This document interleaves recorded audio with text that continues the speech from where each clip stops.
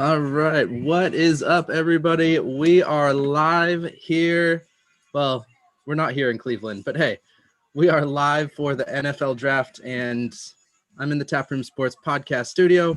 We got Jordan, Stacks on Stacks on Stacks Lats, coming in live from Las Vegas. We're going to be having a couple people join today. We've got Brian from the Reformed Hooligans podcast on SSAW and the Program podcast here on the Taproom Sports Podcast Network.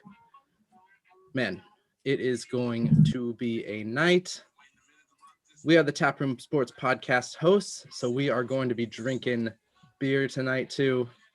Jordan, tell me, what beer do you have on tap for tonight? Because I'm going to ask you for a review at the end of the night. I mean, this is a bear I drink often. It's actually I'm gonna be switching between two beers tonight, Ben. Nice. So I'm starting it off with a Tenaya Creek Gypsy Fade IPA. Love it. I figured I'd start it with a little punch in the mouth. But I'm gonna be switching over to Pilsner because we are playing this drinking game. So yep.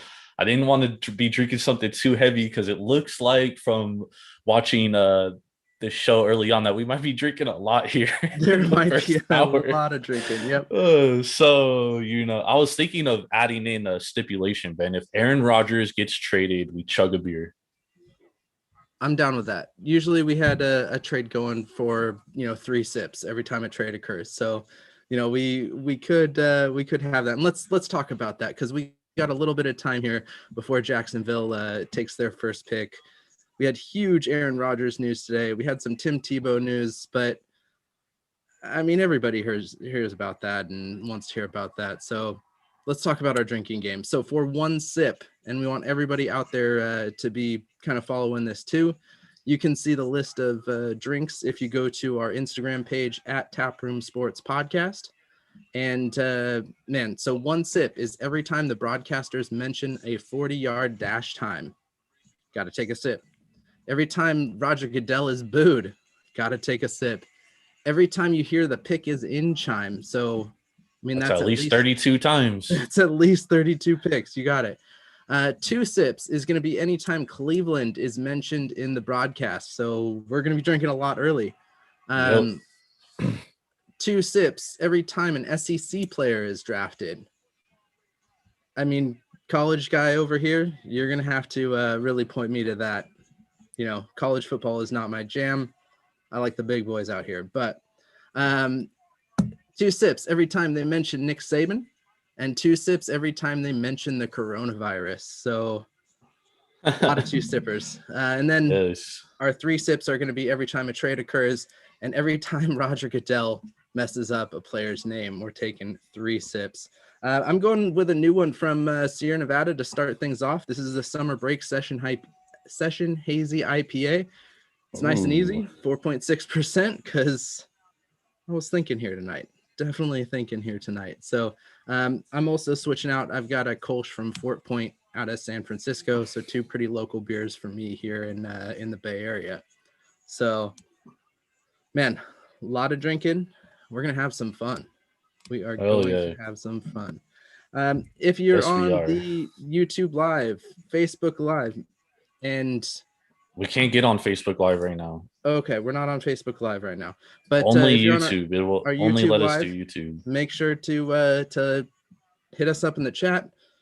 Let us know if we need to change any volume levels. We'll make it happen. So, and we've got a few minutes. Let's start things off with the big news of the day. Aaron Rodgers. Basically told Green Bay that he doesn't want to be there. And, it was something that they were really pushing for Green Bay to for him to be there at least another year, that he was their man going forward. So, what do you think about that? I mean, it's pretty crazy. I was listening to Jay Glazer earlier. He was on Fox Sports Radio, and apparently he said that Green Bay had already told Aaron Rodgers that they would trade him in the offseason, and they haven't done so. So supposedly this is like accumulation of, 2-3 months of frustration and progress for Aaron Rodgers. I think if you're the Green Bay Packers, I mean, you hold all the leverage because he is under contract for you. And You know, if he's willing to sacrifice his salary, by all means, dude. I mean, he can go host Jeopardy, right? Yep. And he has a no trade clause too. So at the end of the day, like they can only trade him to basically where he wants to go because he could decline a trade. We heard today that his three destinations he wants to be traded to is the San Francisco 49ers, the Las Vegas Raiders, and the Denver Broncos. We just heard right before we came on air on Twitter, there was Mike Schlereth was on the Fan in Denver. He said that there is a trade. Basically, it's ready to go down between Denver and Aaron Rodgers. I don't know how much truth is behind that. You know, we hear this always in draft time. Like we hear stuff is going to go down and it never does, or it ends up being different. So I don't know. It's added a lot of drama, and for us, it's a good thing because it gives us something to talk about, to speculate on, and to really give a solid take on. So, I'm not mad about it. Yeah. Yeah. And Denver's got that 9th overall pick. So that could be in play. That could definitely be in play. We've heard today that Atlanta has been shopping that number 4 pick, but nothing has been good enough for them. So unless things change, after San Francisco picks number 3, then we might see some change in the order there. But what really looks like is that 7, 8 picks are really going to be the ones that are going to be moving. And again, it's all going to be who's on the table still. I think we're going to get a lot of picks that are going to be, best available player at that time. So, yeah, supposedly the Falcons already sent Kyle Pitts a jersey too. So I think Kyle Pitts at 4 is a done deal. Yeah, if that's true, and by all means, by all accounts, that seems to be true. And his odds today, or last night, Ben, for being picked number 4 was like minus 5,000 or something. So it seems to be like they have a pretty solid understanding that he is going. Ringing 10 on YouTube saying Pitts number 4 to Atlanta, done deal. Yeah. So it does seem that that does seem to be where everyone expects Kyle Pitts to go right now. Yep, absolutely, and that's going to be a huge huge boost for Matt Ryan. Especially if they're talking about trading Julio. That's going to be something that he's going to need. And hey, getting a little bit older, maybe that arm's not going to be as strong, but definitely could be a place to go. I think Matt Ryan has 2 to 3 more years left of competitive football left. So, I mean, if you add more talent around him, that's huge, dude. That's a positive for Matt Ryan at least. And to be honest, like the Atlanta Falcons were a team that I projected to win the NFC South last year because of how they finished in 2019, and it didn't end up that way, and they lost a lot of close games. They lost a lot of close games that they probably should have won too. So I don't think they're that far off from being competitive. I think, you add a guy like Kyle Pitts, who arguably is the best player in the draft. I think that's huge for a team like Atlanta. I'm not saying that they're going to win the NFC South. I think that's a very tough division right now, especially with Carolina improving as well. Yeah. But man, I would personally like that pick. I think Kyle Pitts is the best player in the draft. Oh, 100%. 100%. The only problem there is their defense. Again, that defense struggled. But they did improve. They did improve at the end of last year, though. That's true. Very true. So is that going to be enough to move them up over the edge, though? I don't know. That's going to be a huge question. Huge. Yeah, question. I mean, I think outside of the Buccaneers in the NFC South, we have a ton of question marks. I mean, the Saints lost a ton of players, right? We talked about this on APR when we were previewing the NFC South draft podcast. So I think you add the best player in the draft. Take best player available. That's always a smart thing to do. Yep. And you can add defensive guys. In second, third, fourth round. Not just improves Atlanta's chances, right? Just add more depth. Yeah. But why not add to your strength, right? Yep. Very true. And who knows? We could see them trade Julio and get another first round pick. Yep. That's been some chatter. We did hear today that New Orleans is looking to trade up so they can get a top defensive player. So, that could be something happening, in that Well, they said top 10 area, but I think that's a little bit high. I don't think we'll have too many defensive players going that early in the draft. So maybe 12 to 15 area could be an option there.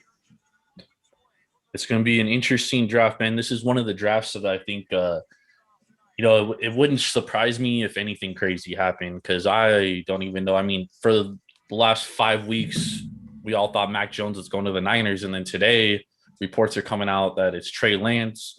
Odds for Trey Lance to go number 3, minus 200. Yeah. So pretty heavy favorite to go there. It's been wild. I mean, we even said up until last week that we would not believe Mac Jones would go to the Niners until the pick was read. Yeah. Thank fucking God, man. Thank God. Definitely. I needed those jokes to fly. Man. I needed those jokes to fly, though. And we'll definitely be pushing things up, sound wise to the draft information. But right now we got Kings of Leon going, and man, I just gotta say, like, Kings of Leon, really, like, that's. Come on, man! Don't hate on Kings of Leon, bro. I mean, it's better than Jennifer Lopez. At least with Jennifer Lopez, you get something to look at. But I mean,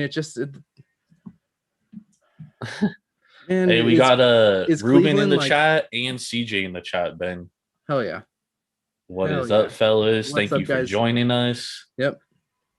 We're gonna be here for the next 3 hours, so we'll be talking every pick, and we might make it. Depends on how some of this drinking game ends up, dude. We might be obliterated by the 10th pick, dude. At this point. That is very true. Hey, CJ didn't know you were a Niner fan, Ben, by the way. I mean, born and raised in the Bay, got to be a Niner fan. Yeah, football's my like 3A, I'd say. Got to have my baseball, got to have my hockey up there.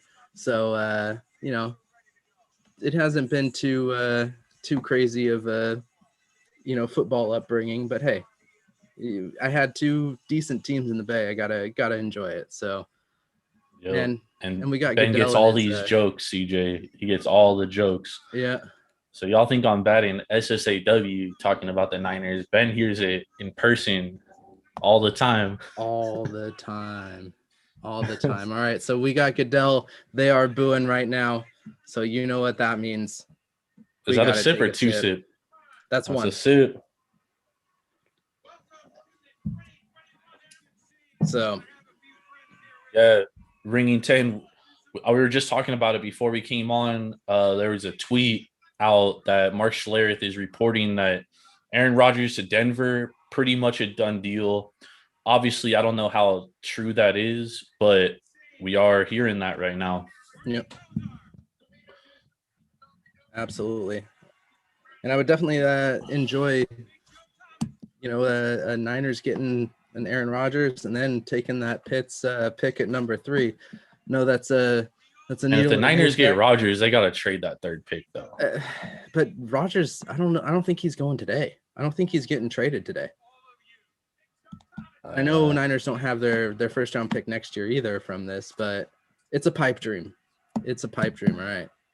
I saw the best scenario. Listen to this. So Aaron Rodgers forces a trade to the Niners and then retires and said, y'all should have drafted me in 05. I'm going to Jeopardy. Yeah, I'm going to Jeopardy. Yeah. Oh, he just mentioned Cleveland again. So Cleveland's 2 sips, man. That's 2 sips. So this is gonna be a long night. 1, 2.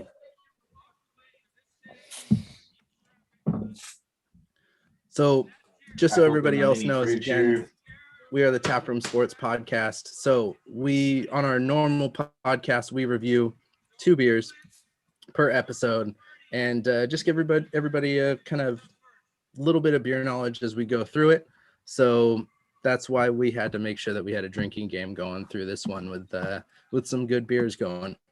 Facts, and you don't see us drinking no Coors Light or PBR or Modelo. We're drinking quality craft beer. I'm drinking local Nevada from my favorite brewery out in Nevada. So yep.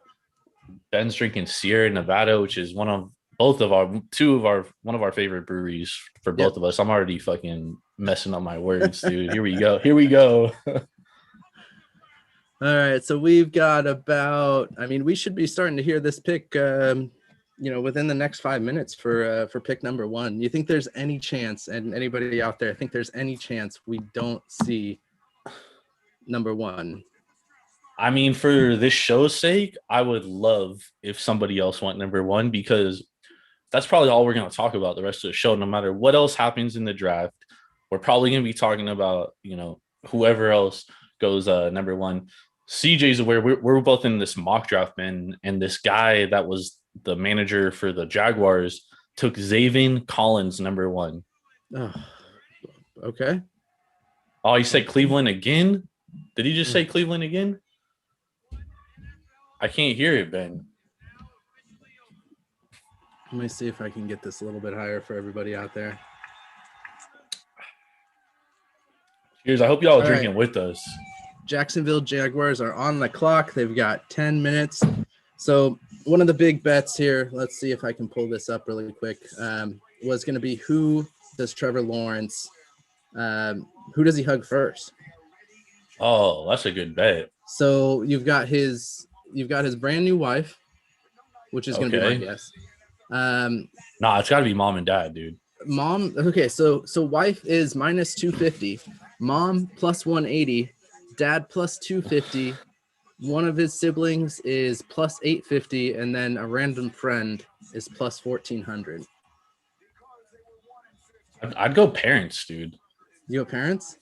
I go parents first. I mean, it's not the best of value there, but I think it's going to be the wife, minus 250. You're not going to be winning any money there, but I mean, I'm just thinking of myself. Even if I was married at the time I was 21, my parents would have helped me get to that point my entire life, dude. Probably sacrificed so much for him to get there. He just got married last week, though. Yeah, so she's been. And look who's look who he's sitting next to. He's been getting the D, dude. And so you know what I'm saying? Yeah. I gotta say, dude. I gotta take parents. It's gonna be that minus 250. I gotta take parents, man. Ben, your parents would be ashamed of you right now. I'm pretty sure my parents would be stoked if I was giving my wife a hug as I was getting picked number one overall. Number one overall. Yeah. Yeah. I don't think they'd worry. They're still gonna get a hug, but I think the lady would be going first. So let's talk about the Jacksonville Jaguars right now. Urban Meyer, head coach, right? You bring in a guy like Trevor Lawrence. Their over-under win total, last time I saw it, I think was 5.5 wins. Yeah. I actually like the over there this year. I think they're going to be a lot better than a lot of people anticipate. Last year they ran out Gardner Minshew and like a ton of other quarterbacks. You have stability with Trevor Lawrence, who's much more talented than anybody they've started recently. You got Laviska Shenault, you got Shark. I think that team has enough talent to be better right away. And they don't play in a good division. The Texans are dog shit. The Titans, I don't think they're going to be as good next year. I think the really only solidified team there is the Indianapolis Colts. Yeah. So I think that over under 5.5 games, Ben, I actually really like that bet there. Yeah. Yeah, I could definitely see that. Maybe putting them in, especially with 17 games this year. That they're going to be getting another game, with an opposing, division that also was at that same level from last year. So that could definitely be a W for them. I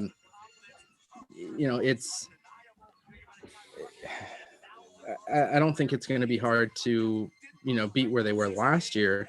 Facts.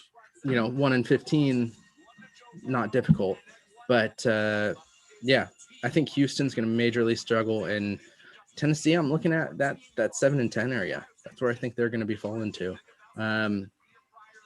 Indy probably. Indy's going to win that division. Oh, easy. Probably 14-3 is going to be my guess. Jesus, 14-3. I think so. I think they're going to. They're really gonna push things. The only losses I'd say would probably be to Kansas City. and maybe Buffalo. And then that gives them one more, random loss that they'd get. I mean, they're just a year older. Man, CJ is in this chat trolling Ben. He said Bengals, Texans, Arizona, Denver, Jets, Atlanta. Their 6 wins. Arizona. CJ, if you don't knock it off. Who's he saying is getting 6 wins? He said Jacksonville's 6 wins are going to come from Bengals, Texans, Arizona, Denver, New York Jets, Atlanta. He said that Arizona, they haven't proved anything, but they have a lot of talent. And defensively, they have upgraded their defense. But that's here nor there. But I definitely see Jacksonville winning 6 games. I don't know exactly which 6 games they're going to win. I do like that over 5.5. I could even see them winning close to 7 to 8 games because really their only weakness outside of quarterback is their cornerbacks and their secondary. If they can shore that up later on in this draft, they have 2 first-round picks too, plus a bunch of other picks. If they can shore up, some of those areas, I definitely think they have a huge room for improvement. Yeah, and I think a big big question mark there is going to be how does Denver, do they pick up Aaron Rodgers? Because if they're going if they're going Drew Lock, then I don't see them, doing they just traded for Teddy Bridgewater too. Better, still not great. And a new coach is going to be a huge question mark for them this year, but it's one of the best college coaches that you have in the game. So, it's going to be again, a huge question mark, but can they do it? Absolutely. And they have the money to kind of push more people into that program as things progress throughout the season. So could get that 7 wins. CJ said, y'all lost to the Lions and the Panthers. You're due for a bad loss. Yes, we did lose to those 2 teams. That's because of Cliff Kingsbury. So dude, I'm not sold on Cliff Kingsbury as a coach either. So, yes, they will probably get a couple of bad losses. However, I do think Kyler Murray is going to be much improved. You had AJ Green.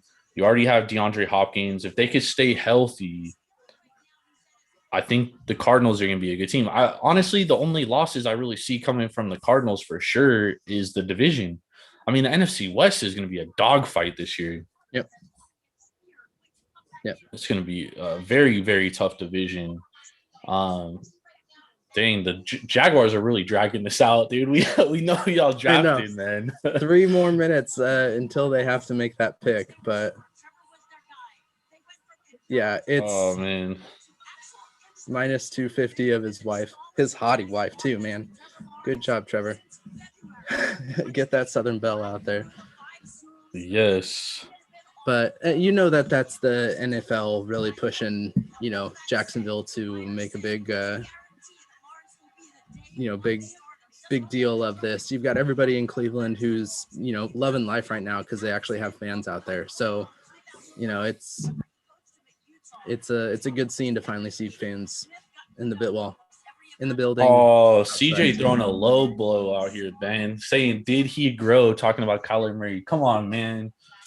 Why are you gonna talk about that's my quarterback, bro? It's all gonna be whether or not that shoulder's okay.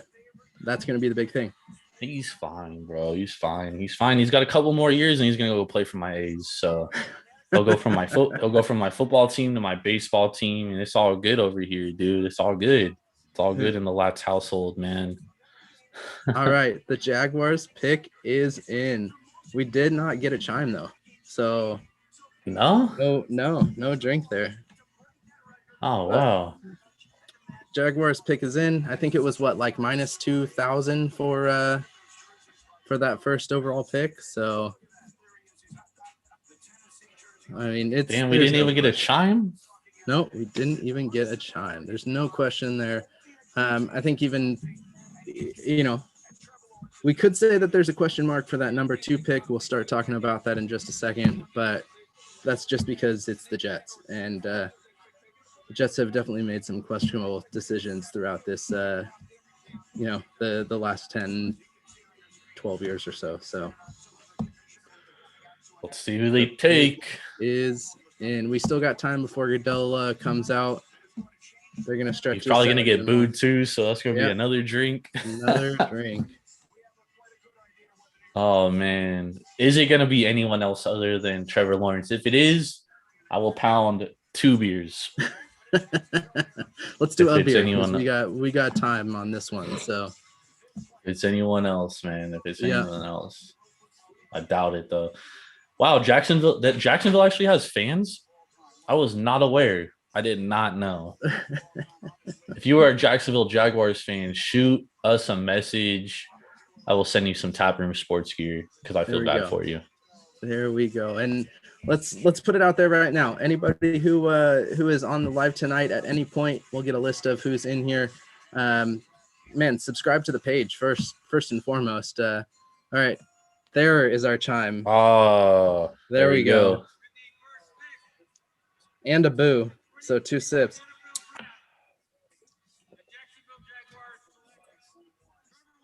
Trevor Lawrence, number 1 overall.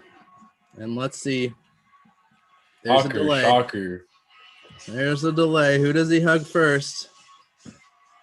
Who is it? Let's see. It's the wife.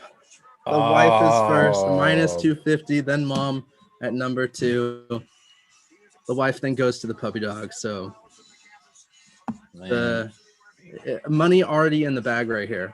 Money. He was sitting next to the wife. That's not fair. I told you that earlier that it was gonna. He's wearing some Stan Smiths. Nice style. I like it. And crop pants. Hem. All right, then. Right above the ankle. The siblings, then the friends. So, all right. Jets have 7 minutes on the clock. Why just 7? Oh, because they've been already taken this time. Yeah. So Jets number 2 pick overall. Right now, Zach Wilson is sitting at minus 4,000 for that pick. We haven't really heard anything from the Jets coming out this year. Of who they're going to be taking, but it's all been assumed that Zach Wilson is, the what would be called the number 2 ranked QB on the draft board. So that's where we're going. I wouldn't be surprised if they throw a curveball in there. Oh, it's the Jets. Yeah, exactly. What if they take Mac Jones? Mac Jones. I mean, it's the Jets, dude. It would not surprise me. Mac Jones is not listed on the boards right now. You've got Justin Fields at plus 400, Sewell at plus 6,000, and Trey Lance at plus 3,000 for the boards. So, they definitely think that Wilson is going to be that second overall pick. I mean, they're showing him on TV right now, and it definitely looks like the way he's talking to his mom is that he's definitely the pick here. So, yeah, I don't think there's any value outside of anyone but Zach Wilson. But who knows, dude? Who knows? Like, they could be messing around trying to pull people's tails, and then boom, they take Justin Fields. Yep. I mean, the way that he threw at his practice days, he really did look like the second best QB out there. To pick. He was hitting his marks. I know it's not against a defense, but he definitely looked good for the coaches and GMs out there. But that's my biggest concern about Zach Wilson is, before this last year, he wasn't even thought of as a first round talent. Then he has a phenomenal year in 2020, but look at who he played. And when he did play with top ranked teams, like the best team he played was Coastal Carolina, and he didn't have a great game by any stretch of the imagination. So that's my biggest concern about Zach Wilson is how is it going to be when he's in the NFL playing against equal level talent and the best talent in the world? And you have to go to a franchise like the New York Jets. And we just saw what the Jets did to Sam Darnold, dude. And personally, I know I might be a little biased because, obviously I'm a USC guy, but I think Sam Darnold is a more talented quarterback than Zach Wilson. Yeah, and playing in a harder league, getting the Pac-12 is definitely was quality during that time too. So, it's going to be interesting to see how far he can go. I mean, I don't think there's anywhere to go but up with the Jets. 2 wins last year is not going to be difficult. You've got a defensive-minded coach in Sala that's really going to push the defense there. But They need to upgrade They need to upgrade that wide receiver. They need to upgrade that offensive line. So, I mean, really, Zach Wilson is going into the same shitty fucking situation that Sam Darnold was in. Yep. So, how does that help him at all? Yeah, no, it doesn't. It doesn't. They're, banking on a prayer that he's going to be someone that can change the game. And we really haven't seen that yet. Going up against NFL defenses is a hell of a lot harder than anything that he went through last year. They need the protection. They got a second round pick for Donald. So they'll at least have a little bit of, depth that they can add there. But I mean, that's still, I don't think it's enough to make them a, contender in that division. Yeah. No, I mean, they're definitely not a contender, bro. They're probably going to finish last place again. Yeah. I mean, New England. It's the fucking Jets, dude. Yeah. It's the Jets, man. New England, their defense is going to be getting a little bit better there, my opinion. They're probably going to be better all the way around, though, too. Yep. Miami's second year, better. I think, for Tua is going to be, better. I think they're going to get some good picks in the draft. There you go, here. Dude. Ben, you need to hope that Tua has like a breakout year. I definitely. That jersey, risk it, dude. Definitely hoping for Tua. I shouldn't even drink yet because I still got to drink for this game, dude. It's like not a good idea. Probably needed more than a 6-pack. Oh, it's all right. I'll call Paige and tell her to bring me down somewhere. There we go. That's what kids are for, right? There we go. Yeah, and then the Bills. I mean, the Bills are, still just as good as they were last year. Hopefully they can get a little bit more of a run game going. Hopefully Zach Moss is not hurt. And that could. I mean, they could even more. They could take Travis Etienne later in this first round. They definitely could. And they've got that would be huge. The 20. What are the Bills? I think 24, 25. Bills are sitting at 24. Yeah. No, 24 is Pittsburgh. 30. 30. They got 30. That's right. Sheesh. Yep. So. All right. Pick is in. Goodell is walking up for the number 2 overall pick. It's going to be Zach Wilson. I'm calling it now. I'm trying to monitor this Aaron Rodgers situation on Twitter. There was the chime. Let's take a sip. Did he get booed too? Mm-hmm. Zach Wilson, number 2 overall. So we got to take 2 out of BYU and 1 for the chime.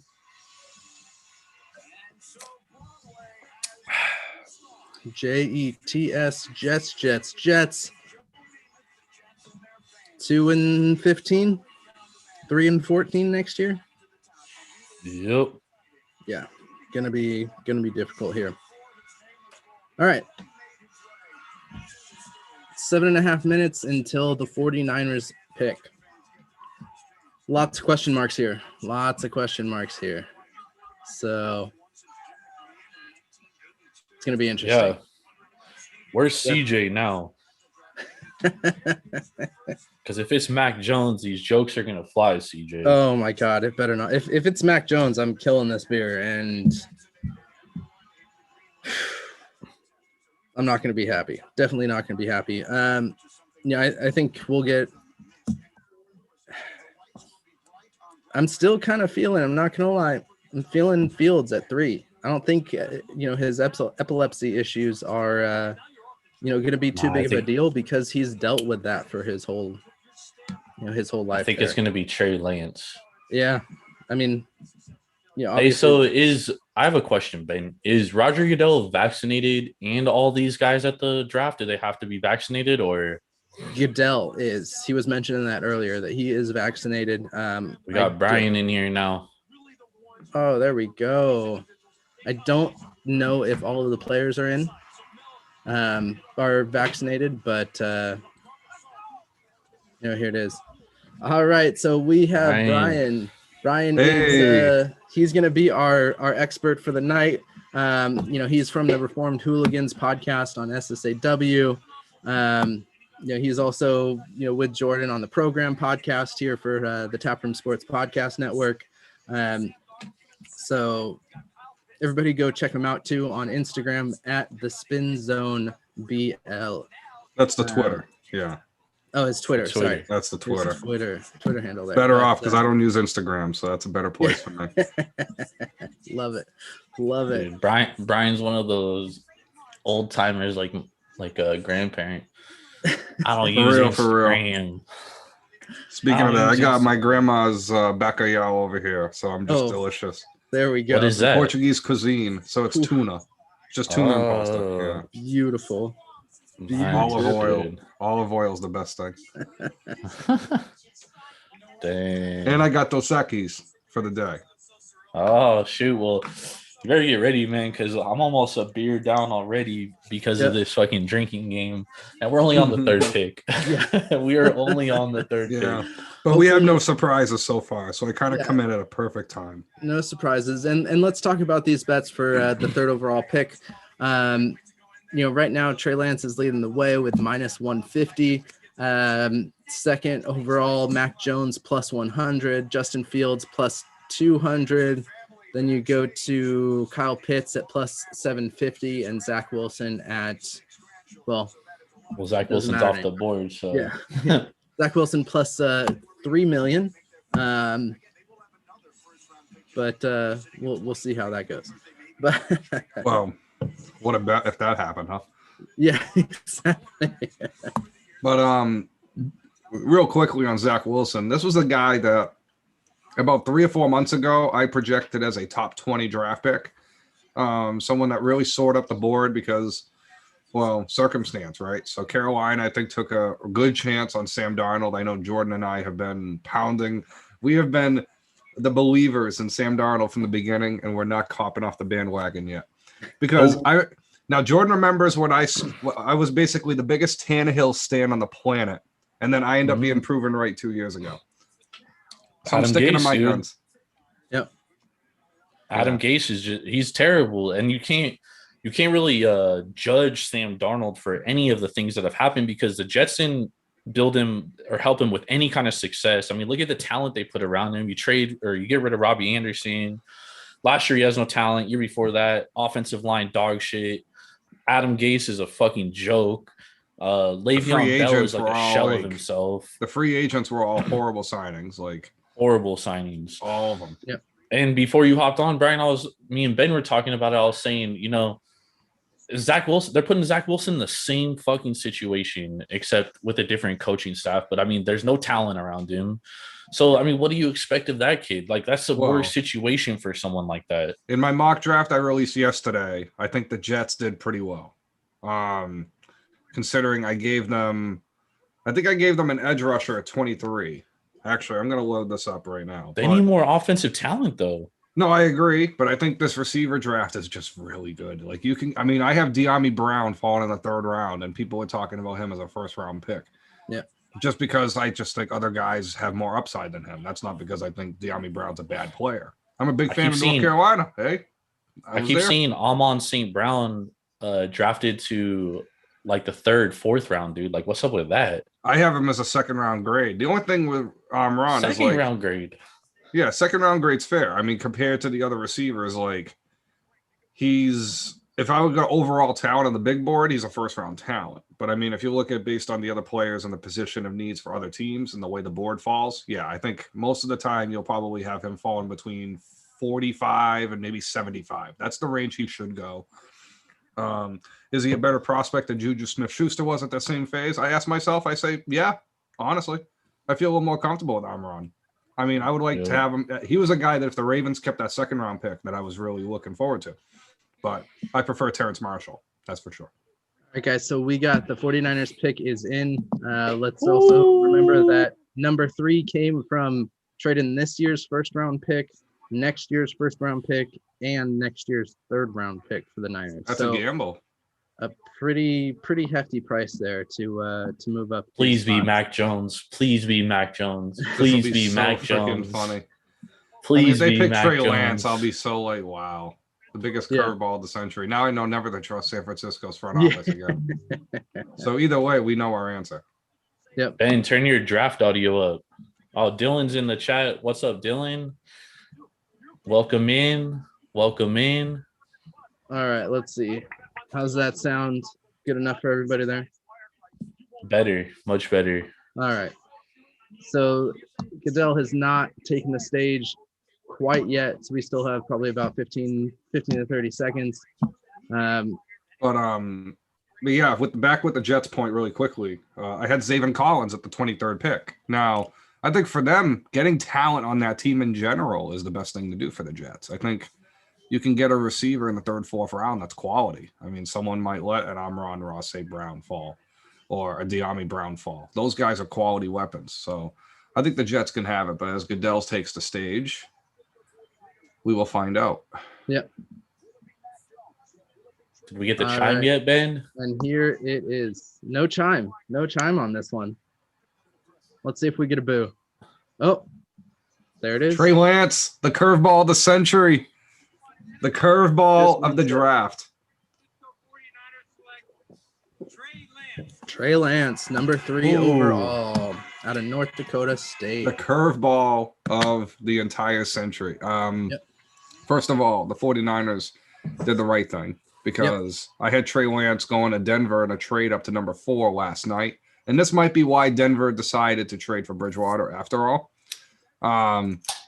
But I do agree with some of the Broncos people I've talked to that Drew Lock could very well be traded and they could pick another quarterback tomorrow. Yeah. Apparently the Broncos were big on Davis Mills in that 2nd, 3rd round range, which I think is okay.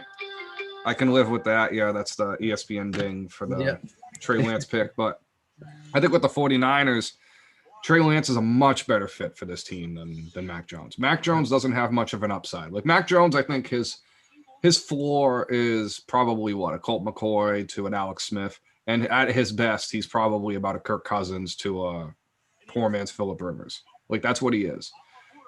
But if you get Trey Lance, I didn't like the Steve McNair comparisons that were thrown out there because I get it, FCS quarterback, I get it. But Trey Lance could be somewhere between like a bigger Aaron Brooks to, I mean, I wouldn't say Deshaun Watson-esque because Watson's just much more accurate, but I think could he be the same mold of quarterback? Yeah. I don't know if that's exactly his peak though, but Lance, Steve I think McNair. could be a B+. Well, McNair to me is a Hall of Fame quarterback. So that's I think high measure, you know. I think Trey Lance is definitely the better pick than Mac Jones. A much higher Absolutely. ceiling. You can do a lot more with him. Even Fields too, because we've had this discussion for 2 years with Fields. Like, is he going to improve or is he going to just have his like? Justin Fields is like watching like, you know, a guy on a good team where you know it works for him because the offense around him works just for him. Mm-hmm. But I like Trey Lance also, better than Fields. Yeah, but I think with Fields too, the biggest question hasn't been talked about, and this may not even be his fault at Georgia, was why did Jake Fromm beat you out? And that's really the biggest question. NFL scouts are going to ask that question. Yep. And Jake that was always Fromm something from State Farm. I mean, yeah, and then even Ohio State, I mean, Dwayne Haskins declared for the draft against his wishes, apparently. Because Fields, they were basically forcing Haskins out because they knew they couldn't win any big games with Haskins. So there's a lot of politics inside with Justin Fields already.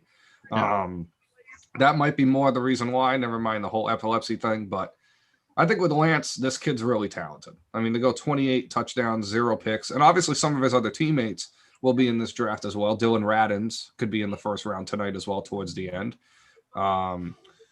As I said, Who's I that think the kid that played 49ers. for? Who's that kid that played linebacker for LSU this year? That came from North Dakota State. What's his name? Oh, Jabril Cox. Yes, right. Jabril Cox. He's He's a nice beast. too. Yeah. Yeah. I think he had. Well, he played New Hampshire in the playoffs a couple years ago. UNH has had some decent teams, but never on that same level. Shout out to Ricky Santos and that 04 team with Chip Kelly. But damn, like they blew them out, and Cox was the best player on the field that day. So that's just one game I'm throwing out there. And LSU linebackers, last year's draft in particular, all three of them are starters. All three of them. they are. I feel like LSU always has good defensive talent. Goes into the draft. Yeah.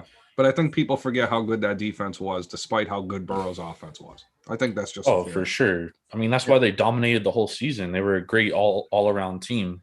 Yeah. And they have the ultimate motivator in Ed Ogeron, chicken on a stick, baby. Yeah. So let's transition over to Atlanta here, guys. So I got one more question for you guys before that, though. Okay. Isn't this? I mean, do you think that Trey Lance could have been picked up a little bit later in the rounds? No, because I think Denver would easily make that move up to 4 otherwise. Yeah. Okay, but I mean, should the Niners have traded for number 4, number 5 instead of that number 3 overall? Maybe. I think the Falcons wanted more, probably. Yeah, and if you take number 4, then someone knows, like, all right, Miami doesn't need a quarterback, so I can still jump ahead of the Niners too. So I think the Niners did the smart thing, made the smart move where they jumped ahead, where they knew nobody else was going to jump ahead of them to take a quarterback because the 2 teams in front of them were going to take quarterbacks. Yeah. All right. Yeah, it makes total sense. Makes total sense. All right, let's move to Atlanta. They got that 4th overall. Where do you think they're going with this? I think we're going tight end, but Kyle Pitts. Yeah. There's one wild card, however. So Julio Jones, which has been a discussed topic, and I know in a group chat that Jordan and I are in with certain folks, and this was a conversation that came up, and I go, listen, they're not gonna get rid of Julio Jones now, because that's ridiculous. You don't do that now. You wait till June 1st and you take the extra $6 million out of the books. Yeah. However, picking Jamar Chase might not necessarily be a bad idea. However, how do you pass up picking Kyle Pitts? Yeah. Like, Pitts is like if Vernon Davis and Rob Gronkowski were combined into one prospect at that at the same stage. By the way, I'm not comparing like the pro Vernon Davis because that guy gets swole, but I'm talking like Maryland Vernon Davis, the guy who was still 245. Yeah, and if you compare college Gronk too, like the way in the red zone, like that's kind of what Pitts is. He's the best tight end prospect I think I've ever seen. I'll be honest. Facts. Yeah, no, I think he's the best player in the draft, hands down. We got the pick in. Pick is in. Goodell's not. He's not even making his way yet. So yeah. Plus, Florida has good history with tight ends. Never mind. I have to go with Jordan Reed. I mean, Aaron Hernandez, obviously. Yeah. Aaron Hernandez is a shooter, bro. He couldn't run good routes. Actually, he ran good routes. His hands were a little catchy. Yeah. He was an athlete. But no, this is if they do take Pitts here, solid pick. I think it should be Pitts here. Maybe give some Tampa fans some heart attacks, in between, because maybe a lot of them are Gators fans on the inside too. Yeah. Gainesville's like an hour away from Tampa, I think, so it's not that far away. Yeah, it's pretty close. So is Georgia too. Georgia's pretty close to Gainesville, I'm pretty sure. Now we've got Goodell heading out. Good also. All right, is he getting booed? Not yet. Man, and can't hear your audio, Ben.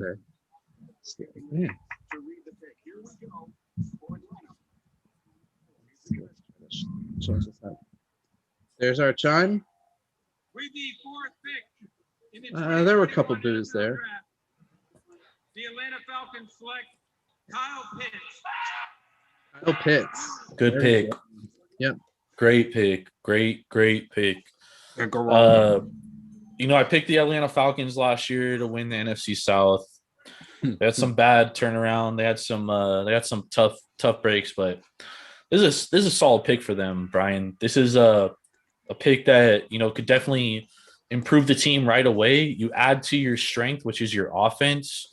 They should have won a lot of those games. Their defense definitely improved at the end of last year. I think this is a great pick for the Atlanta Falcons. They can add defensive depth later on in the draft.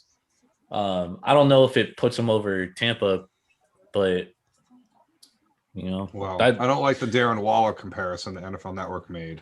I don't think there really is a tight end prospect that anyone else. no, can he's compare to better him. than Darren Waller right now. I would mean, take Kyle Vernon Pitts over Davis at Darren least Waller. is a fairer comparison. I mean, look at the freaking frame. Yeah. I mean, Jesus, Yeah. that size. That's unfair. When you're drinking Coca-Cola, I thought you were drinking Dos Equis. Well, I'm finishing my dinner first, then I'm gonna crack open a Dos Equis.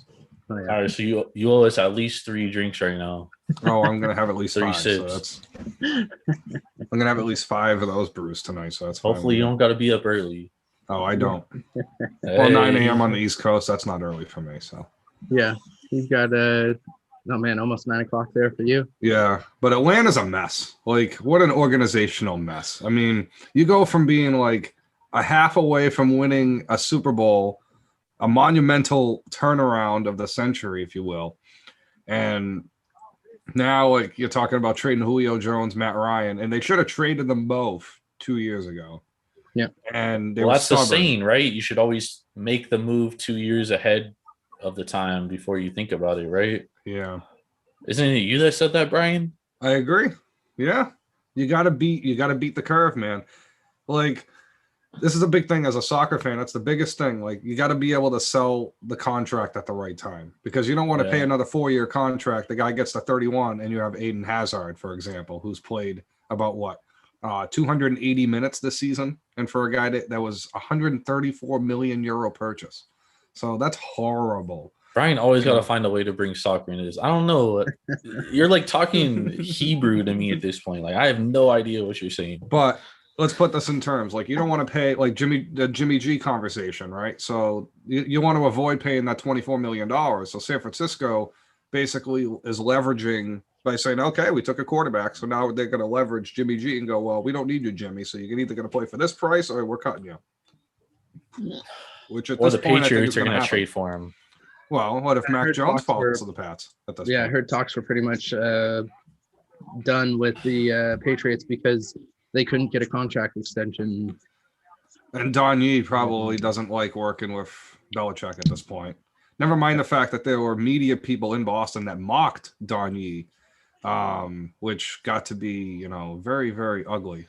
People just research the story. I really don't want to get into it. Yeah. Thank God. That was the other station I did not work for. Thank God. Damn EEI. But number 5 here with Cincinnati. Now, Cincinnati's got to do the right thing, right?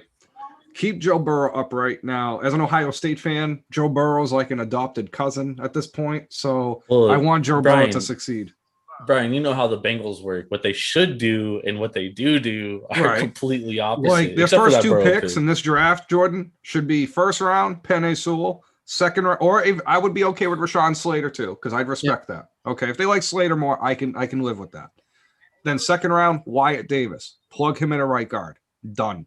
Now that offensive line doesn't need to be touched for the next 5 years. And T. Higgins was nice last year. I agree. I mean, you could put Jamar Chase, T. Higgins, and Tyler Boyd and be like, the modern day, like 90s old Houston Oilers before they fell off. But here's the thing. They eventually fell off. You need talent around those guys, I mean, Joe Burrow's going to turn it to Warren Moon, literally. I mean, if that's what they want. I mean, Carson Palmer went down that road already. I mean, Andy Dalton went down that road already. Well, why can't they just keep a quarterback healthy? It would be so easy. Boomer Esiason. Ken Anderson, the first quarterback to ever complete 70% of his passes in a season, and also the best quarterback not in the Hall of Fame. Very simple. Yeah, I agree, man. I agree. All right, so where do you think they're going with this, Ben? I think. I mean, I'm pretty much, with Brian on this. I think they should be going offensive line here, but where I think they go is wide receiver. I think they're going to go with Chase. Just because they were probably thinking about Pitts. If he actually fell to them and they want another, and the idea of Pitts being a huge, next step for that offense is, probably enticing to them. So I think they go wide receiver. But I think they So- should. This is an interesting pick because I totally agree with what both of you are saying. However, I think Jamar Chase is the best wide receiver in this deep wide receiver draft, and I think he's the best wide receiver by a margin. And because of that, I think that makes Jamar Chase a solid pick here. This is also a deep offensive line draft, Brian. You I know love this. this tackle draft. This So they tackle can draft is impressive. So they could probably pick up a offensive lineman in the second round, but you can't pick up a Jamar Chase in the second round. I mean, that's a tough arc. Hey, That's the tough NFL task to make. teams, I'm available for hire. You can hit me up on Twitter at Jordan Rules TSP. If you want to DM me, we'll negotiate via Twitter. You know, that's 2021, right? Sign the contract online. That's all you need. Yeah, all you need. Nah, but I honestly, Yeah. I wouldn't. I would take Jamar Chase here. I think that's actually pretty solid. I do think Sewell is a generational tackle. I also think Slater is very good, but I do think you can pick up a solid tackle in the second round this year, but you can't pick up Jamar Chase in the second round. However, they would be able to cut Bobby Hunt on June 1st. They only have 2 surebred starters on the offensive line. If they double dose that offensive line first and second round, and then in the top of the third round, land a wide receiver, which in my mock, I had Cincinnati in the third round taking De'Ami Brown from North Carolina. Now He's not you hit the Jamar Chase. trifecta. Right, but I mean, you still hit the trifecta. You got a number 3 receiver that's reliable. That is a threat to score touchdowns on any given play. He is that. Not to the same level, but close to that. Number 2, you have your franchise left tackle, the best one since Whitworth. And then you have a possible franchise right guard, which Kevin Zeitler. Oh, by the way, they were teammates. So now you at least replace those 2 finally. And then the rest of that line could be figured out because you got to put Jonah Williams on the right side. Yep. And Jonah Yeah. Williams is a hell of a player still. People fall asleep on him, but it's better than playing Bobby Hunt at right tackle. Still, That Brian, you is can't not pick working. Jamar Chase outside of this pick because if they don't take him here, he's going to Miami. That's fine.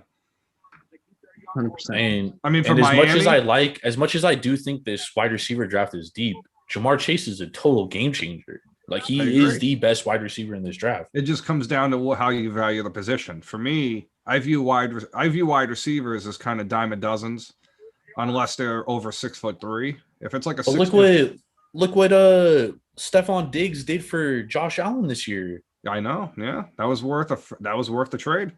But they But also that's what I'm saying. were- Those elite wide receivers they're hella valuable now. But I feel like if you're building a team, and I here's the thing, I like Tyler Boyd and T. Higgins enough where I don't feel like wide receiver is a first round need. That's just, I mean, I had T. Higgins as a first round player last year, first round wide receiver. Like he's a stud.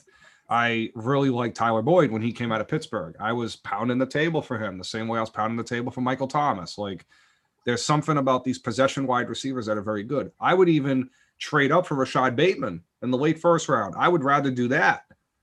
Especially guys. if you can get 25, for example. Here is Goodell. With our chime, With the Cheers, fifth boys. pick in the 2021 NFL Draft, the Cincinnati Bengals select Jamar Chase. Jamar Chase going wide receiver. Hey, I'm not mad at Jordan. I'm On not it. mad at it. Hey, I we mean- out here. We in here like swimwear. I'm not mad We in at here it. like swimwear. Joe Burrow definitely had something to do with that, and I'm not mad. Did at they it. mention his 40 time at all? I wasn't even paying attention. They No, did. I haven't heard it yet. On Maybe NFL the- Network, they did. Yeah, maybe No, I'm the, saying like, the oh, you're watching commentator? NFL Network. Yeah. We're going off based off ESPN. That's the one Yeah. where the game is based off of. the commentators definitely might have, but we've been talking through that. So Look at those Chase Louis looking, Vuitton Chase looking glasses. pretty swole there. That's for sure. Dude, I'm telling you, bro, he's the best wide receiver in this draft. Oh, easily. Can't get a guy He's like easily him in the wide second receiver round. one. I mean, the thing is, it's like for Cincinnati, that's a big belief that maybe they think Jonah Williams can be the left tackle going forward. That's also something I contemplated in the first mock draft that came out for Cincinnati. But Sewell being here at number 6 from Miami, I would hate this pick for the Dolphins. And this is a good transition for us because I don't think Sewell's a guard, and they paid all that money to build the team around Tua. I don't know. I think for the Dolphins, this is like the whammy, right? Because they moved down to number 6, thinking they can get Pitts or Chase, and now that's not Yep. the case. So I would trade back out of this, to be honest. This would be where if a Denver, for example, or perhaps, dare I say, because, maybe the Eagles, right? I mean, the Eagles could be an organization that are, Howie Roseman may want to get his guy. He has Who's a his history of- guy? Maybe, beats me. Dude, the Eagles suck, bro. The Eagles are They're a fucking mess. dumpster fire right now. They're pretty much right now where Minnesota was last offseason, except I have much more faith in Rick Spielman than Yeah, Spielman's I a ever way did with better Howie Roseman. GM. So, I mean, So for the Dolphins, I'm gonna go out on a limb here, and I'm gonna say Arizona trades up and takes Penei Sewell. Hey, that would, honestly, that would be the smartest move Arizona has made in the draft in quite some time. They're not gonna do it, dude. They're No. not trading up for a That's a tackle. lot though for a Pick is tackle. already Like in, that's right? a lot to trade up for a tackle. We got pick in. I would Dolphins- rather actually Darisaw could be somebody they get, but Dolphins are quick here. They We got pick in. they Penei could Sewell. taken Sewell. They could be taking Smith. Rashawn Slater, I'm not ruling out here either because Chris Greer, Yep. the Big Ten, that all Patriots had a lot of talent with Big Ten players for years. So Yeah. Plus, they might like that versatility that Slater has because he could play tackle, guard. He could play all over the offensive I can line. see him so- being a day one starter at left guard for them as a replacement for Eric Flowers, who's probably one of the worst first round picks I've ever seen. Yeah. I said it then and I'll say it now. That pick was horrible.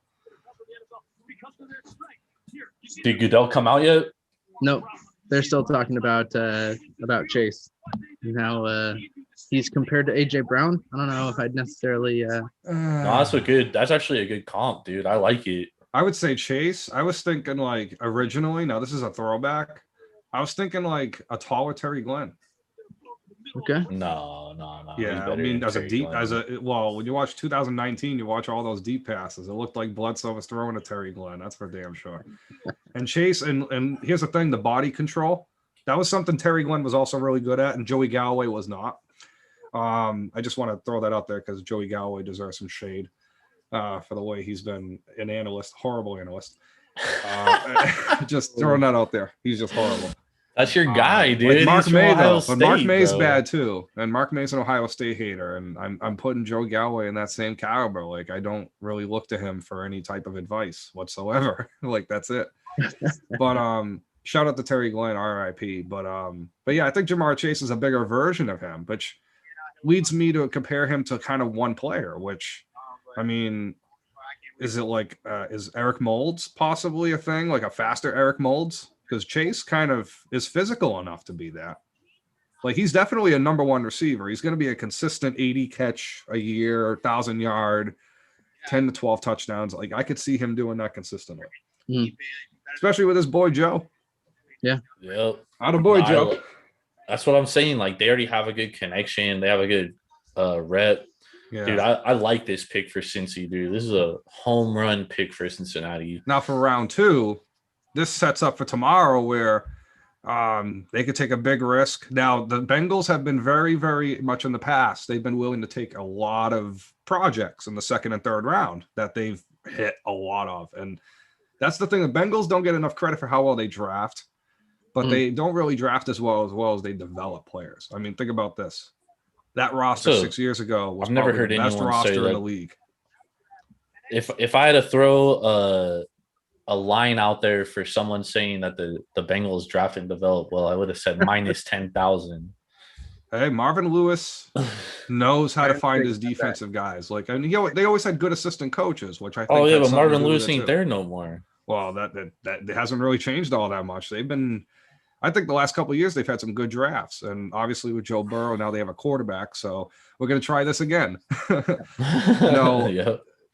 Getting away from the Bungles, part 3. You know, it's just been. It's like Palmer was. I mean, They've still, also had like, some terrible luck. They really have. Like Yeah. they were up 17-13 in a playoff game against the Pittsburgh Steelers with AJ McCarron as their damn quarterback, and then Joey Porter starts a brawl. Yep. That's the only way I'm telling that story. I don't care what any Steelers fan has to say. That's exactly how the story happened. Joey Porter, there's a reason he's no longer on that coaching staff. All right, That's Goodell is at the podium. 2021 NFL Draft. The Miami Dolphins select Jalen Waddle. Jalen Waddle. Wow. Okay, Wow. that's an interesting pick there. Oh, ish. Wow. He looks like he's also Oh. pretty damn surprised about that pick. Well, if he was healthy the whole year, I think he would probably be a top 5 conversation with Chase. Like we would have Yeah. probably had 2 wide receivers in the top 5, Yeah. which probably which still happened anyway. So Damn, I look mean, at that suit. give Waddle some credit. I mean, this dude right here is you Damn, know, he didn't even anytime he hug catches the nobody ball, or talk to nobody. He just Yeah, nobody. He went out. he's to his all own- business, man. He's all business.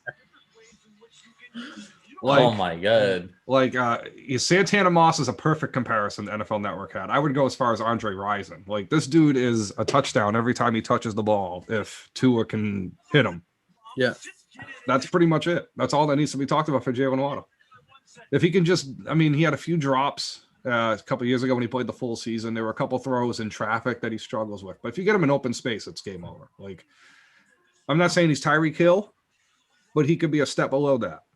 That's He's legit. nasty, bro. He really averaged good. like 20 yards per catch this year, dude. Yeah, for all the hype that When he Devontae did Smith's been play. getting on the Disney networks, and rightfully so, he's the Heisman Trophy winner. For all the hype Smith got, Waddle is still a much better receiver than him. I agree. Yeah, he was but- definitely the better receiver. Yeah, but question mark because of how he comes back from that injury.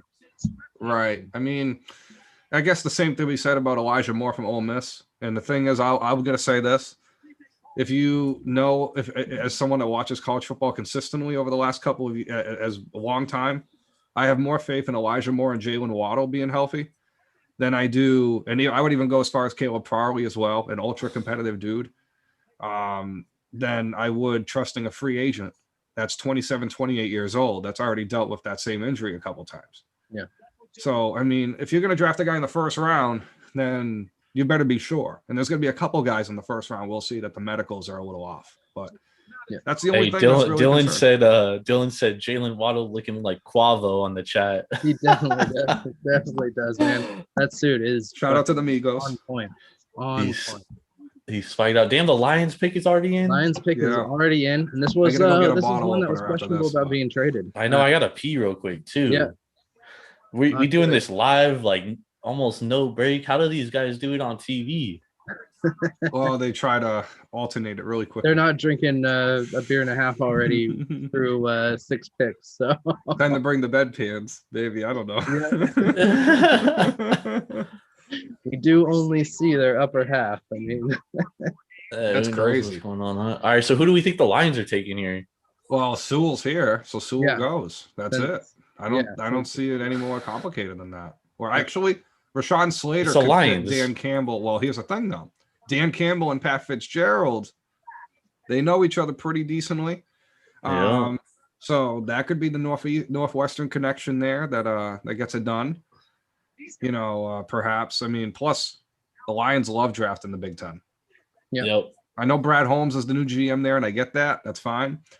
But if it's not Sewell, it better be Slater because that old line needs some help. Yeah. I mean, it's been about 20 years since they took 3 wide receivers back to back to back. So I think they should start that trend again, dude. Go wide receiver here, Devontae Smith, and then Jeffrey go wide Okudah- receiver next round. on a sidebar too, because the corners are starting to go, and the Lions are in need of a corner. But I have a little concern about Jeffrey Okudah after his rookie year last year. You think so? I have a little concern. I mean, he was much better when he was playing as a freshman at Ohio State. He struggled the first 3 games, and then he was probably the best player in that secondary the next 2.5 years. It was a dream come Didn't true. look like he picked it up as well at the same pace. So maybe a full offseason, perhaps. I know last year was crazy, so maybe that affected some guys. But Yeah. the Lions draft picks, I mean, Gerard Davis in 2017 whiff. I mean, Taylor Decker was okay, but not like anything overwhelming. So Penei Sewell, I think, would be easy, especially when you just traded for Goff. Give that dude a chance. Now, Yeah. obviously, Goff may be like too dumb for his own good. He can't make his own reads, can't audible. He needs Sean McVay in his ear all times. I don't know. Maybe that's it. But you know what? At least give him a shot Yeah. to succeed, because that's an offense that has potential to put up a lot of yards. where do they With pull Goff? Well, if they can get a receiver in the 2nd and 3rd round, perhaps, because they just whiffed big time on this too. I mean, Chase could have fallen to 7 here in a perfect world. And Jalen Waddle. They don't even have plan B. Yeah. Plan B's gone too. So I just say go offensive line, at least build some protection and at least build a running game, which Campbell's going to want to do anyway. And I think even Slater could go here. I'm going to go with Rashawn Slater. I think that just fits the Dan Campbell identity more. Yeah. Didn't he say they're going to like fucking bite you in the knee and shit? Mm-hmm. Yeah, Chris Sims was all in on that. So do we have a scouting report? Yeah, Is Rashawn Slater, does he have a big mouth? Is he good at biting? I don't know, but he plays like a mean bastard. That's for sure. I mean, if you Because watch that- Northwestern, That's who we should go watched- with here. Whoever has the widest jaw is probably Yeah. going to be who Yeah. the Lions Well, take here. they're cheering in the Detroit war room right now. But I'll say this right now: Detroit with Dan Campbell. If anyone that's watched Northwestern since Pat Fitzgerald's been there for quite some time, honestly, he's one of the top 15 best coaches in the country, maybe even top 10. Done a remarkable job at Northwestern, but I don't know if he would have the same success somewhere else. But I think Northwestern, he's just awesome, and Greg Newsome as well as someone I expect to be drafted a little later on tonight, if not early tomorrow. They're a physical team. They're a tough, hard-nosed football team. They run the ball a lot and they create space and they kick your ass in between the line of scrimmage. That's how All they right. play. Goodell is at the podium. Let's turn it up here. Did we get the chime? There's our chime. Do, do, do, do. In the 2021 NFL Draft, the Detroit And a Lions boo. select And a boo. Sewell tackle, going at 7. There we go. Alrighty. I'm gonna go get a bottle opener. And then I'll provide the expert analysis. Great Love pick here. Great pick here by the Lions. Definitely the top tackle in the draft for sure. Obviously, might not be the biggest area of need for the Lions, but whenever you could shore up your tackle position, Yeah. always go ahead and do it. Especially a guy with like Goff, who's not 100% completely mobile. Yeah. Love this pick here. I'm not sure if he's good at biting knees, but the Lions felt comfortable here. Yeah, and that's something that Goff isn't going to be around for too many years. They can pick somebody up next year in another QB heavy draft that can eventually take over for him. So Yeah, I think if it comes down to, like, for me at this point, is it Mac Jones, Justin Fields, or Sam Howell? I'm Yeah. all in on Sam Howell at this point. So, yeah, I think we're going to get a trade here. That's my expectation for this next pick. Since we did hear that 8 with Carolina was kind of up in the air. I think this may be where we see the Patriots take a step up. I wouldn't count out the Washington football team. Washington as well. Yep. Washington is literally the perfect place for Mac Jones. Yep. And when I thought of it a couple months ago and I put up my first mock, and over the draft process, I was like, if Washington could get Mac Jones, they could replicate what they did last season. Yep. That's the best you can do. Yeah. Yeah. So it could definitely happen.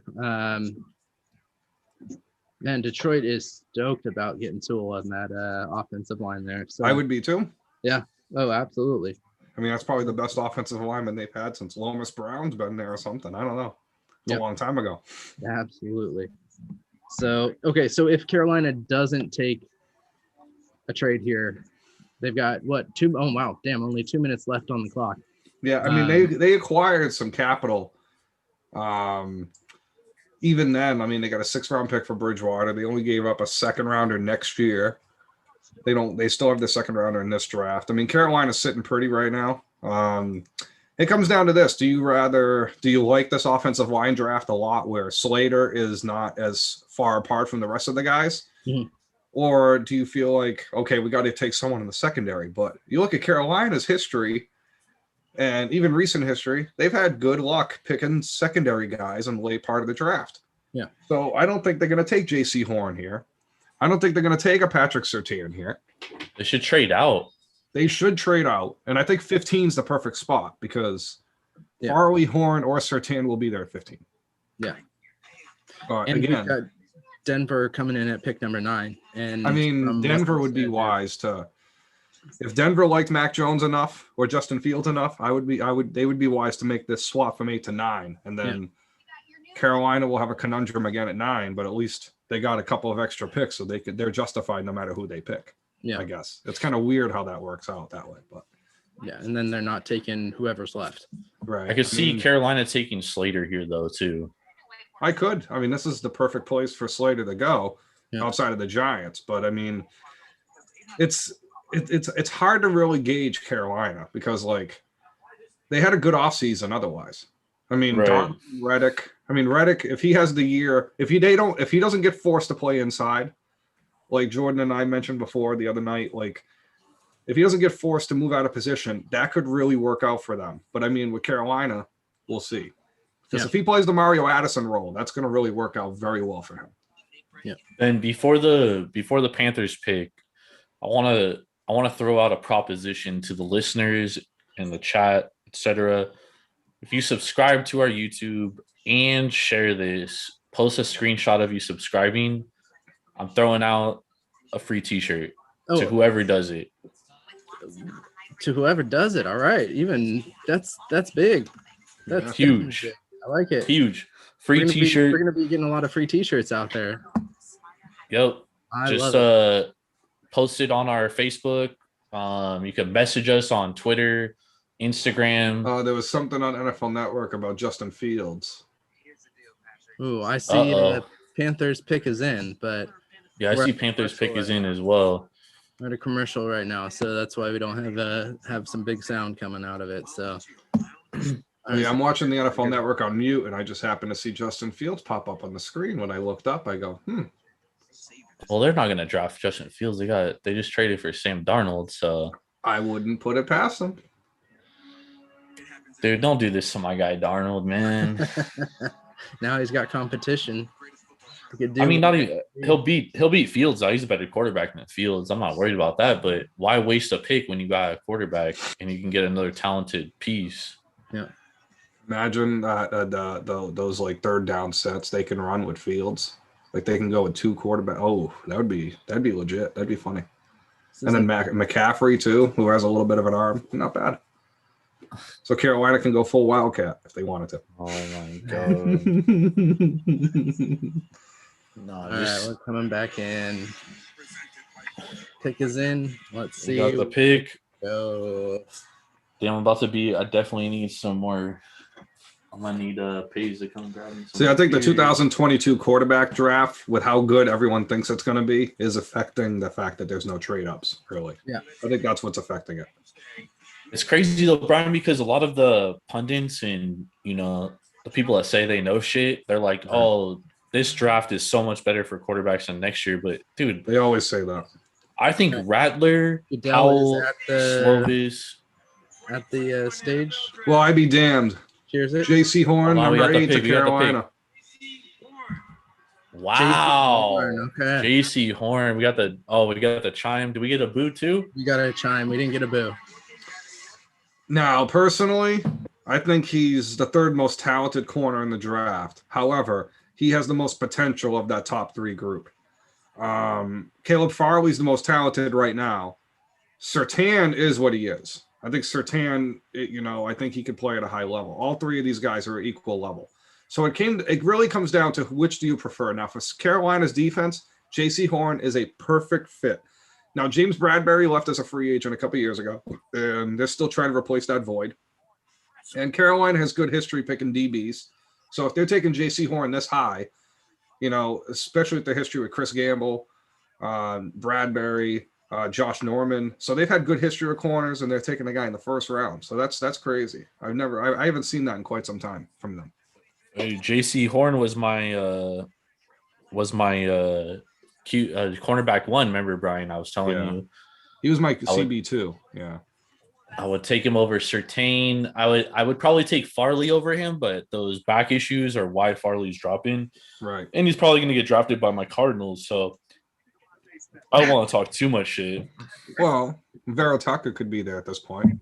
It's looking good because Slater's still on the board. Yep. Hey, if Slater falls to my Cardinals, that would be a thing of beauty. Well, But I don't think Slater falls past the Cowboys here. For We got the obvious Broncos reasons. up though, and according to Mark Schlereth, Brian, the Broncos and Packers had a deal basically in place for Aaron Rodgers. So I don't know how much you Broncos believe in always that. getting handed these quarterback trades. Like, what the hell? First they got Craig Morton because Roger Staubach beat him out. Then they get John Elway because Morton got too old. Then all of a sudden they get handed Brian Greasy, Bob Greasy's son, in the draft because, there was some illusion that he fell. And then next thing you know, they get handed Peyton Manning and Tim Tebow, the biggest like publicity stunt in NFL history. Tim Tebow's like half season. And then Manning. And then they get handed Aaron Rodgers. Like, what the hell? I guess that Colorado weed man must really lure people. The It's Rocky Mountain actually way, as Joe Walsh would say. I've smoked Colorado weed, I've smoked California weed, I've smoked Washington weed, I've smoked Nevada weed. California definitely the best. Washington number 2. Denver number 3. So Denver, Colorado weed is all right, but you got all the elevation, and it's just different out there, dude. I would expect the West Coast to have the best product in that way. All right, Humboldt County still has the best. Let's move this back to football, boys. Let's move this back to football. We got Absolutely. Denver's But pick. Denver really loved Trey Lance. That was the word, the whole process. Which is why I wasn't when they made that trade for Teddy Bridgewater. That's when the odds in Vegas went to Trey Lance minus 200 for San Francisco number 3, because that was like a telltale sign right there. That was where we knew Trey Lance was probably off the board. I mean, crazy to think about because I had Zach Wilson going to the Denver Broncos in my original mock draft, I think in January. Basically for the reason I felt Wilson is a natural fit in an offense that the receivers are quick hitter type of receivers, guys like Cortland Sutton, guys like Deshaun Hamilton, Jerry Jeudy is a guy that really can do it all. So you have a good group of receivers there, and you just got to capitalize on it. Now, Denver has finally figured out how to rebuild that offensive line a little bit. Garrett Bowles is someone they're going to commit to, and we'll go from there. Defense, I mean, Von Miller's getting older. Bradley Chubb, they're going to have to make a decision with if they want to keep him long term. Justin Simmons as well. So getting Kyle Fuller, what a freaking move that turned out to be. Yeah, that's huge for them. That is really For huge sure. for them. I think for Denver here, They're trading out, dude. I mean, personally, I think they got to take a quarterback here. I mean, Justin I think Fields.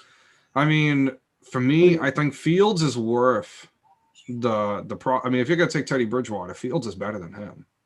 Like, I remember Teddy Bridgewater in college, and I liked Fields much more. Yeah, And but if Bridgewater you're, was my number 1 quarterback in that draft, by the way, which was not my greatest moment. But my number 2 guy was Derek Carr. So, but if you're supposedly getting Aaron Rodgers, and well, if you get an Aaron Rodgers, then I think Green Bay would. I mean, if any quarterback they'd want, it would probably be Mac Jones in Green Bay. No, Yeah. they got Jordan Love, dude. Jordan Love is going to be a future star. Well, I'm all for AJ Dillon though. Yeah.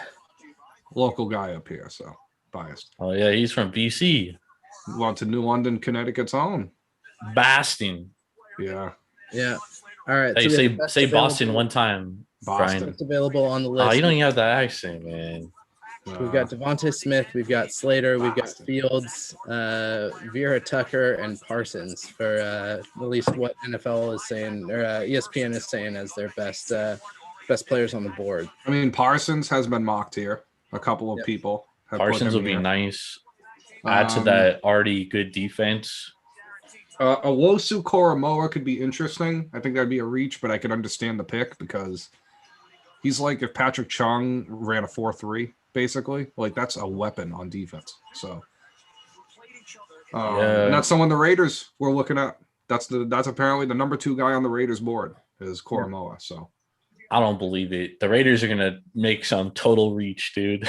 well, I mean, again, John Gruden. That's what they do. John Gruden and Mike Mayock made the choice. And if you ever watched NFL Network for years, like I have, and followed Mayock for years, like I have, Mayock overvalues quarterbacks a crap ton. So if he feels like there's a quarterback, so does situation, Gruden. and Gruden does too. So looking at it like from there, I mean, you're looking at the situation with the Raiders. If Justin Fields is there, maybe as leverage, as a way to try to hold Derek Carr from the next contract negotiation they have to do with him. I mean, Lamar Jackson in Baltimore is going to be very similar because that contract's going to be weird. So you got to protect your assets. And I think that's what teams might do is they might just take quarterbacks in the first, second round as leverage for these contracts. Because I mean, they don't want to pay what Mahomes is making. Yep. All right. So we got the One Mahomes. Broncos pick is in. They waited till 30 seconds left on the clock. No And I trade. think this was a tough choice. Yep. And it didn't seem like either of the QBs were on their phones. So Rashawn Slater, perhaps. could be Because I mean, Slater. they could just keep adding to that offensive line. Yep. Go with Drew Lock. Do it. Do it. So I then, would give Locke another year, personally. I don't think Drew Lock is someone that has been given a full chance just yet. Yeah. He He's was just also really good year inconsistent. 3 in Missouri. Like his third year in Missouri was the year he finally He's if just it's that same inconsistent. trajectory.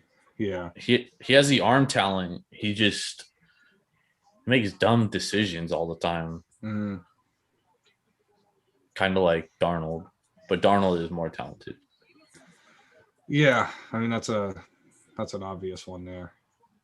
The arm strength, I think I would side with Locke, but the accuracy with Darnold. They're both very annoying. They're complicated. Yeah. Here we Yeah. go. Here's the commish. All right, Ben, we got audio. a little bit higher. I think NFL Network is A little faster, bit. yeah. a little bit in front of us here.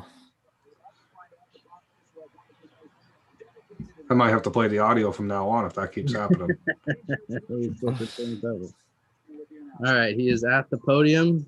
There's our chime. Cheers, boys. In the 2021 NFL Draft, Denver Broncos select Pat Surtain. Sertan. Wow. They're loaded right. at corner right now. Yeah. Maybe Kyle Fuller plays free safety. That was something that was thrown. thrown around. That is a very interesting pick there. Yep. Fellas, I'm down 4 beers already. We are only to pick 10. I'm almost at my second. I'm fascinated by this pick for Denver. This was a forkball for real. This I was knew a they fork liked ball. Sertan. Well, I knew they liked Sertan, right? So from their perspective, I get that. Ben They got the Albright. worst cornerback. Ben Albright was teasing this. Now I don't know if he's bad. I mean, here's the thing: he's still number 3. Like everyone has him no lower than 3. There's a couple people that have number 4, and those people, I think one of them has Greg Newsome number 3, which is fair, and another one has Asante Samuel Jr. number 3, which is fair. Both of them are first-round talent corners. So everyone's top 5 is pretty much consensus. So he definitely deserves to be a top 15 pick, Sertan. I just don't know. Is he going to be okay with being the number 4 corner going into camp? Because that's what it's looking like right now. Yeah, but I think What are that the gives him. Broncos doing? I think that gives him. I mean, maybe Fuller's moving to free safety. Yeah. So that's possible. I mean, if Kyle Fuller makes that Devin McCourty type of or an intro role type of transition, I mean, he's 28 now. So he might be making that move. Who needs some cornerbacks? And Sertan's an outside guy. They have Bryce Callahan, who's strictly a nickel. I mean, it makes sense from that perspective because they only have 5 corners on their roster, but Sertan might be the best, might be the 4th best guy on that Green roster. Bay needs some cornerbacks on their roster and some outside guys. So They're that not could be trading a replacement there. They're not trading though. Rodgers won't get moved until probably like that would be like an off season. That has to be like a June, early July move, basically. Yeah, because that with saves Rodgers. them like 15 mil. Hmm. They wait till after June Saves 1st. who? Green Well, Bay. what about here's what I'll say. What if Atlanta wanted to fully reset and Green Bay just said, okay, if we can really win with this roster, why not just get Matt Ryan and Julio for Aaron Rodgers? It's true. Falcons get their full reset. They already have a talented roster with Pitts and Ridley. I mean, that's better than anything Green Bay's given them outside of Devontae Adams in 10 years. That's true. That's pretty. And if you get Gurley back healthy, that's the best running back that he's had other than Aaron Jones there. So, I mean, that's not bad. A healthy Todd Gurley would change that whole offense for Green Bay. I mean, not for Yeah, Atlanta, I mean. But can Gurley get healthy? That's the. I mean, it's been a while. Yeah. I mean, if they make this deal, like, actually, to be fair, right, with Green Bay, like Sertan the 2022 first and one of the receivers, I would probably think Sutton or Judy would have to probably go the other way too. Yeah. That's a tough deal to make for Denver. I mean, John Elway, this is the thing. The Denver Broncos, the quarterback gods love them. That's just it. I mean, the Colts too. They just love those two. Those two teams always luck out with like average quarterbacks at worst. I mean, the Ravens. Ooh. The Ravens have been in quarterback purgatory since I've been alive, and here What are you the talking about, Colts. dude? You guys had Joe Flacco. Flacco is the epitome of average. Like Flacco is basically a poor man's Drew Bledsoe. Probably even poorer man's Drew Bledsoe, but yeah. I mean, poorer would be Nick Foles. That's the next step down.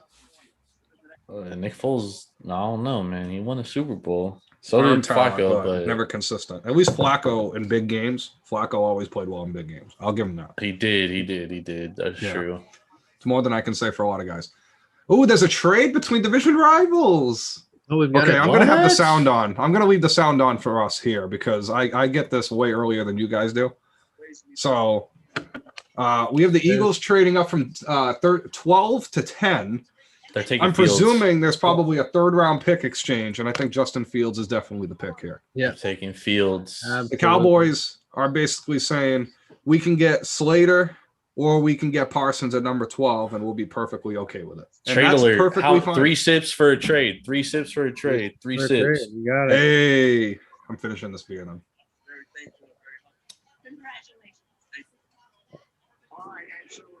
Woo!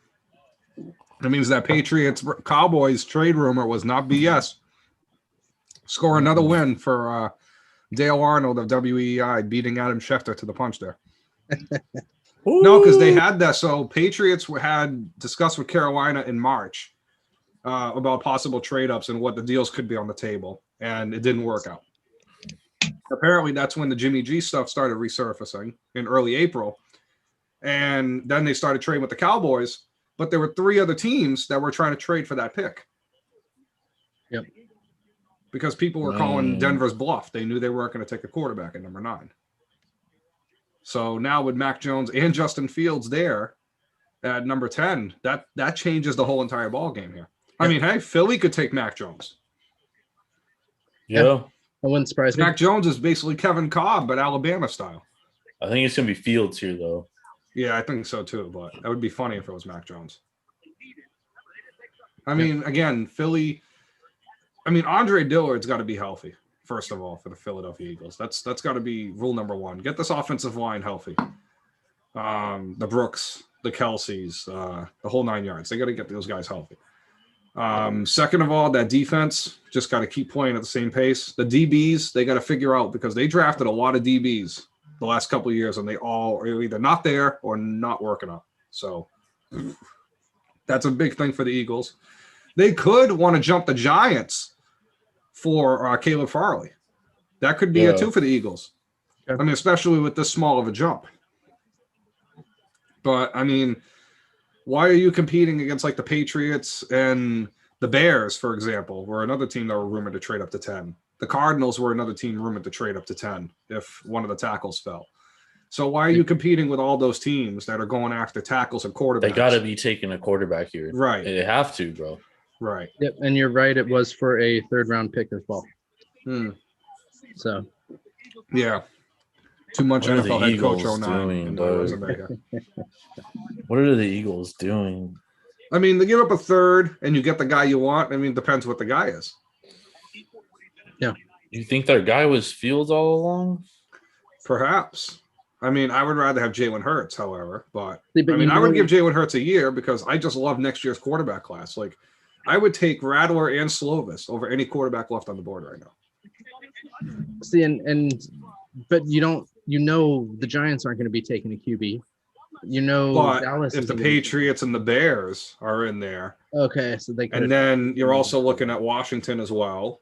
I mean, Dallas didn't care if they traded down to the 20s That's because true. Pittsburgh apparently was calling about the number 10 pick at one Okay. point. So if you have 5 or 6 other teams going up to try to grab Jalen Phillips early, or maybe Ujulari was someone that was hyped in the top 12, 15 for a while, or Koromoa, or Micah Parsons. I mean, you're going to have guys go up for random. I mean, the Saints apparently were open to trading up for Jalen Waddle at one point. So, I mean, imagine that if the Saints trade all the way up to number 4. I mean, yikes. So that's really that. And I think with the Eagles, let's see if they take another bad first round pick. Because they've really lost me last year. That Rieger pick was. Yeah. I had Justin Jefferson in my mock too. I had tough. that. That was tough. All right, Eagles pick is in. Yep. We don't Okay. have Goodell I all got the way it. up yet, but Well, the Rich Eisen, they're still talking. So yeah. But man, the Eagles better not F this up. Oh, they're They going really to. can't. That's the only way they know how to do. I mean, bro. if they go offense, if they pick Rashawn Slater here, however, now they play him at left tackle, and Andre Dillard is someone that they're going to move tomorrow, probably. Which, if I'm Baltimore, I'm calling. By the way, because that's a guy I move. I don't want Dennis Kelly. No offense to Dennis Kelly, but getting a guy who was like literally the 79th best right tackle in the league last year. Yeah, okay.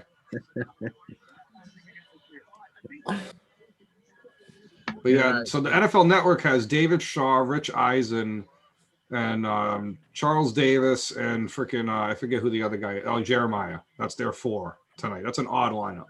I like Daniel Jeremiah. David Shaw auditioning for his broadcast job in case Stanford don't want to pay him. That's for sure. all right. I just refreshed the page, so we've got Goodell on his way up. Booing? Yeah, he just greeted the fan. Oh, boy. Hold on, it's going to be announced right now. He's still talking to the fan for me. Yeah, I have it on NFL Network though. Okay. You have sound going? Yeah. You hear it? No. There we go. No. There's Devontae I mean, Smith. if you're They gonna traded jump up for the Devontae Giants, Smith. okay. If you're gonna jump the Giants were in on Devontae Smith from the very beginning, so I kind of respect that. That's okay. I can live with. I mean, seeing how Waddle went at number 6, moving up 2 picks, giving up a 3rd round pick, that's fine. I can live with that if I'm Philly. But you still should have taken Justin Jefferson last year because then And you wouldn't have to Brian- make this freaking pick. Brian So- Rubin is in the chat saying, "What's up, Brian?" What's up, Ruben? I don't see from the chat. I'm only on the Zoom. I know I'm the only one in the chat. I'm Mm. controlling the chat over here, so I had to let you know that people are telling you what's up.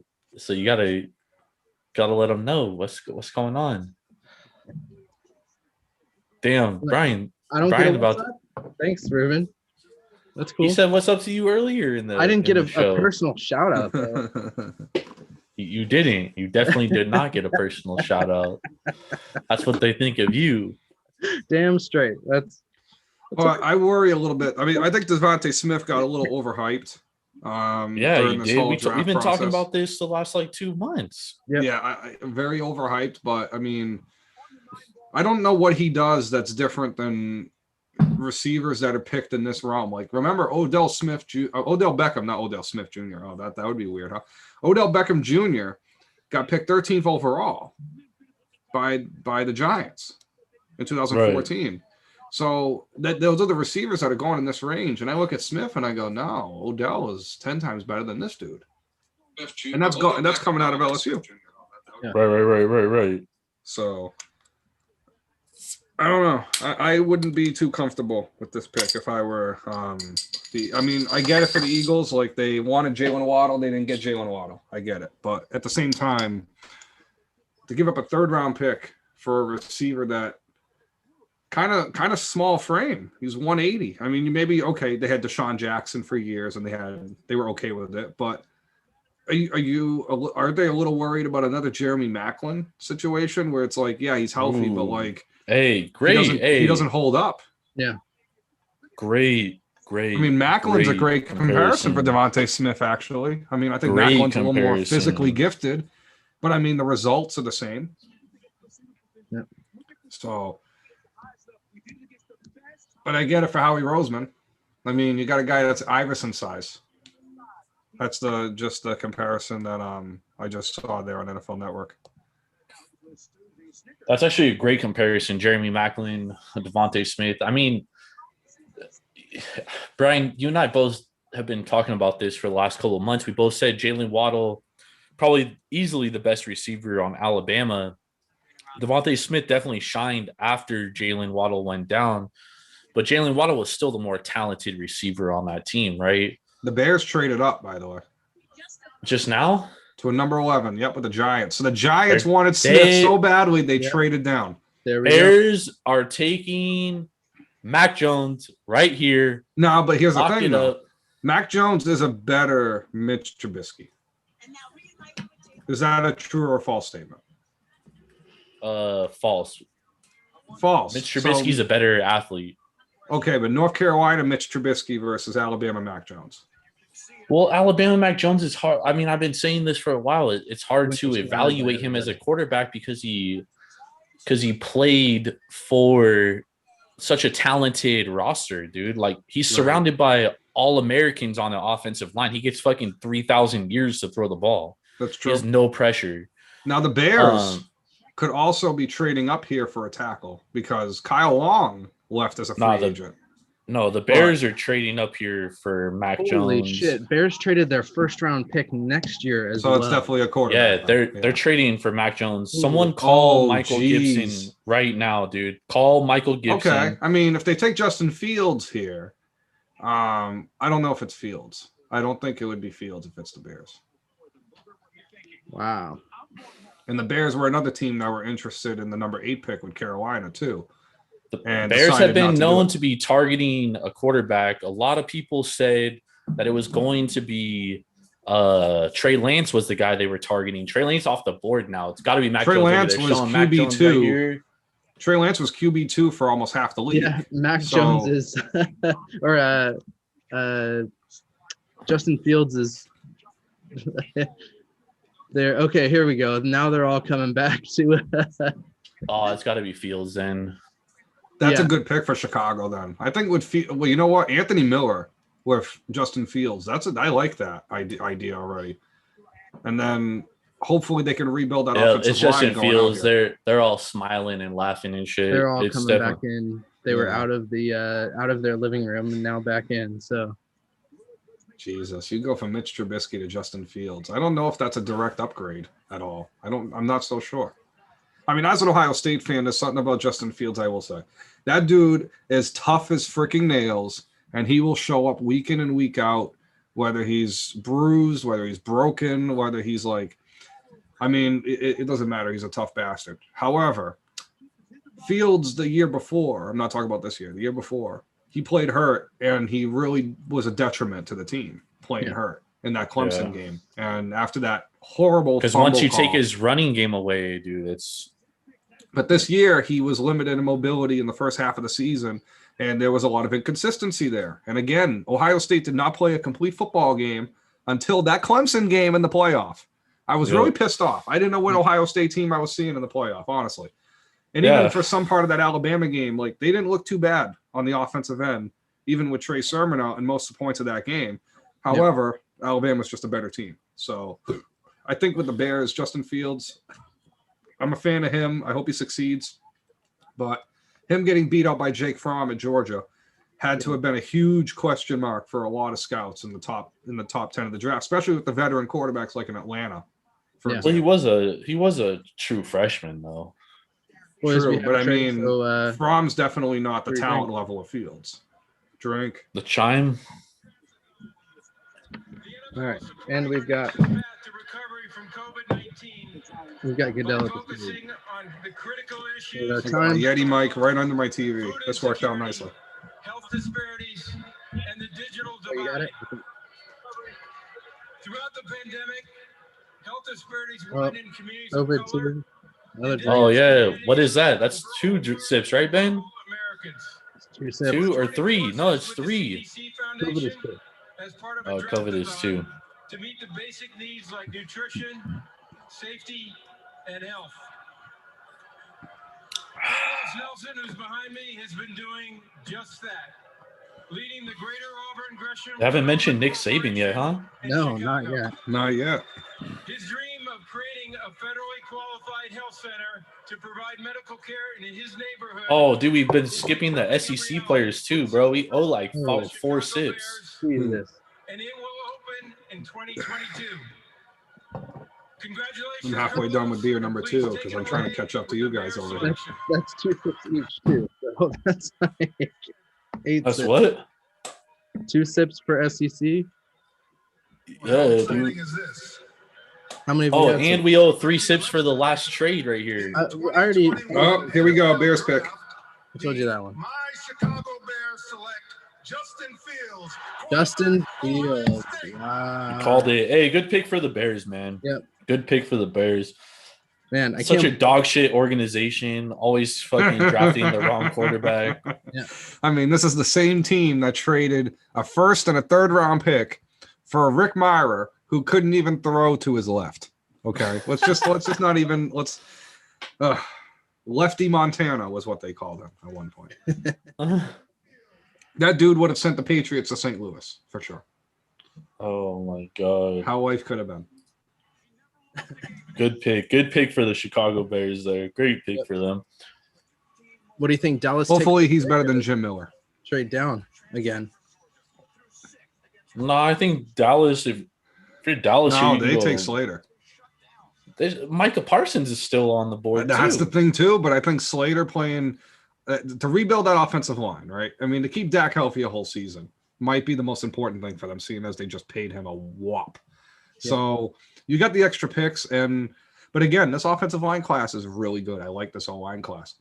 Another one they can consider too, Christian Barmore, kind of boost that defensive front a little bit. I know might be a little high for him at this point for some. I have him as a top 5. I think he's my 13th ranked player on the board. So Barmore's there. They could take Vera Tucker if they really want to build the inside. I would take Vera Tucker over Slater. I wouldn't think twice. All I about it. know, Brian, is my Cardinals are sitting pretty right now. Right. Bro. As A long lot as of Slater's players on the that I board, want are still on the board. Yep. right?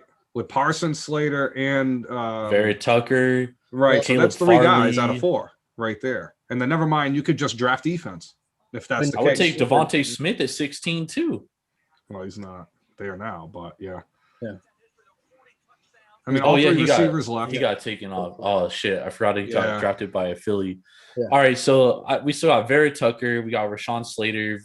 We still got Micah Parsons, Zaven Collins, Caleb Farley. A lot of guys still left on the board here. And you A got lot of- 15 with New England, most likely taking Mac Jones there. You Yeah, still- especially because J.C. Horn was like their top defensive player, I think, at that spot, and now the Horn's way off the board. Yeah. Which is interesting. I think they're going to probably target corner later on because Gilmore is a guy they could probably move for Julio Jones. The Patriots could easily make that. Patriots are definitely taking Mac Jones now, Brian. Well, Oh, yeah. easily. That's the most Patriots pick. Yeah. The whole. I mean, Patriot. Listen, man. The whole Boston fan stereotype. Whatever you want to do, Mac Jones would definitely fit that demographic. Yeah. Absolutely, positively, without question. What the douchebag? Oh, easily the drunken Ivy League douchebag, douchebag. North End. Mommy and daddy pay for my apartment. He definitely looks like the kind. Yeah. He fits right in. The only Let's thing go. missing is the Connecticut license plate. There That's we the only go. thing missing. Well, yeah, he doesn't have any license plates because he's got 2 fucking DUIs. So Right. All right. Man, oh man, hey, honestly, it's a good thing Mac Jones has fallen because he deserved that shit. oh, Well, I think being overhyped wasn't necessarily his fault. I think he probably would have liked to have remained low key as possible. I think that's what worked out for him at Alabama, right? I mean, he never Yeah. did. I don't think he did any press at Bama at all. I don't even think in the halftime shows they would even talk to him. It was always like Saban or like, I think it was Najee for one game after. It was like they never had him. Like he was never the focus. But something tells me that I feel like Mac Jones is just like, the Trubisky, Ponder, Mark Sanchez type. Like that's what he is, and that's what concerns me. And Jimmy Garoppolo, I mean, if you're gonna compare him to Jimmy G, fine, I can live with that. But like, I think Jimmy G, I felt much better about Jimmy G in 2014 than I do about Mac Jones right now. Fellas, Giannis went out with 1 minute to play, 1 minute in the game. Fouled out or injury? No, injured. Oh, Like in the very first minute of the game, he only played 1 minute. I gotta move to Dallas. It costs way too much money to live in Massachusetts, guys. Dude, Why didn't anybody in the chat mention this to me? Well, because we're watching football. But I know, but now I'm freaking out, dog. I'm a little Well, nervous. You can at least win a first round series with Middleton and Holiday. Yeah, that's true. Worry about after that. I mean, if you get them back by mid-May, you'll be all right. Whew. I know. Ankle too, bro. ooh, Those don't heal right sometimes. They're saying ankle sprain, but I mean, look at LeBron's ankle sprain. Dude's been out for 2 months. Nah, the Lakers don't care. They're just coasting. Yeah, They- they just I want know what they're LeBron doing. healthy. Yeah. I mean, AD, they took a while to get back to. So Goodell's walking to the stage. Got the Cowboys pick. They're probably taking Micah Parsons here. Got to be. I would taking like Micah Parsons considering that Sean Lee just retired. So and I don't know about Van Der Esch long term. So that's Got to another be. thing. Got to be Micah Parsons. Yeah. I'm putting my money on Micah Parsons. What's his odds, Ben? Here. don't have odds for that. Offense versus defense is the only odds that we have going right now. Dallas going offense is plus 275, defense minus To 450. support resources for those that need it. Canada Pedrine, an Army Look at that. veteran Get a little from Dallas, PSA in there with Goodell. struggled Nice with job. Anxiety and depression after returning from Iraq. She turned her struggle into triumph and is now a licensed social worker who provides mental health counseling. Kanikia, we thank you for your service and all did you get to do pick to his bench continue line to help others during for, this challenging time. Take a sip there, boys. Please do us the honor of making No the That's good. right. Cowboys pick. Poison. No good.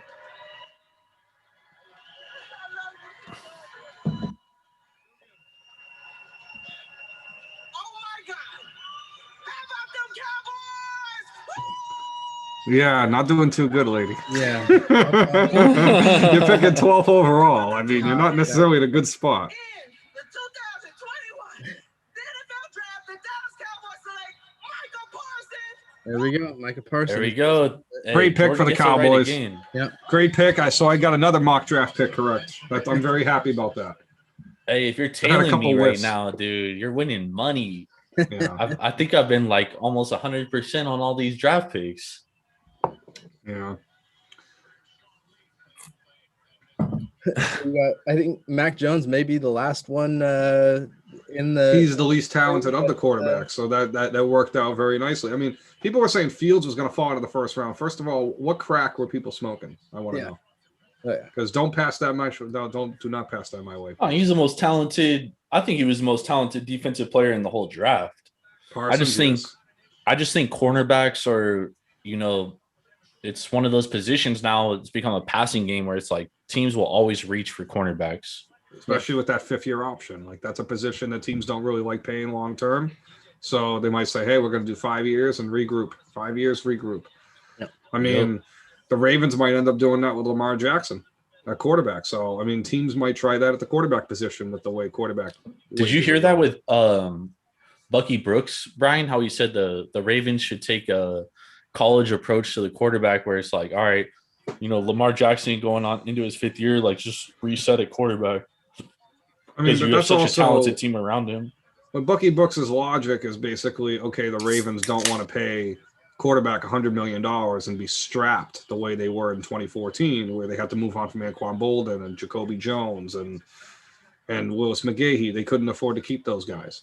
And it was Right. unfortunate. And that's really what it was for the Ravens. So, but again, they owed a lot of money on defense to guys that really weren't the heir apparent to a Ray Lewis or an Ed Reed Terrell Suggs was really the only player in that core group, other than C.J. Mosley, who was picked, that really emerged on that defense. So, I mean, for Dallas here, losing Sean Lee and getting Micah Parsons is almost like an even swap, really. I mean, Sean Lee started right away as a rookie, and I think he filled in for Dat Nguyen at the time, right? He had just retired. So Yep. that's a throwback. Dad name, by that's the a way. great name, dude. Yeah, That's but a great throwback.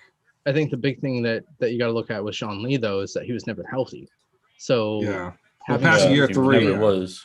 The first 3 years of his career, I would say Sean Lee, I would put in that. He Hey, was on the Hall Brian, of Fame track. Ben, I don't mean to interrupt, but the Chargers just had a dream scenario fall to them. Rashawn Slater right here at 13, protect Justin Herbert. Yep. Mhm. I mean, this draft could not have gone more perfectly for them However- than it has. However, if they want a left tackle, I would probably take Darisaw over Slater if I wanted a left tackle. But I don't know. Slater's if you're a looking beast, for the dude. best lineman in general, if you want a guy to just plug and play no matter what, Slater is by far the best lineman. But if you want a left tackle, I think Darisaw has potential to be Marcus McNeil type good, like when he was there with the Chargers. Like, that's all I'm putting out there. I mean, Yeah, but I think Slater's you want that upside. utility. Slater's upside might be, slightly better than he is right now for a long period of time. Darisaw could be Terran Armstead.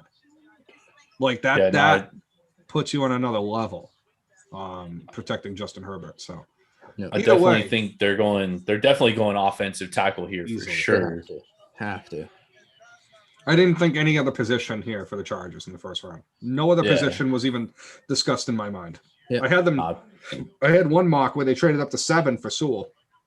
And then I had Detroit picking Horn, but obviously when I figured that Horn was going to go top 10, I go, yeah, that's not going to work out.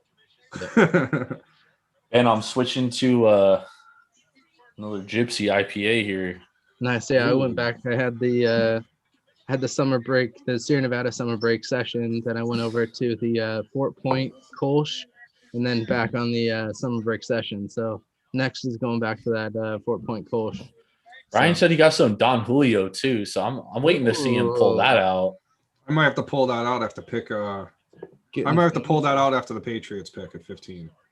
I'll go make myself a tequila sunrise. dude, Mac Jones. Nah, I make you a gotta take dope. a I shot, make a bro. dope You gotta take tequila. a Well, I could shot. do that too. Tequila Mac shots Jones easy. does I don't not got the look, salt though. happy. I don't got the salt in the lime, but I'll still do it. Come on, bro. You're I a love grown tequila. man. You don't need no salt. No, I just like doing it. Just for show. It just looks nice. All right. You know what Do I it mean? for the TV, dog. For the TV. Exactly. Hey, if we're doing tequila shots, I'll go inside and grab some tequila. If not, then I'm drinking bourbon. I am not doing any tequila shots. That is off the table. Ryan, are we taking tequila shots? It sounds like Hey, I'll do one tequila shot. I got. Ben, you know what happens. I do when got to I make drink it up for tequila, 8 a.m. dude. tomorrow. So Is my shirt coming off later? I mean, it might That's happen. what when might Jordan happen. drinks tequila. That's what happens. Unfortunately, y'all don't want to see that, dude. Y'all do not want to see that. My two Oh. biggest incidents in life both happened with tequila. So tequila is off the board for this guy. yeah, I do tequila. See, I can handle tequila. For me, gin I can't do. Ooh, See, I man. had. I can. I went with I just don't like Tanqueray. gin. So I went with Tanqueray and cranberry my freshman year of college for a little while. Okay. And I realized, it was just bad. I thought it was slightly better for the kidneys than just straight gin. It was just Well, gin horrible is a logic. different. It's a different drunk. It's that head drunk compared to that. Yeah, whole, Like that was when I was starting getting Yeah. into soccer, so I felt like, let me act like a British dude and just drink gin. get those And let me pinkies tell out. you, Yeah. how Why do do those dudes British drink gin guys like like gin? I don't know, but Crystal Because Palace, the it's good. football club, actually, No, gin is gross. Gin is Gin- wonderful. You get those juniper berry notes. You get that little bit of that soap taste. You know. yeah, there's something they Ah, call I can't call it do it, gin bruh. sickness, where Yeah. you feel like it's just straight chest pain, but you're not feeling chest pain at all. You got to Like, drink that's- good gin. You can't drink some like garbage stuff. Well, I drink Tanqueray gin and Bombay. Bombay's Yeah. good. Bombay, Bombay's good. Tanqueray. Okay. Yeah.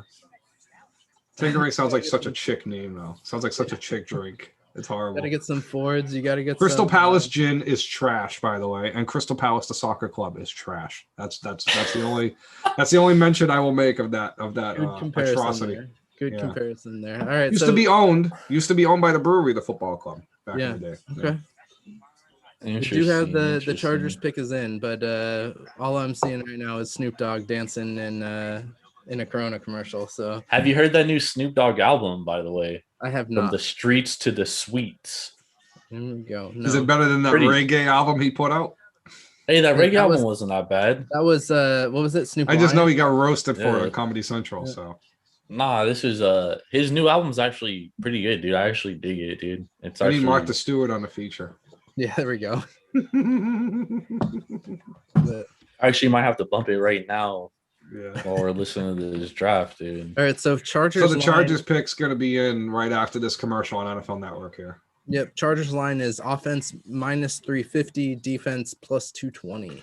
Now, So- I would go defense the rest of the way. They picked Kenneth Murray last year, who Kenneth Murray is a hell of a linebacker. Micah Parsons is so much better than Kenneth Murray, though. So that's just a little unfortunate. But however, the Chargers need to go either Darisaw or Slater. It's really that simple. I didn't think Slater would be here at this part at all. Yeah, no, not at all. I was thinking, I was Um, telling Jordan, and shout out to the SSAW crew, by the way. You know, Jordan and Josiah, Henry, and Brandy and CJ and company. So I was talking with Josiah. I go, I think 8 is way too high for Slater in general. I think I'd be a little uncomfortable taking Slater at number 8. I mean, he's a versatile offensive lineman, but how many of those tweener offensive linemen have we seen in the first round? And the next thing you know, they just become guards. And you're going to pick like an above average guard, number 8 overall. Like, that's risky. So I would say, you know, Christian Darisaw. Now, for people that aren't familiar, I watch a lot of ACC football because, you know, Boston College is in my market and so is UConn. So, you know, that's kind of what happens. Two You know, shitty you football watch programs. 2 horrible. Well, BC's coming. BC has a lot of money in the bank. So they've been able to grab some coaches and actually pay their assistants, which they never did historically. That was always the big issue with them. But BC also had a good transfer, which when we preview the college football season, we'll go over BC's transfer. Once I get that Feel Still book, the college football season begins. So, yeah, I mean, I'm hopeful for that. But, I mean, getting to watch a lot of Virginia Tech. Now, 2019, Darisaw, I think that was his first season starting at left tackle. Darisaw And not going this high, Brian. he could. The upside's there. If he goes this pick, I will chug this IPA right now. I mean, Tevin Jenkins is an option here too. I'm not ruling out Tevin Jenkins. I think he's a top 15 talent. Now, I'm But not if- like as big on If him as Darisaw Mark doesn't go Dickens is, here, you got to take a shot of Don Julio. but, I wouldn't put that gamble on it. All right. So, who do we really think is going here? It's got to be Slater. Slater. I think gotta be It's got to Slater. be Slater. It's got to be something. But that's a problem that the Sled Chargers could have down the road. All right, Yeah, here we Nah. go. that's an easy pick. All right, we got to go audio up, Brian. Yeah, so they just got announced for Sean Slater. Yep. You're supposed to turn the audio up so everyone I know. can I hear turned it. the audio up on my computer instead of the TV. Man, There we Rashawn go. There Slater. it is. For Sean Slater, Northwestern. Northwestern. Best offensive Got it. lineman at Northwestern since Chris Hinton, who some people have compared him to Chris Hinton, actually. And Chris Hinton played, 13 years in the NFL with the Colts and the Falcons? I mean, Broncos and Falcons. No, Colts and Falcons, right. He was traded in the Elway trade. So, but yeah, I think here's the thing with Slater. Great player in terms of what you're going to get now. I don't know what his upside really is, to be honest. I remember Chris Williams from Vanderbilt back in 2008. That's a very comparable player to Slater. And if Williams had not gotten hurt so early with the neck injury, Williams might have been still playing now, might be just finishing up right now. So that's another player. Slater gave up 5 sacks in his career, so that's not too bad. Yeah. I still see I still think his best position is at left or right guard. And I don't value guards this highly in the draft unless your name is Zach Martin, David DeCastro, and even interior linemen like Creed Humphrey and Landon Dickerson, I would take early because centers are valuable. Centers deliver the ball to the quarterback. I wouldn't personally take a guard this early. Mhm. Some of the greatest guards in NFL history were mid to late first round picks. I mean, mid to late draft picks in general, not just first round picks. So, but they compare Slater to Zach Martin. I don't see that. I don't see the Zach Martin comparisons. I think he's more of like I don't really know a name to really throw out there. Like Jari Evans, maybe. Like that might be his peak there. And Jari Evans obviously was an elite guard, but I mean the upside Jari Evans wasn't really at the top very long. And even Logan Mankins wasn't either. And he was a power guy. So people have to be very careful. I think with interior linemen, I get where the Chargers are coming from because they drafted Forrest Lamp and Dan Feeney a couple of years ago. And I remember Chris Ransom, a friend, a longtime, colleague. I've discussed draft podcasts with him for at least 4, 5, 6 years at this point, maybe even 7.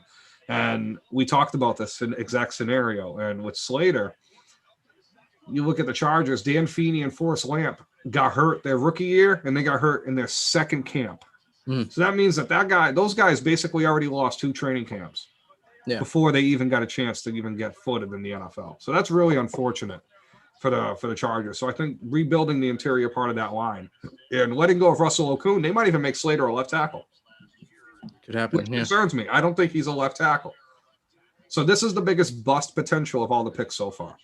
And I like Slater, but I mean, this is just where it is. And this is why I would have preferred Darrisaw or even Tevin Jenkins with this pick.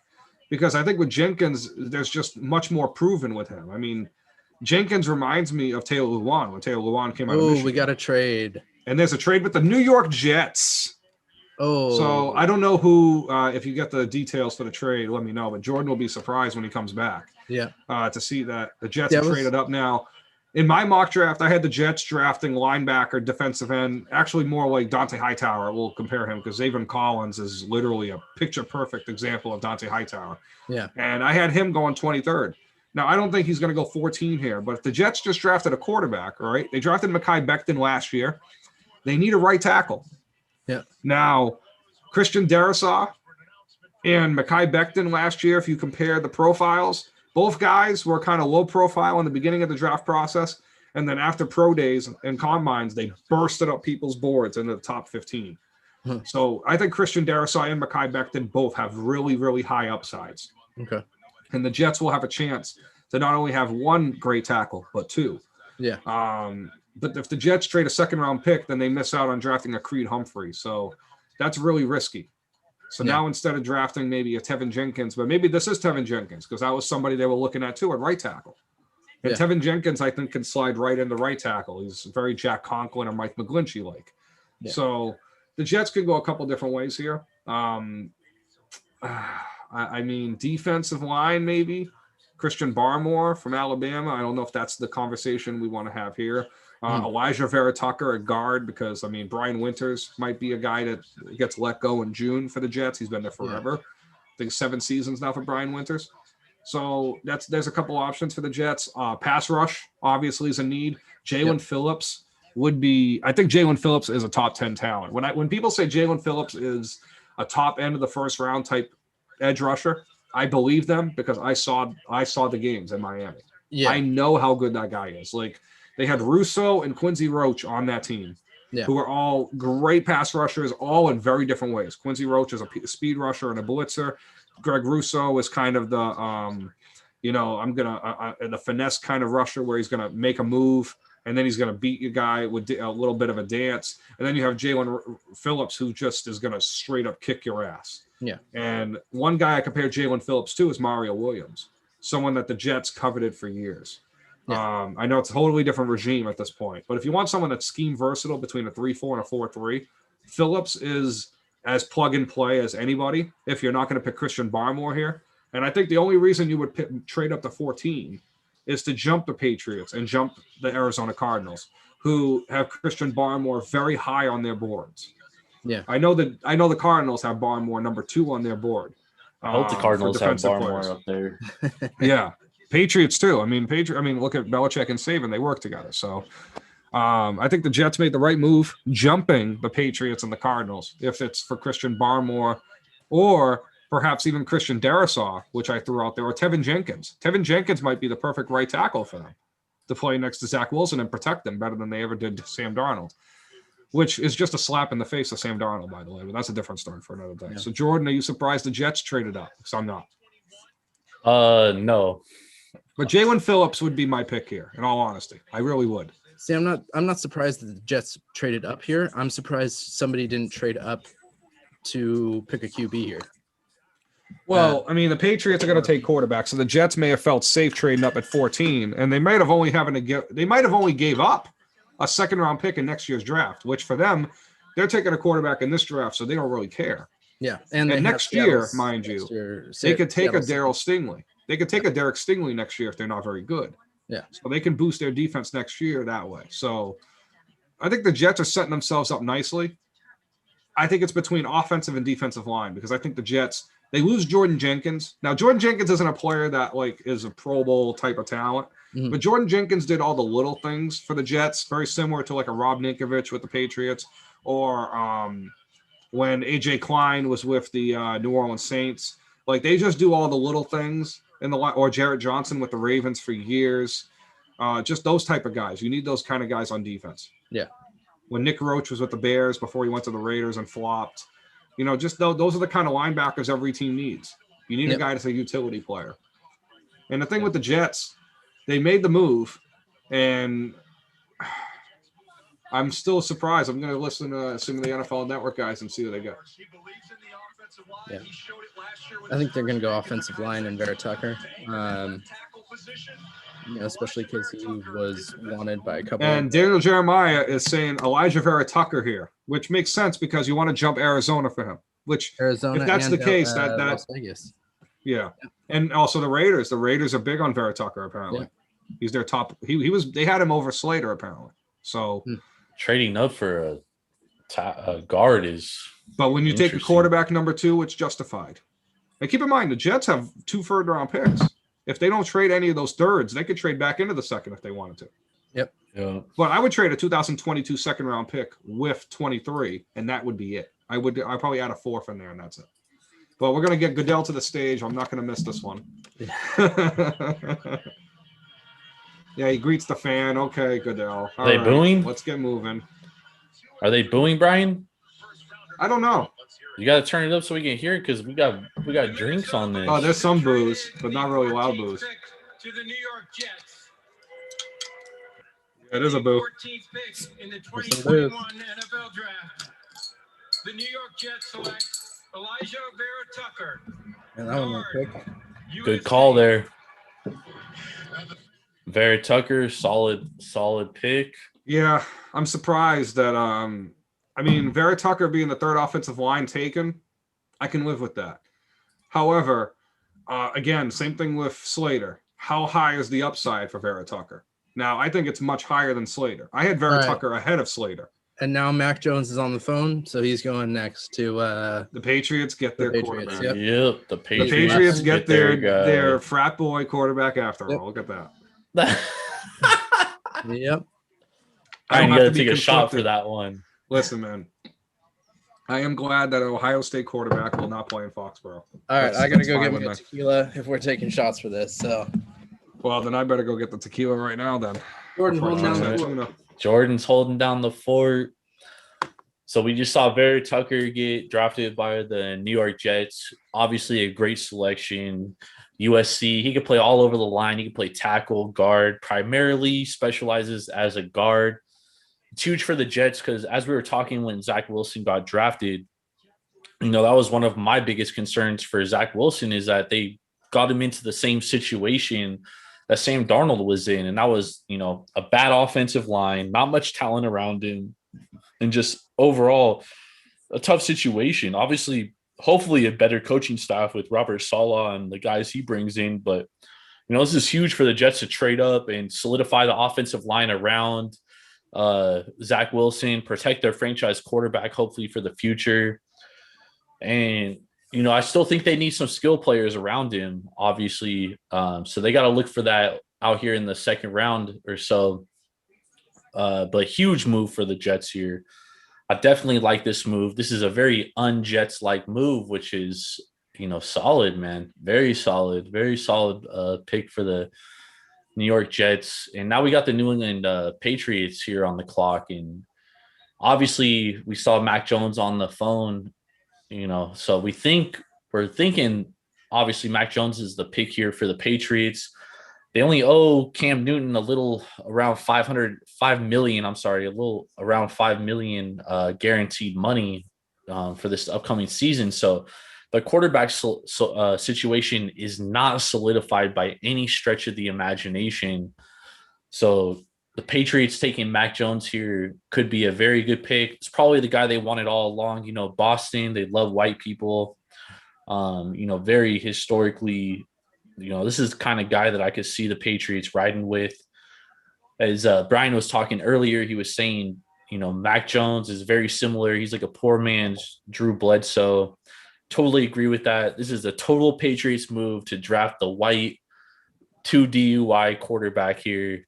Definitely what they would do. So All right. I mean, And since Patriots pick is in here, Ben. Patriots pick is Pick in. is in, Goodell is up there, so I got the sound going. Challenge for so many Americans. We teamed up with Feeding America as part of There we go. Patriots on the clock. Pick is in. Don Cox is Let's see where they're going with this. We're thinking Mac Jones. started providing. Did we get the chime? Did we get the chime, Ben? He and his team have provided more than Drink. Got our shots. 6 million meals in 10 different states through food. Woo. Don, thank you for your service to our country and for helping those facing food insecurity. The stage is yours to make the Patriots pick.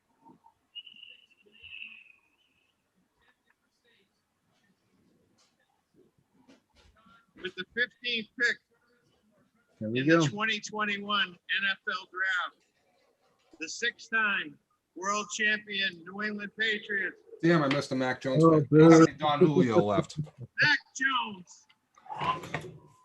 Called it, man. Called it. Did you hear what I was saying before the pick came up, Brian? No, I was not. I was working for Don Julio, which I do not have anymore.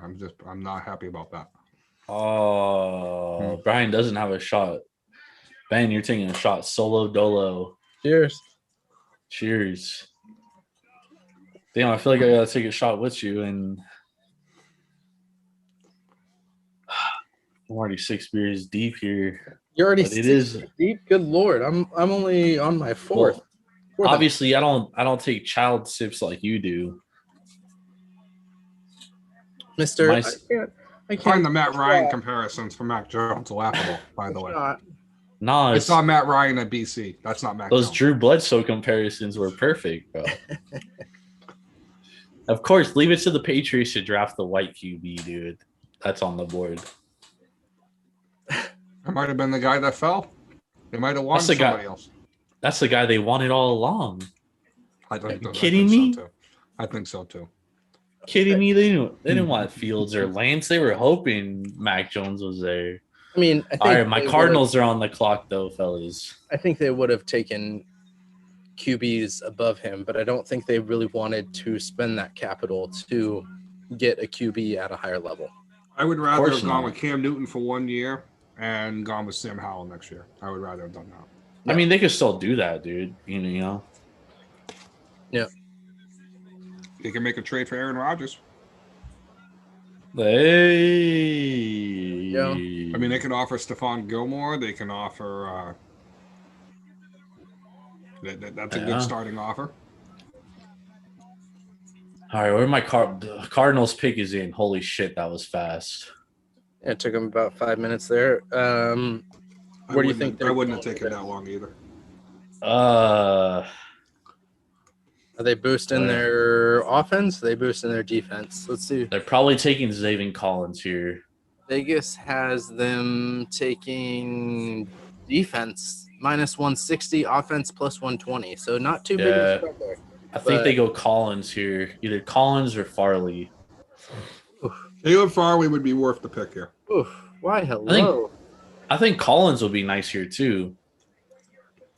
Who was that they just showed on ESPN? I don't know. Mac Jones's family, Alabama, the Southerners.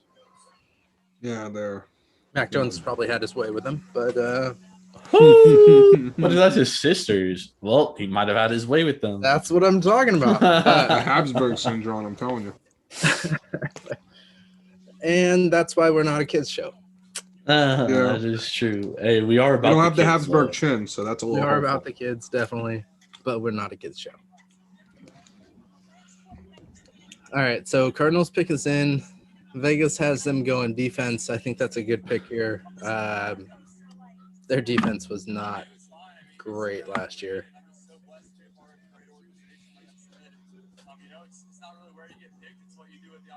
It's got to be Xavier Collins here. Collins or Farley, one of the two. Yeah.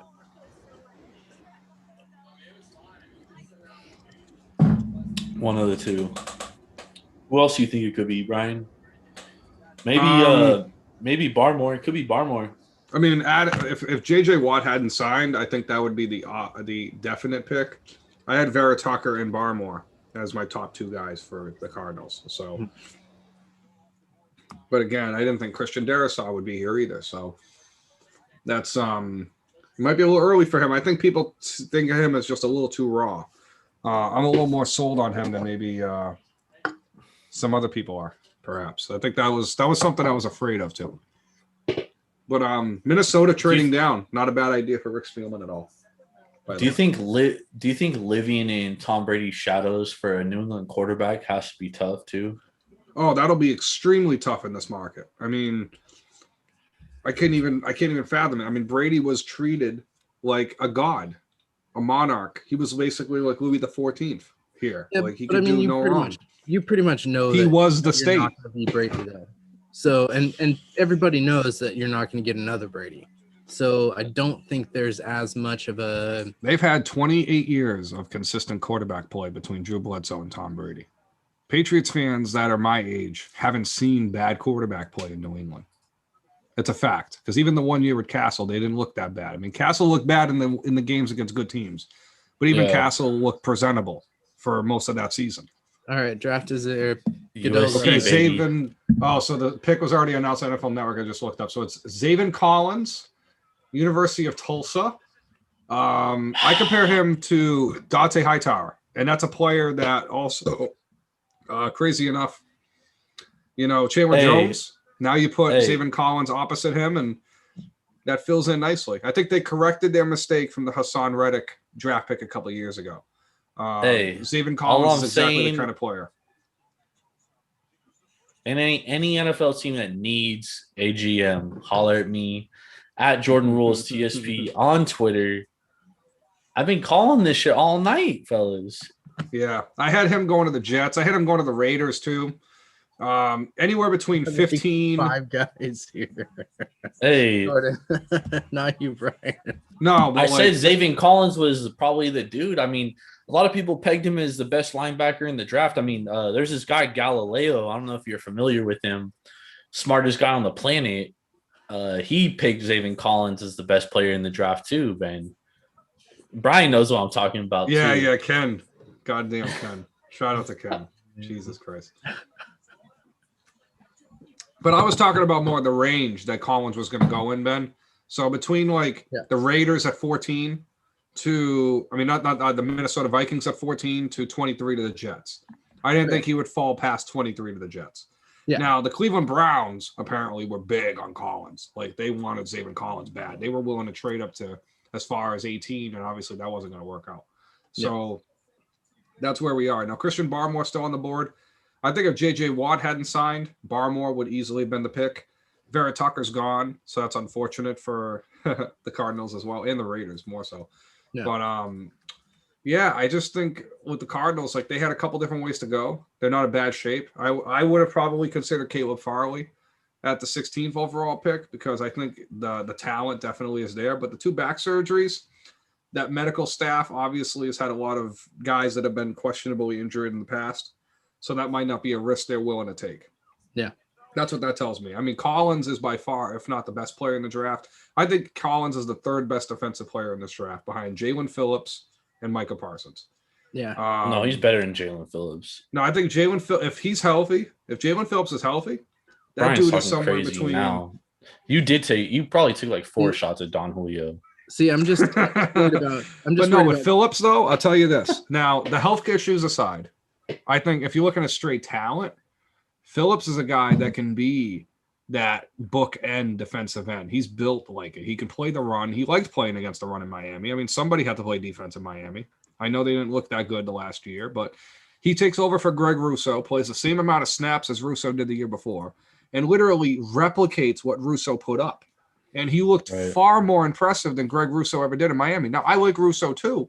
Russo is more of a Dwight Freeney. He's more of a sack artist where he wants to get around you. He wants to dance around you. He's going to make you work for it. His first step is awful. But Jalen Phillips, on the other hand, he has a little bit of that. He's a bit for Patriots fans out there, Ty Warren meets Chandler Jones. He kind of has a little bit of what both of them have.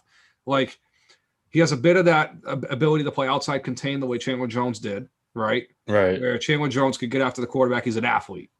Love me But- some Chandler Jones, baby. But Jalen Phillips is a freaking brute, man. Like Mario Williams was a player that I instantly compared Alright. him to right away. Brian, we got to talk about the Raiders, dude. We got the Raiders on deck. This is where anything can happen. Horrible situation for the Raiders, right? They So gotta this take is offensive like a horrible situation for the Raiders. Now I'll mention Christian Darrisaw again. That's probably someone that could be a pick there. Obviously, with Colton Miller on the left side, whether they're committed to him or not, they shouldn't probably not be, but they're going to be as a left tackle. They let Trent Brown go to the Patriots, which I mean, I don't know why the fuck they did that. So that's just another thing. The Raiders could also go defense. Now they picked a lot of defensive backs in the first round the last couple of years, guys like Gary and Conley, and it just hasn't worked out. If I were the Raiders, I would take Koromoa for the Owosu Koromoa from Notre Dame. I think he's the Brian, ideal fit. if the Raiders take him, the internet is going to explode. Well, he fits not only one, he fits linebacker, nickelback, and safety. He plays multiple spots, and that's what they're looking for in that defense. True. And Gus I mean, Bradley, the Raiders need a lot, dude. they need a lot, but I'll tell you Vegas what. does have Raiders going defense here. It's minus 140 compared to offense. I mean, it plus- could They be should Farley. take Caleb Farley. I mean, but again, that's the fourth corner they've taken in the top 2 rounds in the last 5 years. Yeah. That's Yeah, the but they fourth always guy. they gamble on these shitty ass fucking cornerbacks all the time, dude. And I like, mean, they- Abram. one of them's got to Abram's hit. good though. if he's healthy. Arnett, Yeah. David Arnett. Caleb I Farley's a liked, great but cornerback too. The only Yeah. thing with Caleb Farley is his injury history with the back surgery this year. If it wasn't for mean- that, he'd be cornerback number 1. Now, Jalen Phillips is someone else too, because Cleveland Farrell was a reach at number 4 a couple of years ago. I hated that pick. Huge I didn't like reach, that bro. because I like Cleveland Farrell, but he wasn't that good. He didn't deserve to go number 4. Now the Raiders pick is in. I'm waiting for Goodell to walk to the stage. Turn the audio up because we've been slipping on this broadcasting because who knows, we could be slipping on these drinks right here, Ben. I mean, So we're Robert gonna go through Kimdichie, at by least the way, two signed with the packs Seahawks. Oh God. each, So Trying that again. I remember when he He's was the been- number 1 recruit in the country. He's been out of the Fell league out of the for second- a while.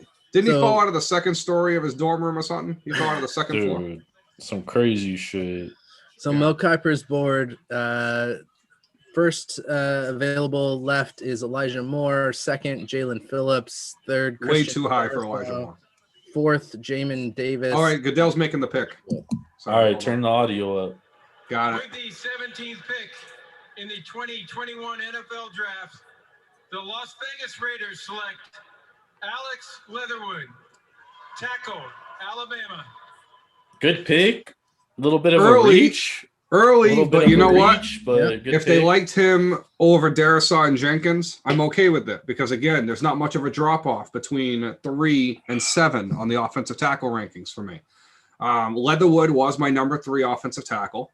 Ironically, I had him going to the Ravens selfishly at number 27. I wanted him to replace Orlando Brown because I think he's a lot like Orlando Brown. He's not as big as Orlando because I mean, who's as big as Zeus, especially Zeus Hey, Jr., Leatherwood's but- huge, bro. Leatherwood's a big boy, but Orlando Brown's like 6'8", like 340. So is Leatherwood is like that dude is huge. I think he's like, isn't he like 6'5", like 325? That's huge, dog. That is big boy, but like Orlando Brown, 4.5. that's the thing. That's how big Orlando Brown is. Like everyone's Yeah. smaller than him. It's wild. But I think he's one of the better tackles that Alabama has produced. Nah, Alex Leatherwood is 6'6", 312, bro.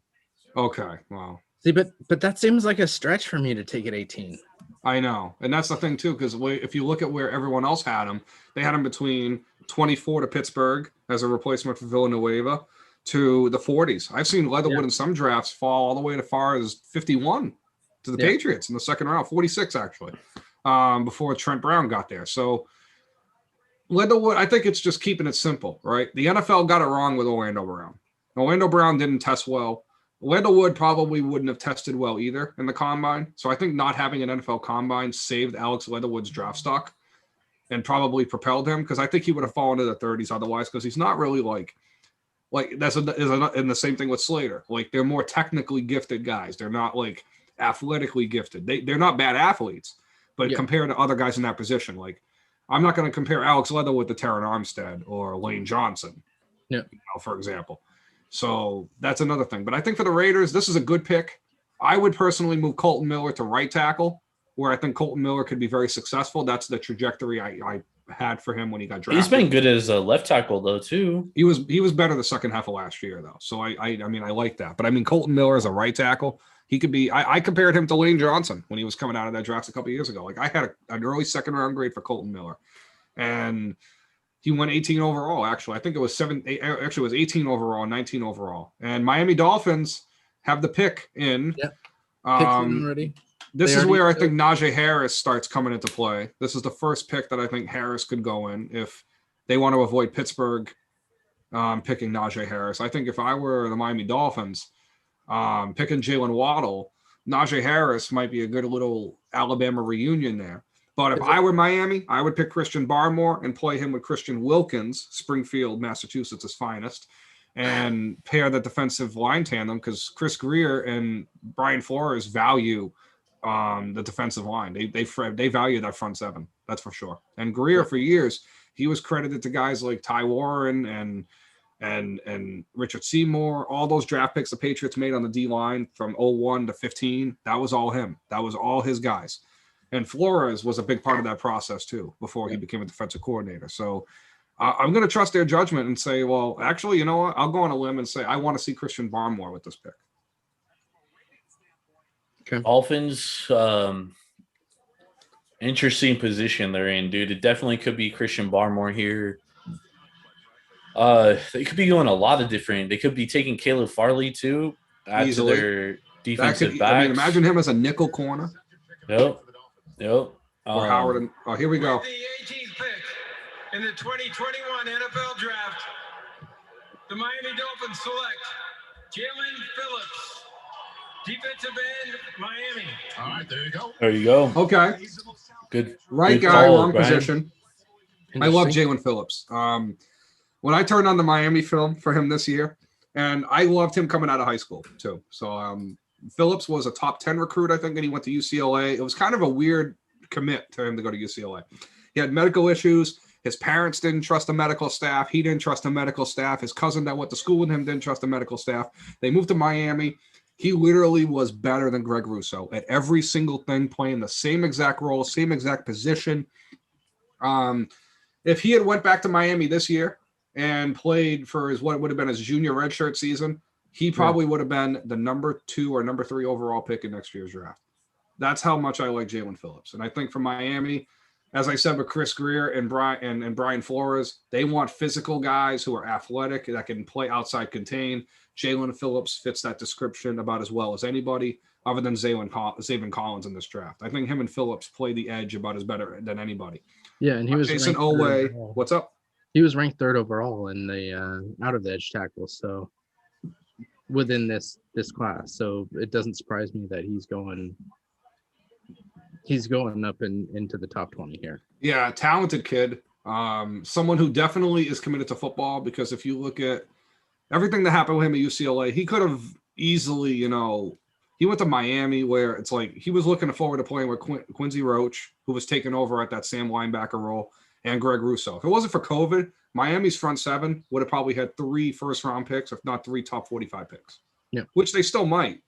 But I haven't seen Quincy Roach get any real hype until the 3rd or 4th round. So, and once again, all 3 guys are very good at getting after the quarterback in different ways. It's just Miami's secondary didn't get the program this year.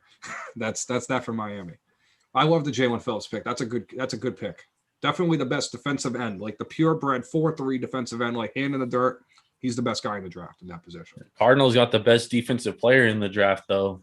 Hey Jordan, I think you should open that window because your head's getting a little big and you probably want to get some clear air in there. But hey, we need to bring we need to bring CJ in here because CJ knows the best defensive player in this draft, Zaven Collins. All right, so Galileo himself said it, dude. There were a couple people that compared Zaven Collins to Khalil Mack when Khalil Mack came out of Buffalo. Bro, the thing best defensive player in the draft, dude. Collins is better on his feet than Mack. I see that window there, Jordan. You better open it. Now, Washington football team, they miss out. You got a lot of hot air going. So Washington misses out on all 5 quarterbacks, which is exactly the way we projected it to be. I want to give Terry McLaurin a quarterback, but I can't. So I think ultimately Jimmy Garoppolo will probably be the target for them Okay. in the long run. In the meantime, Brandon Sheriff is probably going to hold out from camp. You think Now so? I say this, and there's Landon Dickerson or Creed Humphrey that are available if they want to go interior offensive line. However, if I were the Washington Reds, well, they formerly the Washington Redskins, the Washington football team, I'm looking at that receiving core, and I'm not impressed. You know, Josh Doxson failed. Sure. Terry McLaurin, I love Terry McLaurin. Unconditional. They just brought in what's his Curtis face from the Samuel. pay? It's Curtis Samuel. Both Right. Ohio State guys. What are you talking about? Exactly. McLaurin and All right. Samuel? But you know what? This is the problem I had with both of them when they were at Ohio State. They had Oh, Michael God, Thomas. Here we go. They had Michael Thomas playing in the same McLaurin has receiving been a core with baller, them. though. McLaurin has been a baller. I know. I always believed, but I want a bigger guy on the outside, a bigger receiver. So for Rashad So Bateman, who do you think they go here? if Bateman? Rashad Bateman is someone they like at the right wide receiver position, Terrence Marshall, that's only receivers I could see them going here because I think they wouldn't go with a smaller receiver. If I wanted a bigger receiver right now, I would take Amon Ross St. Brown. They might like him in round 2, but the pick is in. However, with Washington and their offensive line woes, if Brandon Sheriff holds out and they want to move him, and they probably should move him the way that Orlando Brown was moved, then Washington should probably consider taking offensive line because Brandon So- Sheriff is going to leave a big hole. What about So who do you Darrisaw? think Washington is taking here? He was ranked 3rd overall going into the draft. Who was? Darrisaw? Yeah, Darisaw. I mean, that would be the Trent Williams replacement that they finally get to fill. But they just traded for Morgan- Eric Flowers. Eric Flowers is a guard. True, but I mean, wouldn't I would play Eric definitely Flowers at solidify left my tackle. offensive line too. Yeah. But I don't. They And they're could going go to give Taylor many Henke a ways. year just to flop. I mean, I don't Okay, know is what the hell Trask they're better doing. than- Why, dude? Heineken, bro. He's I a mean, baller. If Davis Mills or Kyle Trask go in round 2, then that's interesting. But I mean, I went 3 ways. I mean, they could go Rashad Bateman if they want receiver. They could go Darisaw or Christian Barmore if they want to. I would not take another defensive lineman. If Washington takes another defensive lineman, they're literally just trying to copy the 49ers. Yeah. DB Caleb Farley would be interesting, right? I think this would be a good area where I would forgive them for taking him. Tevin Jenkins is a name that comes to mind because he just kind of fits that profile of who they draft at that position with Ron Rivera. But again, with Washington, they were a tough team to mock for, and honestly, because I don't know if they were going to trade up for a quarterback. I don't know if they were going to stand pat and take the best defensive player on the board. Well, I think their quarterback was taken very early, so I think they fell back on that Yeah. part. But So Goodell's at this walking point, to you the might as well take the stage. best player available. So, whatever the best player available is on your draft board, you might as well take him here. If that's Darrisaw, take him. If that's Farley, take him because they could use a cornerback. I mean, right? Koromoa, because Koromoa could play linebacker and safety. So here's Goodell. 2021 NFL Draft. The Washington football team selects Jamin Davis, linebacker, Kentucky. Wow. That was out of the blue. Okay. Jamin Davis was somebody that I had going 37th overall to the Eagles. And he's I going didn't number think he would be 19 first here. round, dude. But again, I think this is the NFL missing on Darius Leonard so bad a couple years ago, and missing on Jalen Smith a couple years ago so bad that now linebackers that can cover in a zone defense and in man are valuable. Now, Jamin Davis, again, they want linebackers that can cover tight ends. He absolutely can. He absolutely can. And I think he can even cover running backs. Again, a guy that some people had 2nd-round picks on. Some people viewed him as the best linebacker in the draft other than Parsons. It's interesting. But if you're playing him there, that means that they view him as the Mike linebacker if they're picking him here, which he is. That's the position he plays. I mean, he's a What do big you- boy, 6'4", Yeah. 235. I mean, Zaven Collins, Collins has a lot of the same skills for bigger size. And that's what makes Zaven Collins even like a crazier draft pick because Collins is 260 doing all the same things that Jamin Davis is good at. So that's really what makes it even crazier with Zaven Collins, by the way. But I like Jamin Davis. I wouldn't have taken him this high. I think you could have gotten him at 26, 27 to 28 if the Ravens, Browns, or Saints traded up. I think they could have easily got him there too. But Yeah. again, Washington, I don't know. This is a new GM, Ron Rivera, but Ron Rivera defense, I'll tell you what, linebacker is a position he definitely values. For years, Thomas Davis, John Beeson, and Luke Kuechly were all first-round picks, and they were all playing in the same linebacking core for a long time. I think Beeson was with Carolina for 9 years, Davis for 11, and Kuechly obviously for the 10 years before he retired. So Okay. Rivera definitely knows linebackers. Yeah, no, he definitely knows linebackers.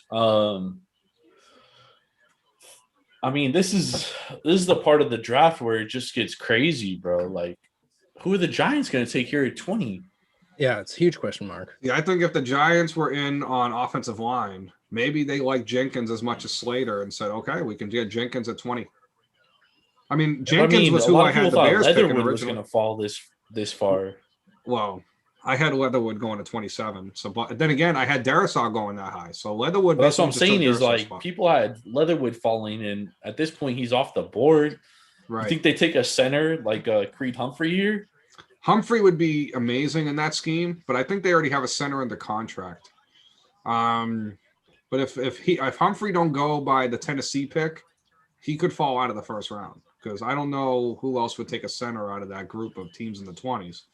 I mean, Jacksonville's still paying Brandon Linder as far as I'm concerned, and they don't really. If he's healthy, The Giants center is Nick Gates right now. Oh, then yeah, they didn't know. So they have West. Oh yeah, that's right. They haven't. Oh yeah, Weston Richburg don't play for them anymore. So yeah, that's been I always mistake the offensive line. I mean, Creed Humphrey could be a guy here. Landon Dickerson from Alabama as well because he could play a little guard. That's something that the Giants have historically done. They value interior all line. What about Cosme from Texas? He fits their profile. But Or Barmore? Barmore would be the best pick on the board for them because that would be an instant upgrade defensive line wise. Like, And that would add to a strength of their team right now too, is that their defensive line is a strength. So if you can even bolster the strength of your team, make it elite, similar to Washington, yeah. I think that would be huge too. Or they could even go Rashad Bateman here. Wide receiver. They could take a wide receiver here. I think they go offensive line. With Kenny Golladay, why wouldn't you go with Elijah Moore? Because now you get a bigger, or Kadarius Toney, where you get a receiver that has a little more game breaker ability. Toney basically is like Waddle, but not as good as Waddle. Yeah, That's kind of the way I look at it. I think they go offensive line here to protect Jonesy. Daniel Jones, but he could run, dude. Well, yeah, but The only thing that open up you those just gotta holes. stay away from the ghosts, dog. If Casper, All right, there's one tackle that I'll throw in here that the Giants could take, and because they have an emphasis of taking guys that are 4-year seniors, and Giants have their like certain. How fat that demographic. motherfucker is walking around for the That Giants. Notre Dame offensive tackle, He the Liam one picking Eichenberg. players too. So Liam Eichenberg is somebody that I've seen the Giants get mocked to in the early second round for offensive line. And I wonder if he's someone that they target here because I know that's someone that they visited. And Liam Eichenberg and Brady Christensen of BYU, both very underrated tackles. So if like Darisaw and Jenkins fall, those could be guys that we see in the offensive line part aspect of it. Yeah. Greg Russo. I don't think they would take Russo. I don't think they would take Ujulari. Hold on. Ian Rappaport's on something. Dangerously close to that not happening now. It's really about how comfortable do teams feel with the risk of his. Oh, they're talking about Caleb Farley. So the Giants aren't in on Caleb Farley. So we know it's not defensive back. And they do need corner.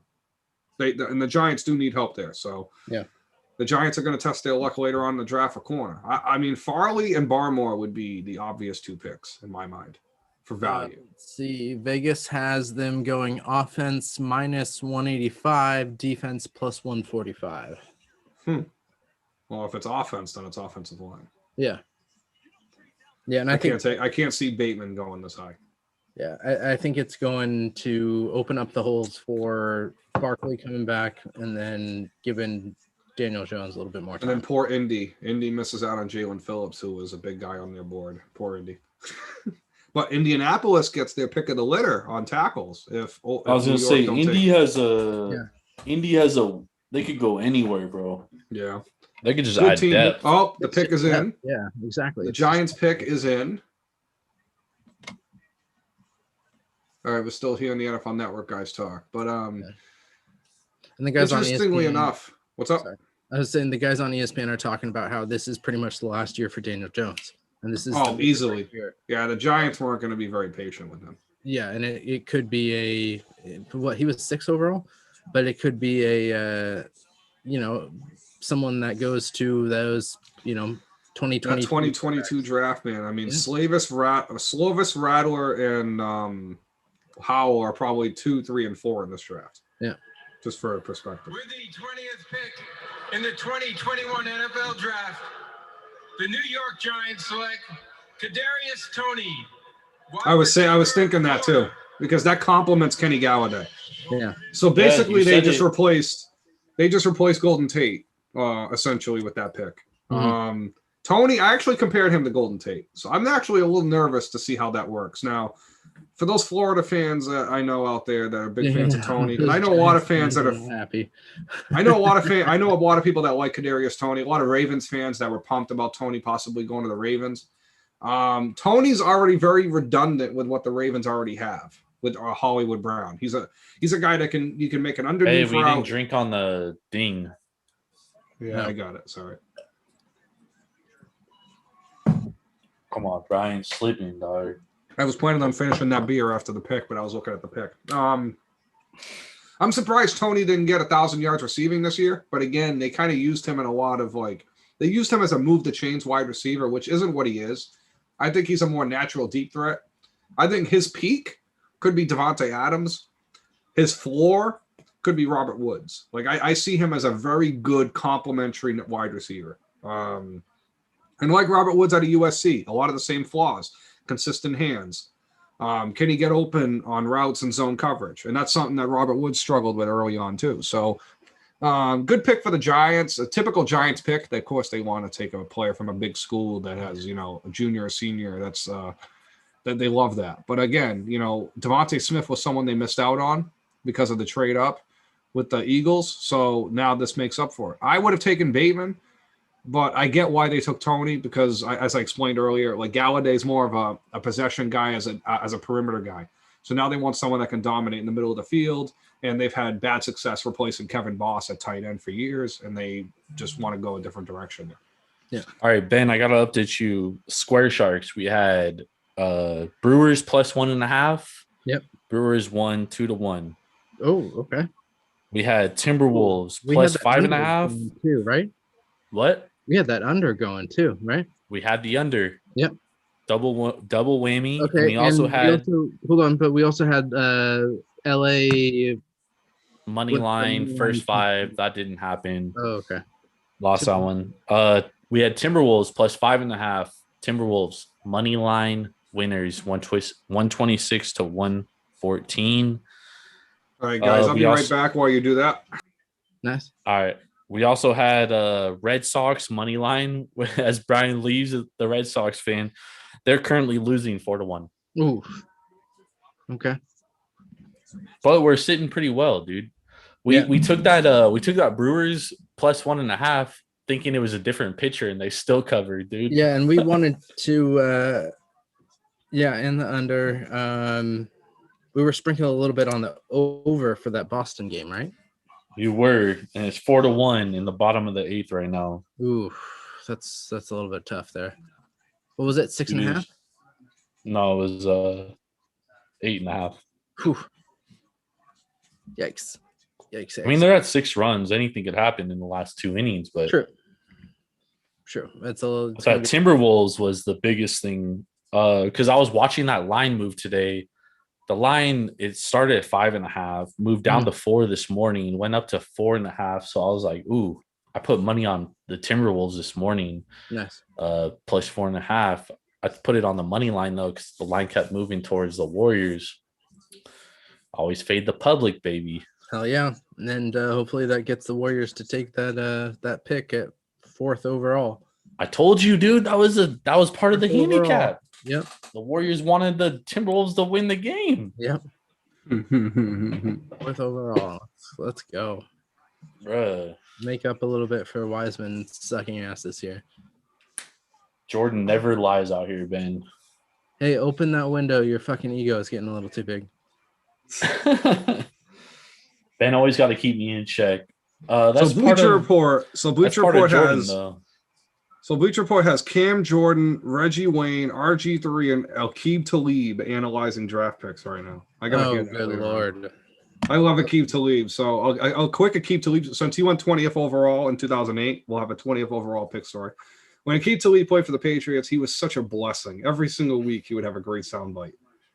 And the media here loved him because he was just straight to the point. He would never say anything that bothered anybody. He just goes, my mindset's to win, man, and I effed up. He literally said that one time after a game where he gave up a third down. He goes, I thought I had the pick. Yeah. You know.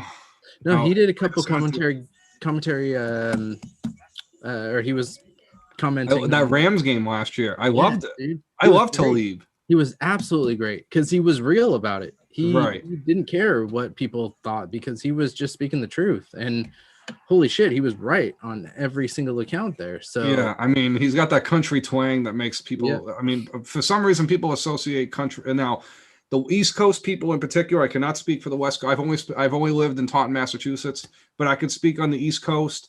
There is some arrogance when it comes to someone speaks in a Southern twang and they sound stupid because every time Terry Bradshaw and Jimmy Johnson That's talk how we on feel on TV the West Coast too, Yeah. dog. Yeah. So like every time Jimmy Johnson and Terry Bradshaw talk on the TV, they sound stupid to us because they're like, I don't sound like that. What the hell is this guy sounded? No, it has nothing to do with how they sound. It has to do with what comes out of their what they mouth. say, yeah. Well, I mean, it's not like the Texas governor, or like DeSantis or something, or Tom Cotton, communist, communist socialist China or something like that, Oh god, dude. All right, Colts pick is in. Yeah, I just saw that on the screen. So the Colts war room does not look like they're celebrating. I think they're just like, okay, we're going with this guy, which tells me that they are not happy. Well, I mean, I think with the Colts, they could have gone a ton of Colts, different ways, dude. They're if literally Chris just adding Ballard- depth, dude. See, Chris Ballard needs to put his cojones on. He needs to stop being Danny Ainge and sitting on his hands, and he needs to.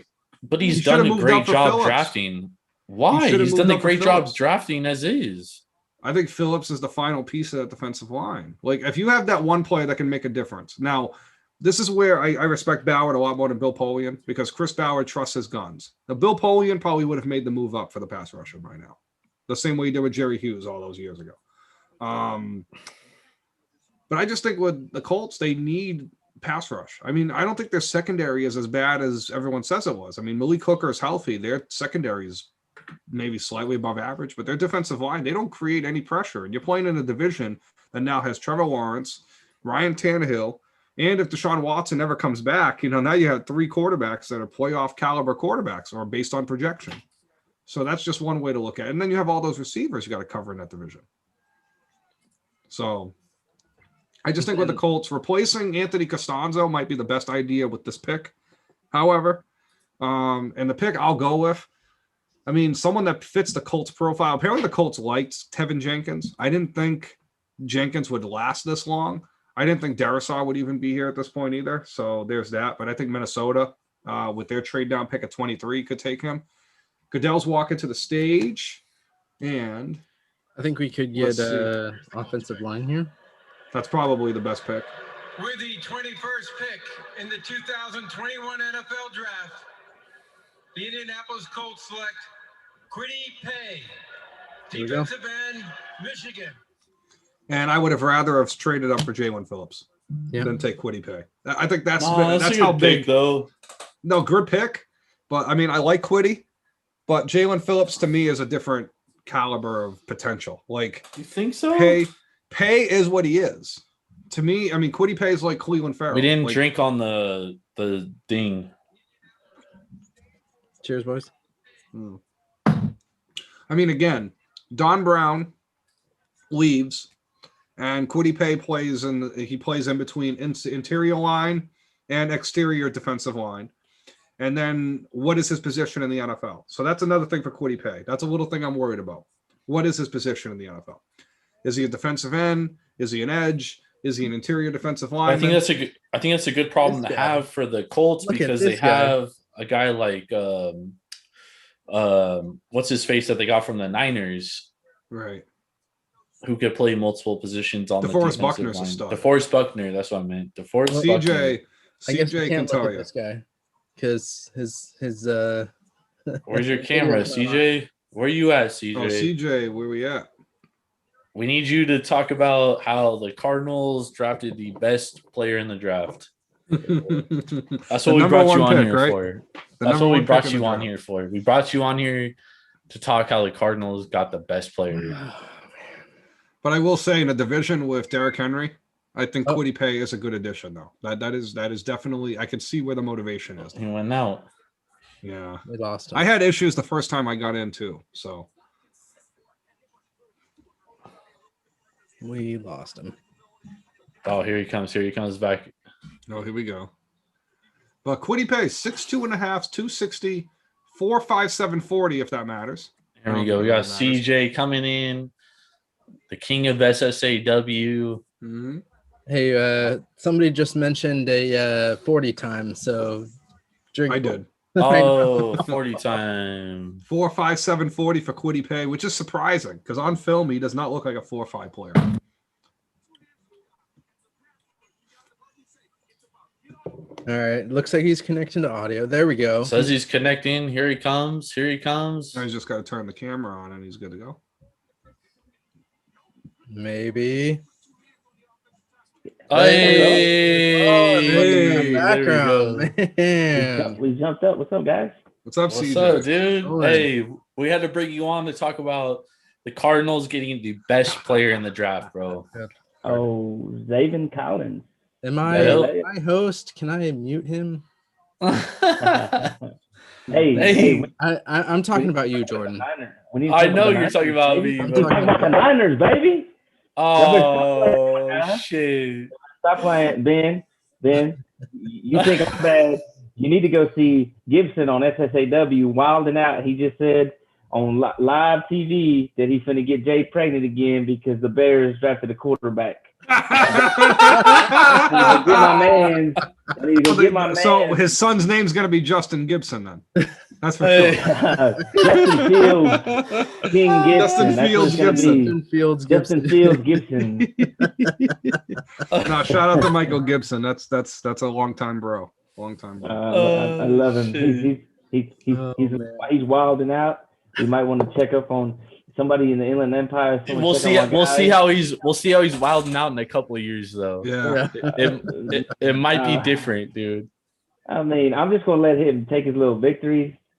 And then we can bump this video in a couple years, and then Yeah. But you know what's crazy though? I had Kwity Paye falling into the 20s in my mock draft, and I feel justified now for that.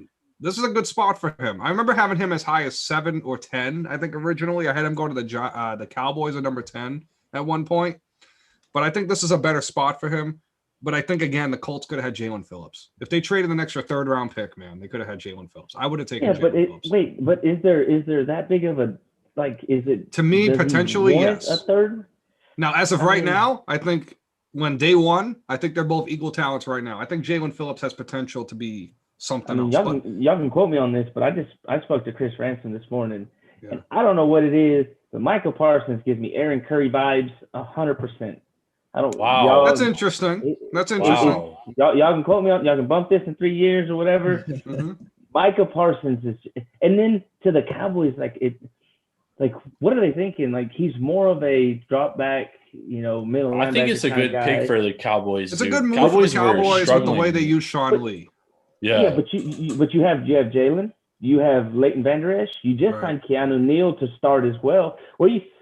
What other position can you put him at? Like he's got to rush the passer, and like when I see a pass rusher, like I want to see dominance. I want like it doesn't have to be all the time, but I want to see like spurts where there goes that man again, and I want to see him control line of scrimmage, and I want to go to move. And when I see Parsons, I see a lot of like second guess. And as a pass rusher, if it's not instinctive, you're not going to get there you're not going to get there for sacks because a lot of it has to do with you got to either be first off the line or have a go-to move that's almost unstoppable. Yeah. And with Parsons, I don't really see that. Like I struggled this draft with pass rushers to say, That's that boy. I really like Aziz and I like Joseph Osaya. Like two guys that either are going to beat you off the line or have, bull rush, swing move. They have an arsenal behind them. But it's like once you get past them, you don't really see pass rushers with really, really defined moves. It's all just. There's a lot of guys that are probably like 2 steps away from getting to their final product. One guy in particular, I'll throw out there too, Ronnie Perkins, right? If Ronnie Perkins, I really like Ronnie. He's about 2 steps away from being like a Pernell McPhee type. Another guy I'll throw out there too is Carlos Basham. Oh yeah, Titus. Tennessee pick is in, by the way. Okay. But Carlos Basham's another guy I like a lot too. Brian, turn the audio up. Where do you think? Goodell hasn't walked on the stage yet. Yeah, where do you guys think Tennessee's going, offense or defense? I had Aziz, so I'm gonna stick with Aziz. I think they go corner. I think they might. I mean, go Vrabel will vouch for a pass rusher if he likes one because he vouched for Harold Landry last year. So I'm going wide receiver. Bateman would be nice there. Yep. I think they need to bolster up that offense because all they have is Derrick Henry. Did they lose Butler? Did they let Butler walk? I mean, I think maybe a more pressing need there. But, Dory Jackson too. It is Tennessee though. And Farley's still on the board, right? Farley's still on the board too. Yeah, I mean, I'm not shocked that he fell, but Farley might be my favorite corner in the draft though. Yeah, Farley's definitely cornerback number 1. Talent it's wise, just like those back injuries are the.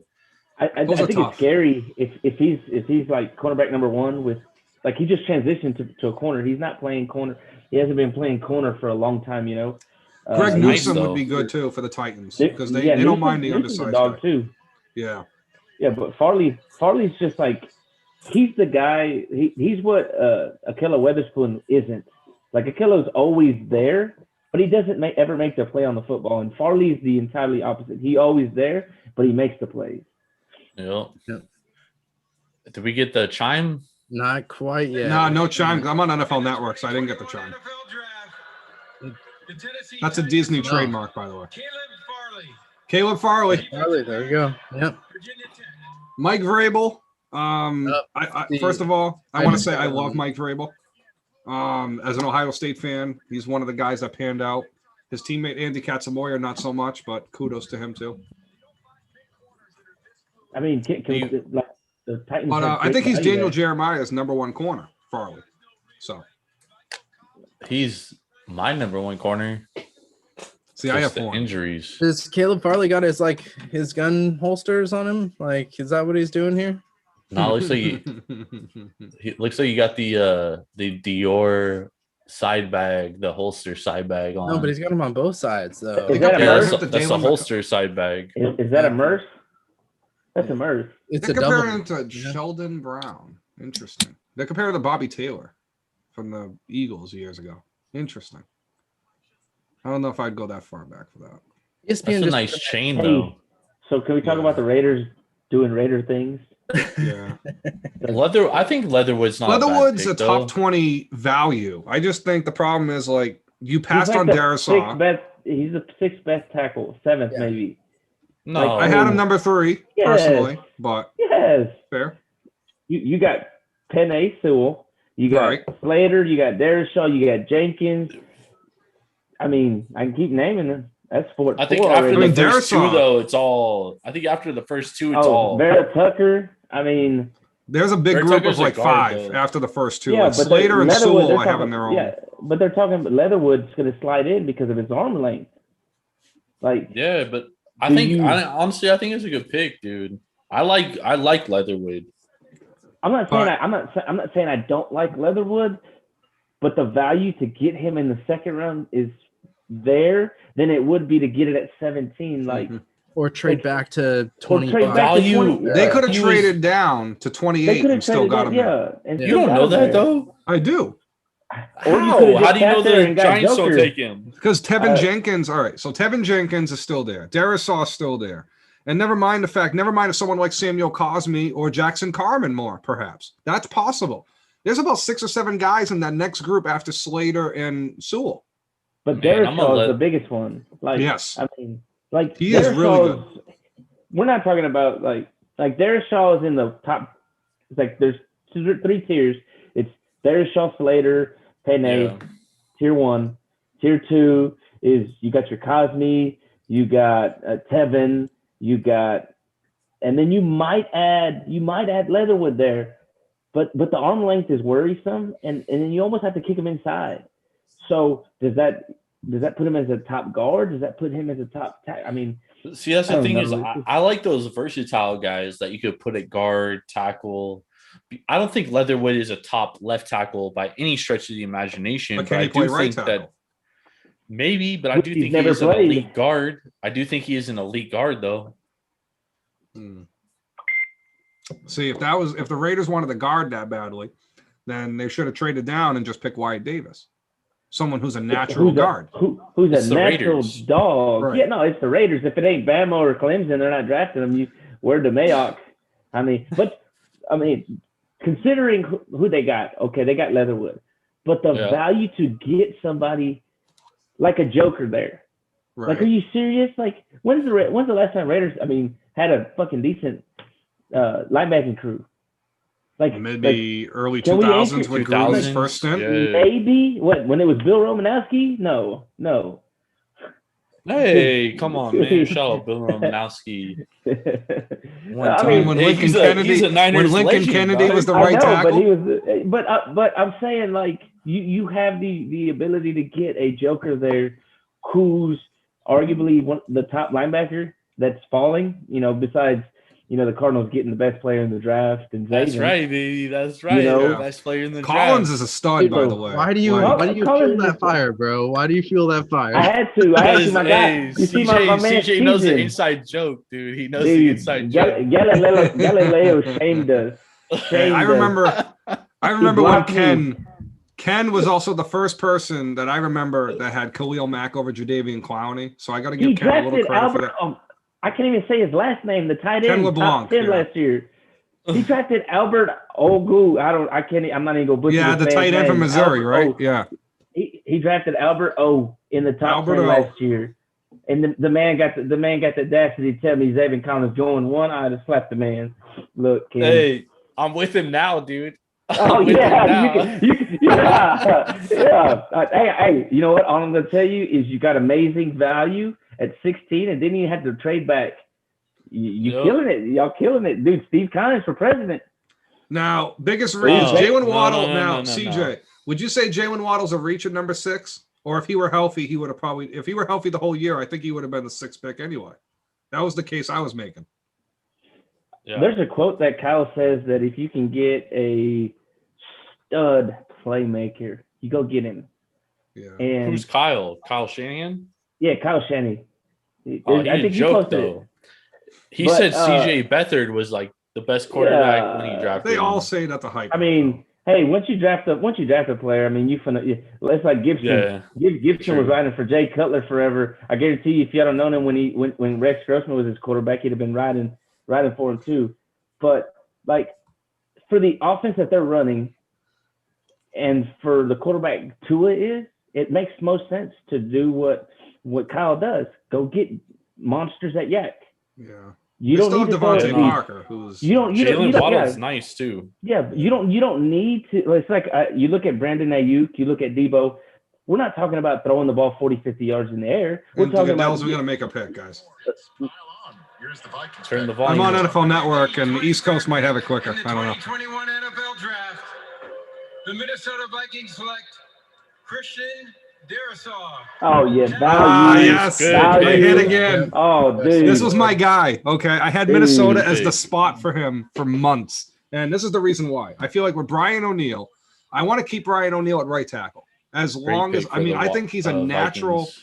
I think Brian Right O'Neill tackle. is one of the best right tackles in the We league. didn't take a sip for that chime either. Hell yeah. I'm glad I quit alcohol, guys. I'm down 4 beers and a shot. Jordan's I'm on Down like 7 beers. I'm on my Starting 5th month beer 5 already. of sobriety. Starting Good month for 5 you. of sobriety. Good for fucking- There you Hey, go. There you kudos, go. man. Better than I could do. Facts. Now, what I like about Darrisaw, when I see Darrisaw, I see someone that could potentially be Terran Armstead, like an elite tackle. Now, obviously not the same kind of player because Armstead's a much better athlete than Darrisaw. Armstead's a lot better athlete than a lot of guys that play in that position. But with Yeah. Darisaw, I see an elite level tackle because he's just a mean motherfucker, man. That's it. Virginia Tech is a school that really is a physical. They've always been playing physical. Second team All-American. I like it. And I think for Minnesota, this was a guy they wanted all along. Fits the profile for what Rick Spielman picks. Dude, I bet they're stoked that they were able to get him at 23. And get extra picks. The Yeah. Spielman hit the jackpot. Wow. Rick Yeah. Spielman deserves to be the executive of the year for the last 18 months that he's done on the job. He flipped Brian. a $40 million deficit into a $20 million surplus. That Brian. man deserves a kudos. He needs a bonus. Brian, Dude, go ahead, CJ. Go ahead. I was just going to piggyback off of Spielman. That dude's a monster. Yeah. How many goddamn picks does he have? Yep. And then you He was trade able to get back- Gladney last year, which Yeah, you get Gladney as well, but you trade back and you get arguably the second, third, maybe third best tackle in the draft at what, 24? and he was the Or fifth tackle 23? taken, arguably. Yeah, hey, and the Steelers pick is in. Yeah, and Goodell's already up there. So Now, I was I gonna think this say, could be Brian, Landon Brian. Dickerson they're going Brian. or Running Najee back. Harris. Brian, this is Najee. your favorite Running team back. of all time. Yes, it is. Who are they taking? Who are they taking? running dude? back here. I'm going to go with either Landon Dickerson because it's someone they brought in for a visit, or Najee Harris. I think Yeah, if they're going to go all in on Ben Roethlisberger, then I think ETN's a better running back in the draft. I would rather have Harris in the AFC North I when think- you know you're going to be. I think they go Late in Harris games? because of the tread and tires. Remember, NFL GMs covet running backs that show potential but don't have a lot of wear on them tires. So when it comes down to it, I think Najee is going to be the pick because he wasn't ever the feature back and he never carried the ball that many times. That's who I However, would go with. I love Michael that Carried the Carter- ball a lot last year. if they bro. don't take running back here, Michael Carter in round 3 has Steelers written all over him because Michael Okay. Carter just looks like a Pittsburgh Steelers running back. or Javante. See, Vegas Man, had over I'd take under on running ETN backs over- in the first round at a half. So Who? Would they have been? Vegas had over under on running backs in the first round at 0.5. Yeah, Oh shit! I would have gone over though. I would Yeah, have gone Yeah, over. easy. Harris and Etienne are both first round talents, but Etienne's injuries last year kind of ruined him a little bit. Cue the Boo Birds. A lot of boos. Damn Pittsburgh, mean. Oh, There we go. 2 Boost. sips. In the 2021 NFL Draft, the Pittsburgh Steelers select Najee Harris, Yep. running Running back, back. Alabama. So that tells me that they think that Humphrey, Dickerson, or one of those centers will fall to them in the second round, which is fine because they might be able to get it. Harris, in my opinion, is not Derrick Henry. Now, when Derrick Henry was in the draft a couple years ago, I had him as the number 1 back over Zeke Elliott, and Ohio State fans wanted to disown me. I swear to God. I think Jordan remember. I think I remember telling Jordan this. though. I hated Henry. I don't care. Henryville? I don't care what he's doing now. I hated Henry. No, it's fair, but I think that the reason I went against Elliott was because Zeke Elliott's pad level at Ohio State was a little Damn, look worrying. Where that Something to me. party's at for Najee Harris. Where's he at? Somewhere Oh, he's in the Emeryville. Bay. Yeah. Where I the don't hell like is that Matt Emeryville? Forte He's comparison. from the Bay, Yeah. but But I don't damn. like that Matt Forte comparison the NFL Network made. Mhm. You guys remember Steven Davis from yeah. Washington and Carolina? Like that's Yep. kind of like how Najee runs like, but Najee is much better as a receiver than Steven Davis was. I feel like every time Steven Davis tried catching a football, he looked like a lineman. He looked like he wasn't meant to catch a football.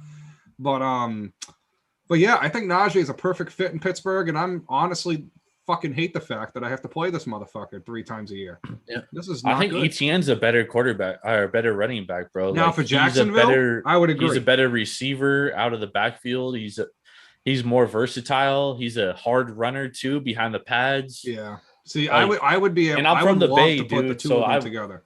Yeah. I like Najee, but Travis Etienne, he's like a modern day back, bro. He's like the modern day back. Fair. And I would actually take I like both North Carolina backs too. Yeah, in their own I way. do too. I was I big also on like that Carolina. running back out of Missouri too. What's his Yeah. name, Brian? It's blanking on me right now, but I know Come on, there's a lot of man. good. I went like to you for the fucking knowledge. Let me Rondell down Moore there. or what? Nah, that kid out of Missouri this year. I'm gonna have to. Oh, Roundtree. Roundtree. That's Yeah, it. he's nice. Yeah. He's nice. He's Jared very Patterson from nice. Buffalo. I want to see where he goes down the line too. I like Killian Hill. Yeah. Kylan Hill. Mississippi State. Yeah. Chuba Hubbard from Oklahoma. I always liked Okie State as I applied to Okie State out of college. That was like the one school from the South I applied to. If I applied there after college, That's not even the South. That's not even the Alabama. South. That's Oklahoma. Alabama ties for the most draft picks in a first round at 6, and we still have 7 more picks. And guess what? And we still can Landon see that was Dickerson. an SEC pick, and Yep. we got to Dickerson and Barmore could still go. So Yeah. there could be. I had Oh, not. I think I had 8. Barmore has to go. Barmore Yeah. has to go. I mean, Baltimore should take him if he falls to them. Just saying. I think Baltimore goes receiver. You don't think Bateman goes there? Bateman or Marshall. I'm okay with either. I've come to this conclusion. I want Marshall because Marshall's 6'3" and can play on the inside. And if I look at how Willie Snead was with the Ravens, CJ, Terrence Marshall does a lot of the same things. So I feel like that transition's easy. And if they like Miles Boykin enough on the outside, which I don't, I would love to move on from Miles Boykin. They like Boykin enough and they like Hollywood enough. Then Marshall's kind of a nice compliment there. But I would rather trade down from 27 and get Good. Marshall in the early second round tomorrow. I feel like Marshall will be there at 40. Brian, Yeah. Lamar still got to get them the football. Oh, I realize that. That's the problem. He Lamar can But that's Still the issue. not- See, this is the dilemma I have. I'm used to being in quarterback purgatory, so it's better than Kyle Bowler. So that's why I'm not like blaming saying Lamar it's Jackson. not, but it's still to the point of there's gonna come a point in time where y'all gonna have to pay this man, and if y'all don't pay him, it's gonna look even worse. So you guys are in the pickle right now. Me and Jordan talked about it. Yeah. If they pay him, you're in a bind because now you're banking. You put all your eggs into that basket and hope like hell he can develop as a quarterback, which we've rarely ever seen. Right. Ever. Okay. Or you don't pay him, and everybody in the NFL says, you know what, F Baltimore because y'all didn't pay my guy. You know, because LJ became everybody's sweetheart to where everybody's defending him because everybody thought he's a running back. Or everybody said he's a quarterback. Polian. You know what I'm saying? Everybody went after Polian because, oh, he's a running back. Brian's favorite GM. You know what dude. I'm saying? Yeah. But Now, this if is the y'all same don't pay him- dilemma with the Ravens. So Y'all put him in a DaCosta's bind. been there for so long that like DaCosta's been through the whole apocalypse of the Ravens organization. So this is the thing. The Orlando Brown trade kind of irritated the crap out of me because giving up a second round pick to only get a first round pick, to go from 57 to 31 and to give up an all pro tackle, literally, probably the third best right tackle in the league at worst. At worst. But granted, you weren't going to get anything more than a comp pick for him. So I'm okay. I can understand the logic there.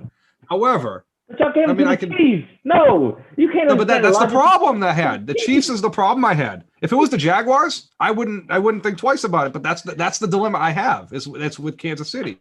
Now Kansas City is going to have to pay him about 18 to 25 million. Let them deal with that.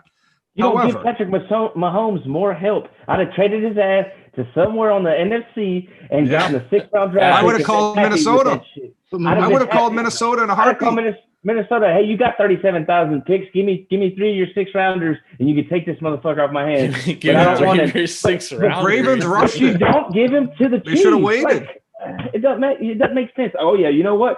Hey, we just threw for 97 yards against the Chiefs, so I'm going to give you our star right tackle so you can play left tackle for y'all because we don't know what the fuck we're doing in Baltimore. Come on now. That doesn't Now, make Brown- sense. Don't know now keep what in they're mind, doing. They're stuck Ronnie with Lamar Stanley- though. It's not that they don't know what they're doing. They're stuck because they got a guy that is like performing good enough to win football games, but On he's both not sides. performing well enough to win you playoff games.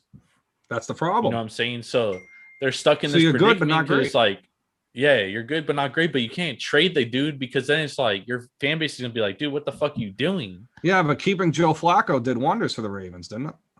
So here's the Oh, thing with God, the Ravens, here we right? go So with I'm the Joe realistic. Flacco talk. If they didn't keep Joe Flacco, if they let Joe Flacco go the same way they let Trent Dilfer go after 2000, then they deal with a PR disaster similar to what the Celtics are dealing with in the NBA, where free agents don't want to sign with the Celtics because they don't trust Danny Ainge to build a Go fucking fucking team. Jags. This is the Let's same go. problem.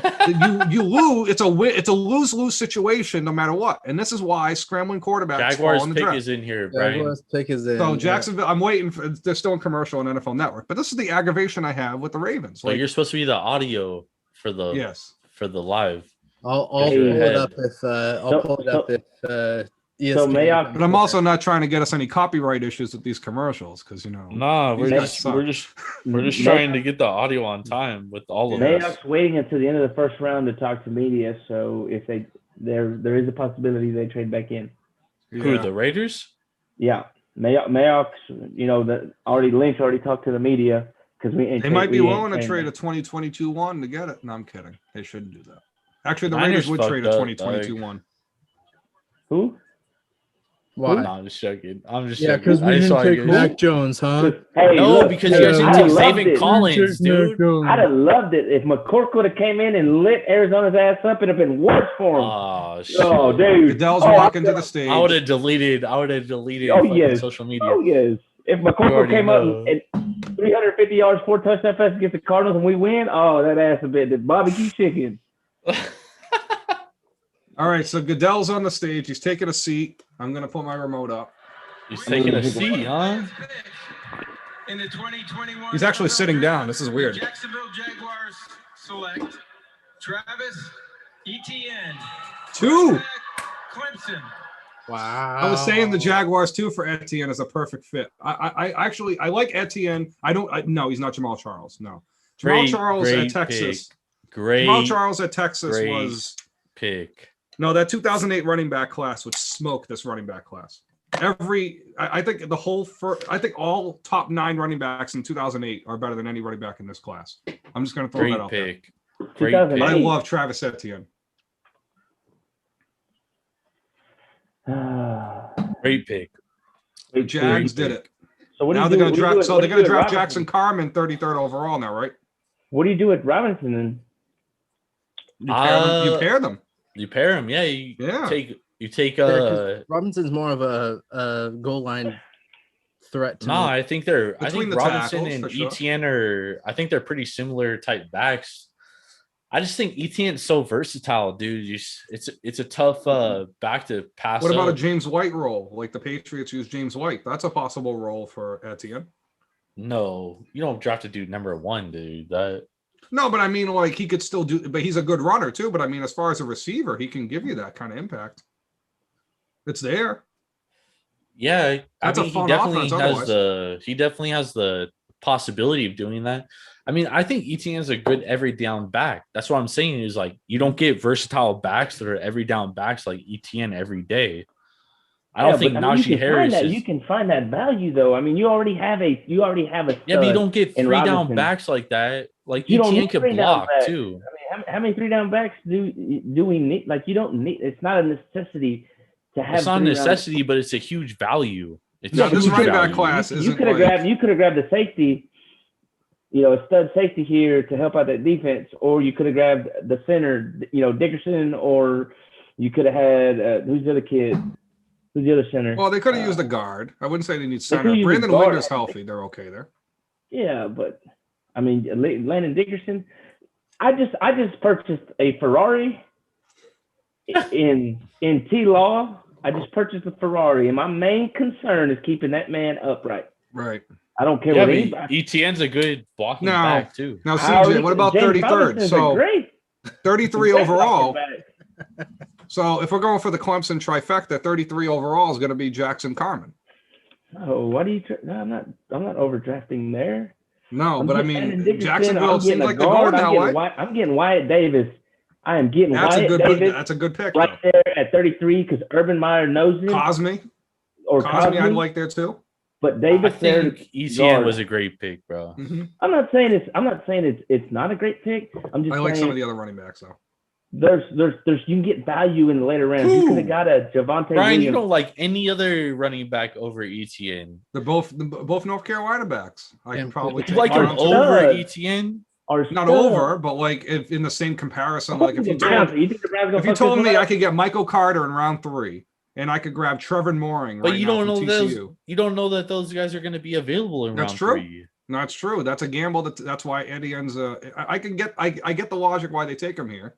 I thought Etienne would be more in play at 33 than 25 though. Or you like Etienne is the first overall running back like 3 months ago.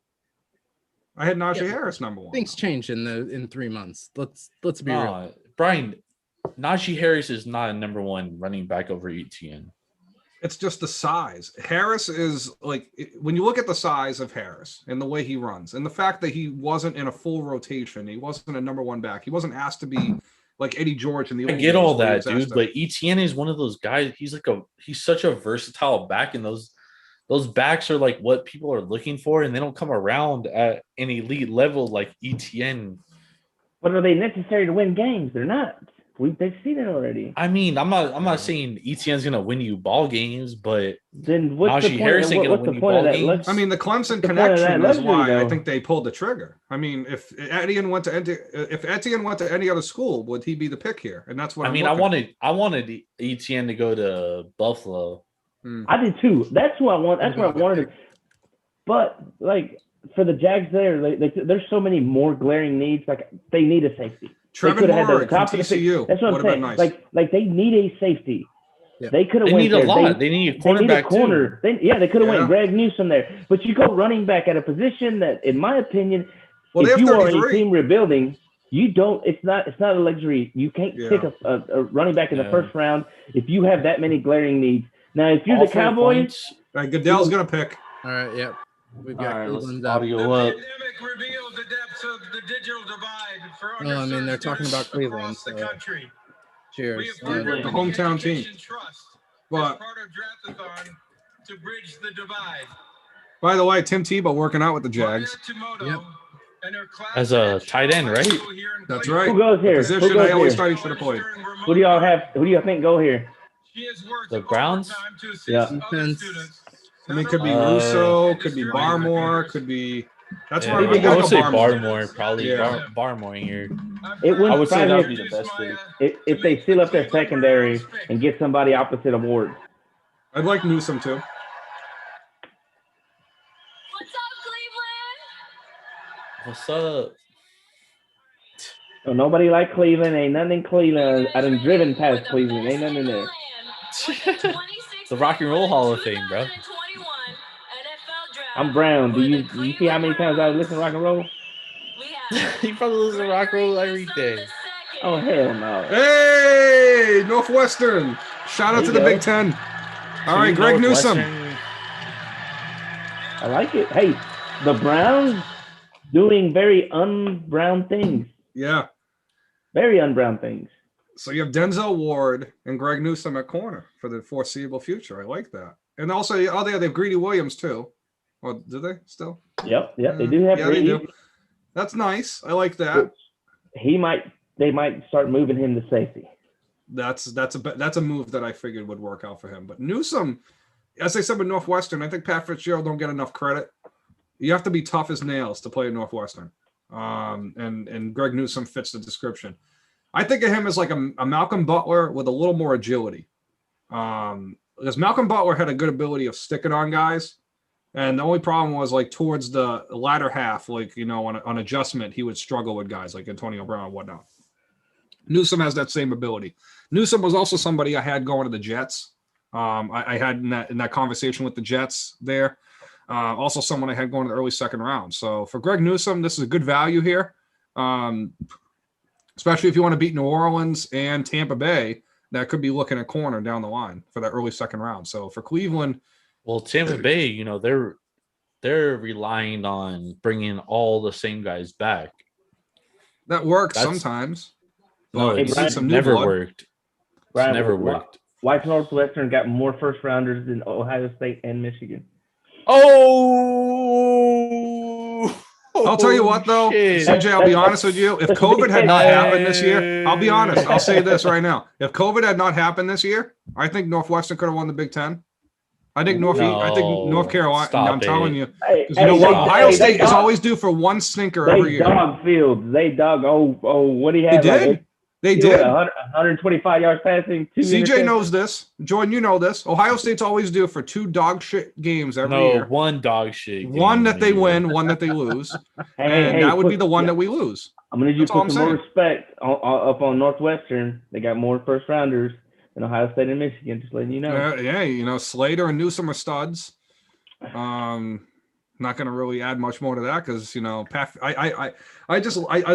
I I root for Northwestern. I root for the little programs in the Big Ten, not the little. Actually, that's a horrible way to put it. But like, No, you're a fucking Ohio State fan. no, dog. but I don't want to sound like a freaking. I'm like You're an like elitist of the Midwest, dude. yeah, I get that. Okay. Hey, Fair Ravens enough. are up. Aren't the Ravens are up? Brian, So- who you going with? If Yeah, I did the not Ravens think are up. So I wasn't hold sure on, hold on. Rashad Brian, Bateman would be hold on, here. Brian, before you say something. Yeah. So the Ravens are up. This is Yeah. Brian's squad, right? Mm-hmm. Brian should be a Patriots fan, but he's like a Boston fan of everybody Nah, else. Tom Brady. but I couldn't the- root for a Michigan quarterback. That's a sin. All right.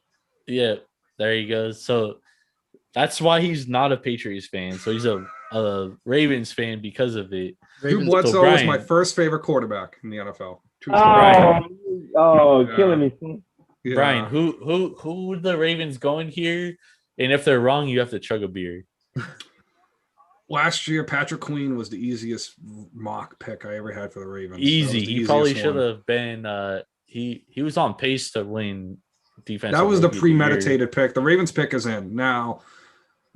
I It wish seems like they're going to bring Dennis Kelly or Andre Villanueva in, so they might pass on right tackle here. Leatherwood was the guy they really wanted. From what if I'm believing the reports out of the That's why reports Brian that- doesn't like the Leatherwood to Raiders pick. By the way, That's why, 'cause that makes sense. But Leatherwood That was a makes reach though. But at 27, he's a better pick than 18. why is it I a reach mean- if he's highest graded? Wait, Now, wait, however, wait. however, no, you trade according back. to Jamison Hensley, the top tackle other than Leatherwood on their board at this point is Tevin Jenkins, and he's still here.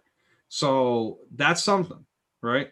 However, if they're going to sign Dennis Kelly or Andre Villanueva or both, which they could sign both, depending on Alright. how the market goes, then why the hell would you take tackle and why not go after edge rusher, which is a bigger need, and there might be more guys available there. Yeah, but you could trade back for edge They have 31. rushers too. But I think wide receivers are the biggest need on this roster because So you could all the trade back drops that were to last year. you could trade back to the third round and draft a guy like Amon Which is why the Rossi Brown. Which is why the Brown move to Kansas City was dumb to begin with. Trading him wasn't a dumb idea. Trading him to Kansas City was where I had a little bit of fighting words.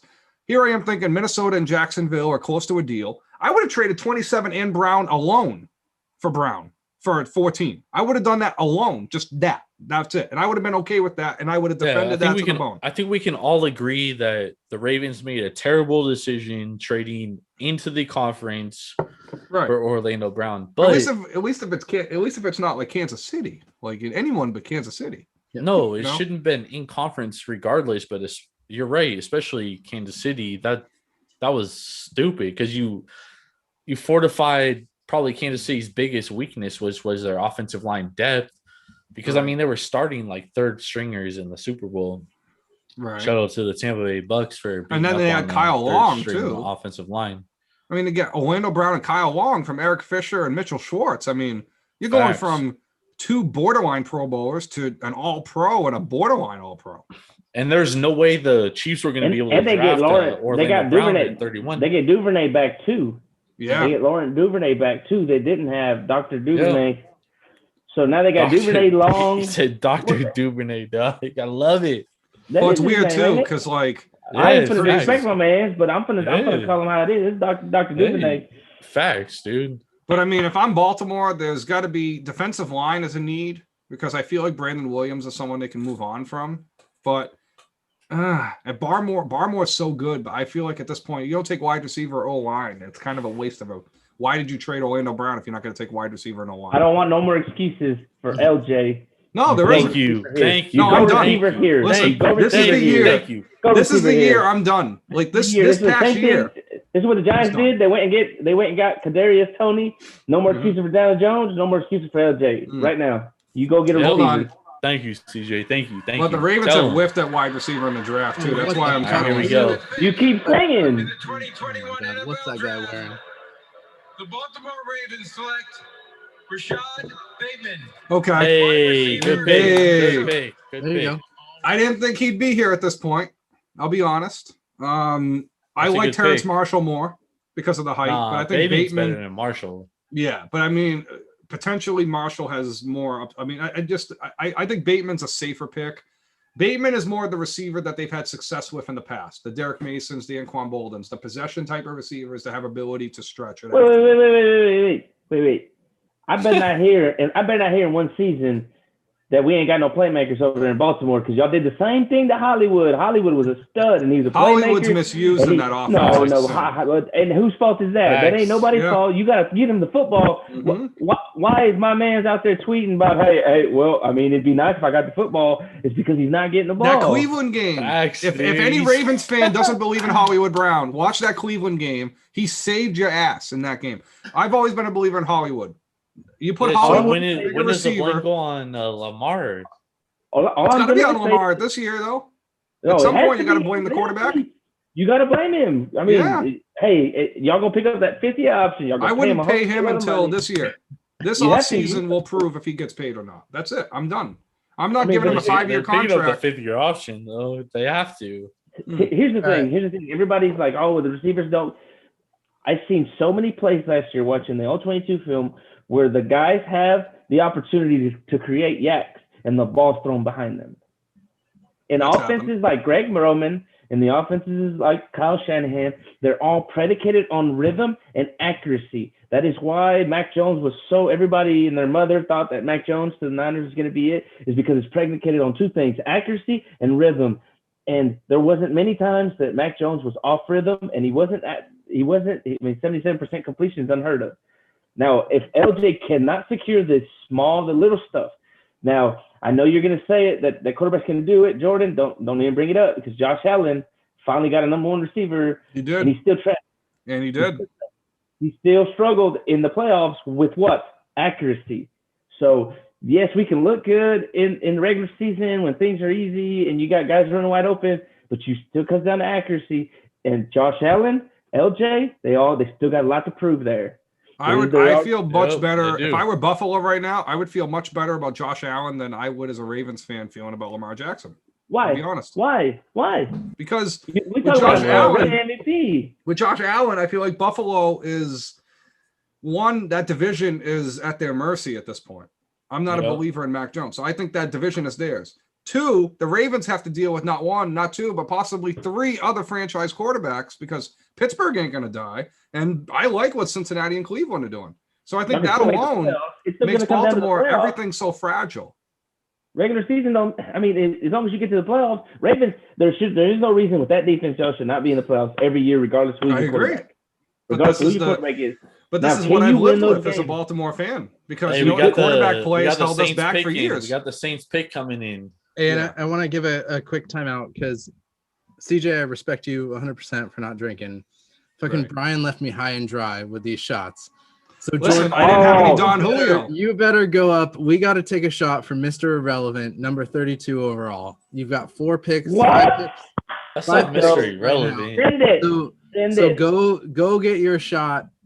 I've got my tequila here waiting for a shot. All right. If I got Cuervo, if I got any tequila upstairs, I will do it. You got to text Cherie. Brian, I don't know if I even got Cuervo upstairs. My Niner brethren up there is just taking hammering shots. Yeah, you got to get on his level. I'm stoked. So the Saints, right? Trey Lance, baby. That's it. Transition into New Orleans. Their cap situation is dire at this point, right? So they have a lot of young guys that they got to extend. They got Thomas, who got a big contract. They got Marshawn Lattimore, who I'd like to keep around if I were them. They lost Trey Hendrickson. Where do they even go? They have 4 or 5 holes that they could fill. I mean, Emmanuel Sanders, Hendrickson, and then linebacker being one. DB could be another. Do they go pass rusher here? I mean, they could. I mean, Russo is not someone I like, though, because Russo's slow first step bothers me. It's like a quarterback with a bad release. It's like Justin Fields, for example. But do they do what they did last year? Was it last year or 2 years ago where they drafted Davenport, right? Yeah, Davenport. That's the guy I brought up. I mean, Aziz is still there, right? I mean, injury concerns with him might be. Man, like freak of nature, like Aziz. Like, have you seen his measurements? Oh, absolutely. The dude is a freak of nature. Like, he could push you on your shoulder, and you wouldn't be 6 inches from touching it. That's how long his arms are. Like But- that's what you want in a pass rusher. I get But that, and you know what's crazy? When I watched the film the first time over, I got Brian Burns vibes from him, which I mean, I was big on Brian Burns a couple of years ago. I don't know if you remember that, CJ, but Brian Burns was someone when he got picked by Carolina. I go, Carolina finally got their successor to Peppers, finally, and Burns looks pretty good. He's Aziz been is a playing step actually down from really that. damn good. Yeah, he's a step down from that. Matt Judon is someone I kind of like as kind of a comp for him, right? And now it might be a couple of years where, but Aziz will play the run, so it's not like he doesn't play the run either. So I think you could put him in a. See, I like what you said about the 3-4 and the 4-3. It doesn't really matter what they're doing. You're still playing the outside. You're still playing the edge. You still have to control the edge, and that's a big thing because I remember playing that lightning position in high school. So I remember that being told to me time and time again. Like unless we're talking about like you playing D end in a 3-4. Then it's entirely different because then you're asked to take blockers. But when you're an outside linebacker in a 4-3 or in a 3-4, and you're a D end in a 4-3, those two positions are the same. You're still are going after the quarterback, and you're still refreshing the quarterback, and you're still guarding the screens, and you're still playing outside and contain. and you still So got it's to set the edge. Yeah, so that is the same. The only time it changes is when you're a 3-4 D end instead of a 4-3 D end. That's Right. the only big difference there. Now Goodell's walking to the stage, and with Cameron Jordan getting up there in age, Barmore might be someone to pair with him if they wanted to really take best player available. Because he's my number 12 player on the board, and he's still here. In the 2021 NFL Draft, Yo, the New Orleans Saints select Peyton Turner, defensive I end, like him, Houston. but too high. Yeah, but So he's Peyton right. Turner from Houston. they needed someone to fill that position too. He's the first player on the board tonight that I did not think would go in the first round. So that's one whiff on my part. That's bad. I mean, Bad boy. I mean, there's a lot of the times you sit here and watch and you're looking at these DMs and you can't tell what the fuck they're thinking. Hell, half the time you're like, man, how'd you get a job? You know? I But mean, he's got the size. I mean, Peyton Turner, he looks the part. That's for sure. So I kind of get where they're coming from there. this but- worries me because that means Jason, I don't know how to say Oweh. last name. Oweh. How is he I mean, first he's round gonna get hype? overdrafted. Most confusing thing ever. He's got like 3 sacks in his entire See, fucking I projected career. him as like a will linebacker. And I think he can play linebacker in the NFL. But that's different for me. Like where Koromoa is, like how people say it about Koromoa, I think Oweh is another version of that. Yeah, but But he's not a Joker's pass rusher though. I don't know Yeah, where all the hype came from. Joker's a tackling machine. Jason's like, he is Jadeveon Clowney without the hype. Mm-hmm. He's a freak of nature with no production and he ran a 4.3 as a pass rusher. Like, But are you just going to put Here's him my in for question wheel though, with routes these or 40 what? guys, right? These linebackers that run good 40s, what's his agility time? That would be the biggest thing. How does he do in the 3-cone drill? That would be the first thing I ask. Like the first combine drill I ask for linebackers. Because like a lot of those guys that do well in the cone drills end up doing very well in coverage. I don't know how Oweh would do in coverage because they only used him as like a blitzer that would end up getting himself blocked a lot of times. Yeah, but do you draft a coverage linebacker in the No. first round? No. No. You don't Hell do no. that. I wouldn't even draft him in round 2. I'd probably what's go the round hype? 3. Now, what's the how about hype? Jamin Davis, though? So is Jamin Davis a reach? Because I had him going 37. I like him, but I think he went a little high. I like Jamin Davis. I think he went a lot high. Like, I mean, we're talking about a kid that was projected 5 or 6 rounds at the beginning of the year. Mm-hmm. Oh, Zach Wilson. Well, that's quarterback, though. Yeah, That's but that's different. quarterback, though. Compared to linebacker, I mean, look at McCorkle. I mean, even Darius Leonard was never McCorkle worse than a looked like third-round shit pick. last year. Even Darius And- Leonard, the year coming in, his senior year, he was no worse than a 3rd or 4th-round pick. So there was already Leonard- hype on Leonard before there was hype. Or on Leonard Floyd. Leonard Floyd the same way.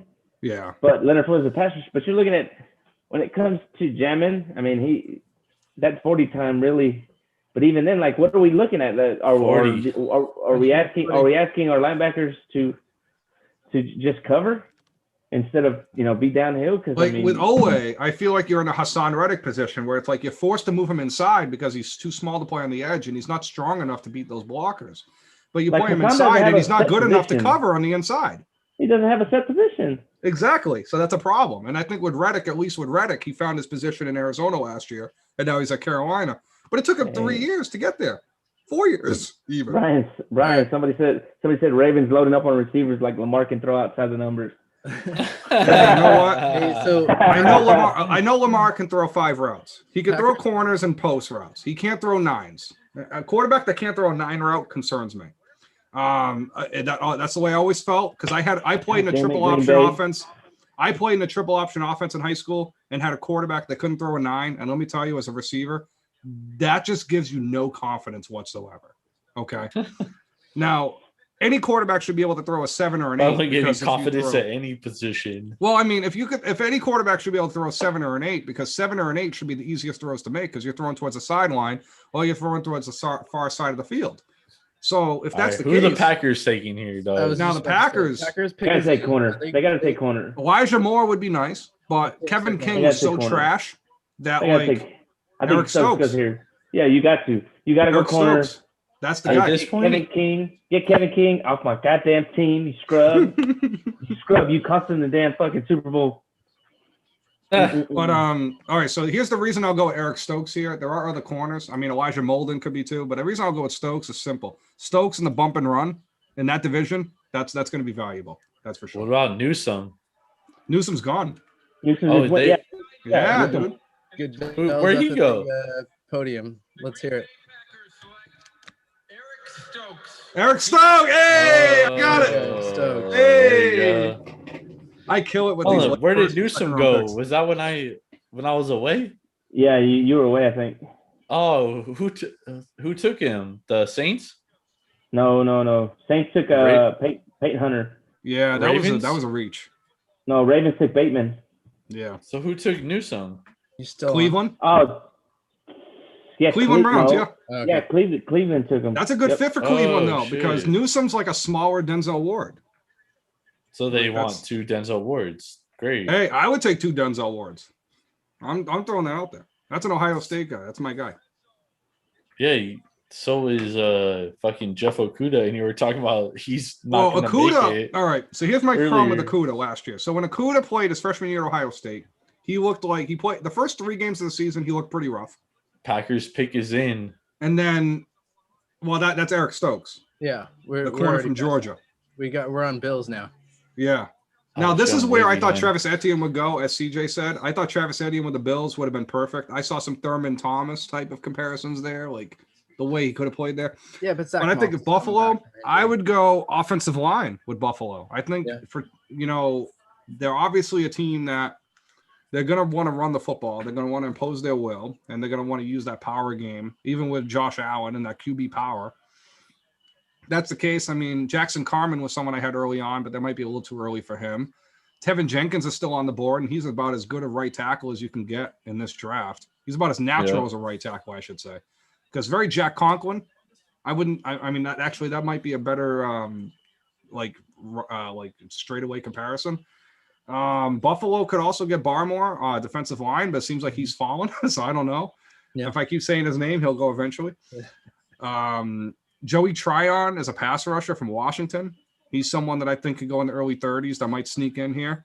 Stokes was someone I thought for Green Bay right away because of the profile they look for corner. They like those short physical corners. So Stokes was an easy projection on that front. So, but I like Buffalo. I root for them. I really do. Anything to keep New England off the freaking pedestal here. Well, they don't have a Michigan quarterback anymore. I'm gonna need you to take it easy on them. Y'all better watch out. Look, McCorkle's gonna make you look bad.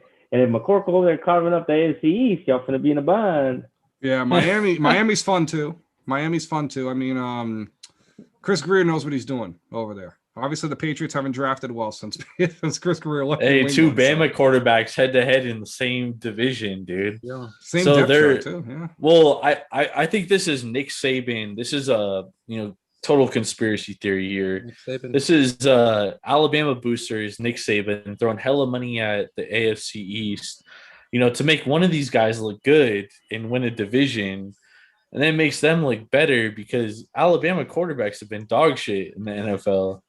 Well, since the 60s. They had Kenny Stabler and Joe Namath 2 in a row.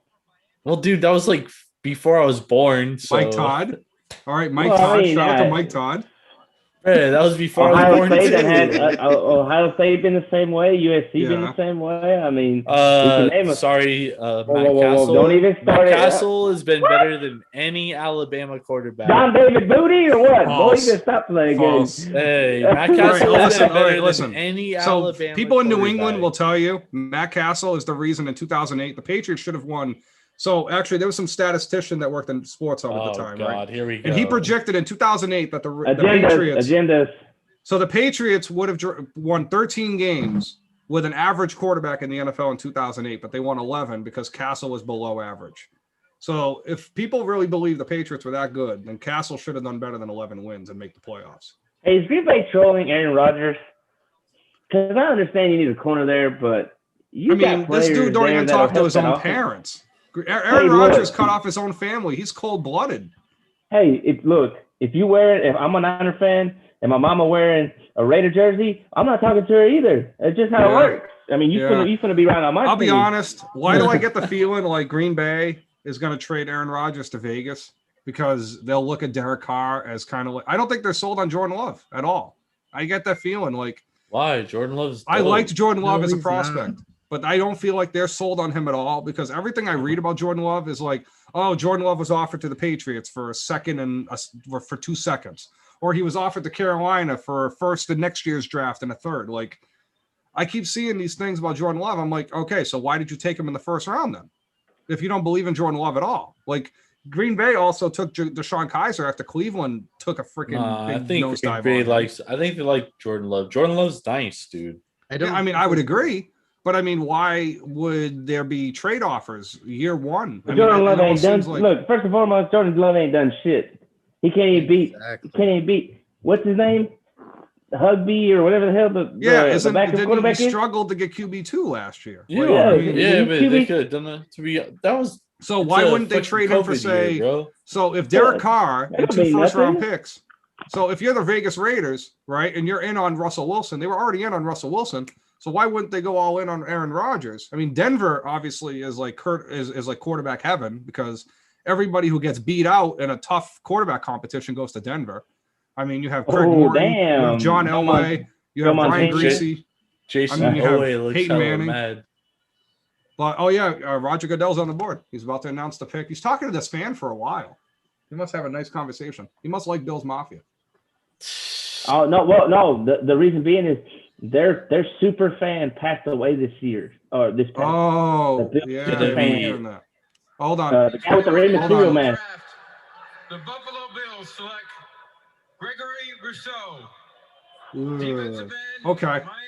I get why they did it, and I get why Buffalo would take the gamble because Buffalo has taken a lot of. All right, so Buffalo likes taking raw guys on defense. They've had history of doing this, and McDermott had a history of doing this with Philadelphia and as well.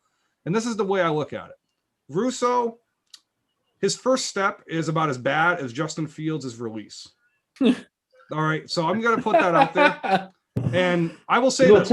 Now, for Russo to still put up the results that he put up, the numbers that he put, if you look at the numbers, Russo should be a top 15 pick. But if you look at the film, Russo shouldn't go before the 3rd round.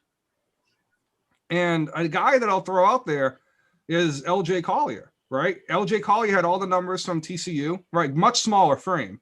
But LJ Collier had all the numbers at TCU, had all the tackles for loss, the sacks, the pressures, whatever, all the PFF numbers supported him, whatever. But LJ Collier goes to the NFL and, well, okay. Well, guess what? He's not the strongest guy in the pitch. So he's not going to really do that. So that's another problem Brian for Russo. loves bringing up these soccer fucking references. Though. I know I said pitch. But here's the thing. Like, you got to be able to get out the quarterback, but you have to be able to – see, in the NFL, every little second counts. And that quick snap, being able to get – see, this is where Jalen Phillips was much better. Jalen Phillips, to me, just has the whole repertoire compared to Russo. Played the same role as Russo and did better than Russo. I mean, Russo had probably another 4 sacks, but how much of that is because Miami, their secondary was a little better than the one they had this year? Perhaps. I think Russo was nice. I think so, too. But, I mean, again, there's still concerns. Like, I mean, as I said, the guy put up numbers, and the guy's strong as hell, and he's going to fight through everything. His work ethic is really going to help him. But again, his first step is awful. He's got that time. If he fixes that first step, he's got really good potential. Like the All right, Giants we're were getting in on close him at to- 11 at one point. We're getting close to Mr. Irrelevant, number 32. That's not Mr. Irrelevant. That's number 259. I gotta go. Actually, after this Buffalo. Well, actually, let me go see if I have any tequila at all. If I have Anybody- Jose Cuervo, I will do a shot with Anybody's you. got shots. I'm not doing whiskey or vodka because that's my brother's shit. Alright, However, alright. You I'm can a still drink it tequila if guy. it's your brother's shit. I'm not taking my brother's shit. I've already got my tequila poured, so Send it. He said, hey, Ben said you got to take 2 to match up his for everyone he takes. So he done taken 6 right now since you left. love it. Fucking love it. Fucking Niners, dude. How do you feel about that, man? I mean, it wasn't Mac Jones, so I'm happy.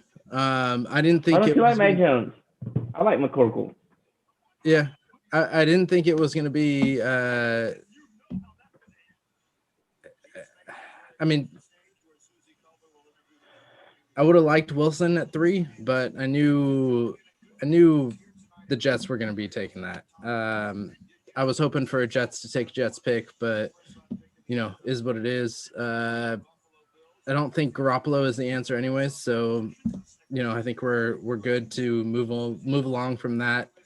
I mean, as Jordan's always said, like your best capability is availability, and Garoppolo is a fucking glass house. So that's tough to have. I hope we can actually get something for him, but I think we got to push past that. So, anybody there is going to be better than what we got, and I hope we can get something for Garoppolo. And I hope Even then, Lance, man. I hope Skip Lance, that. somebody who we can actually start this year. It's gonna be tough having a rookie quarterback, going through this, but our defense is strong enough. I think we can push that and utilize that to be a way to push through to the playoffs, and then hopefully by the end of the year give it an extra game. I think that's going to help, and give us a little push for the playoffs there. Fuck yeah. No, I think he sits this year. I want him to sit. I want him to fully digest. Well, because So y'all want to lose? I mean, even if we do lose, we got Jimmy. What you mean lose? Jimmy carved y'all up. Ooh. Jimmy okay Garoppolo. When we Jimmy sucked. okay Garoppolo. When we sucked. We sucked last year, and y'all had fucking fits with us.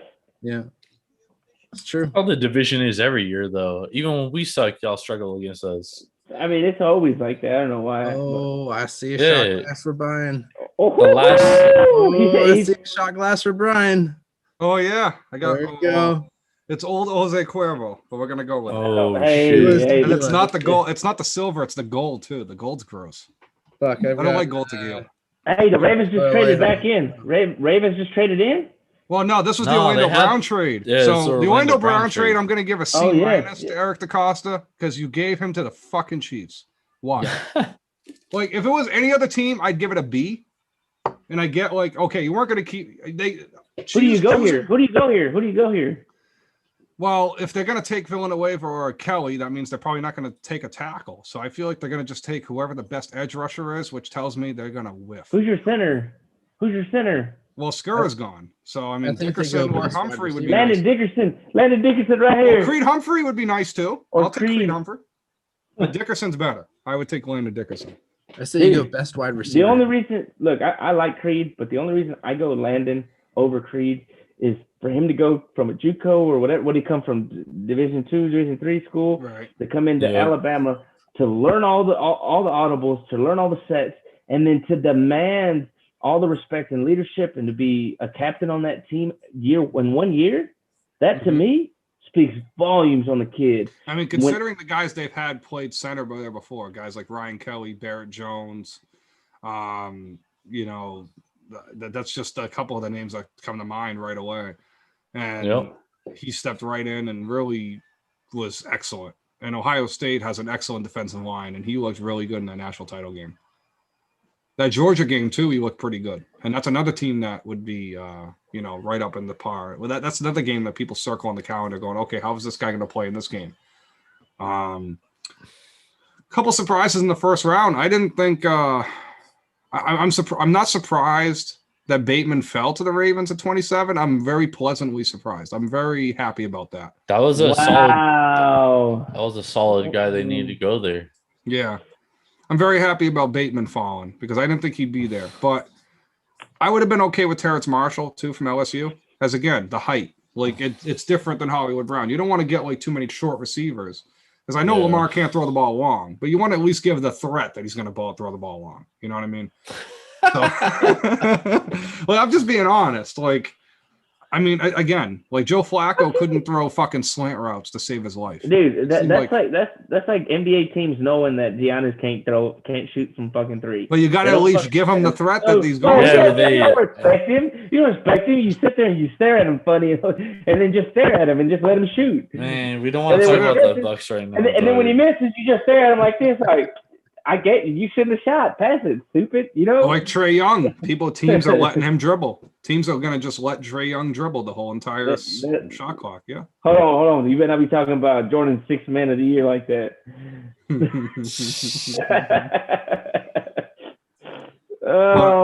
I mean, here's the thing with the Ravens. The Ravens really put all their eggs in one basket here because if they nail these 2 picks, then the Orlando Brown trade looks even. Right. So no matter what, you don't win the trade. So that's why I don't get why they traded him to the Chiefs. Who's your right tackle?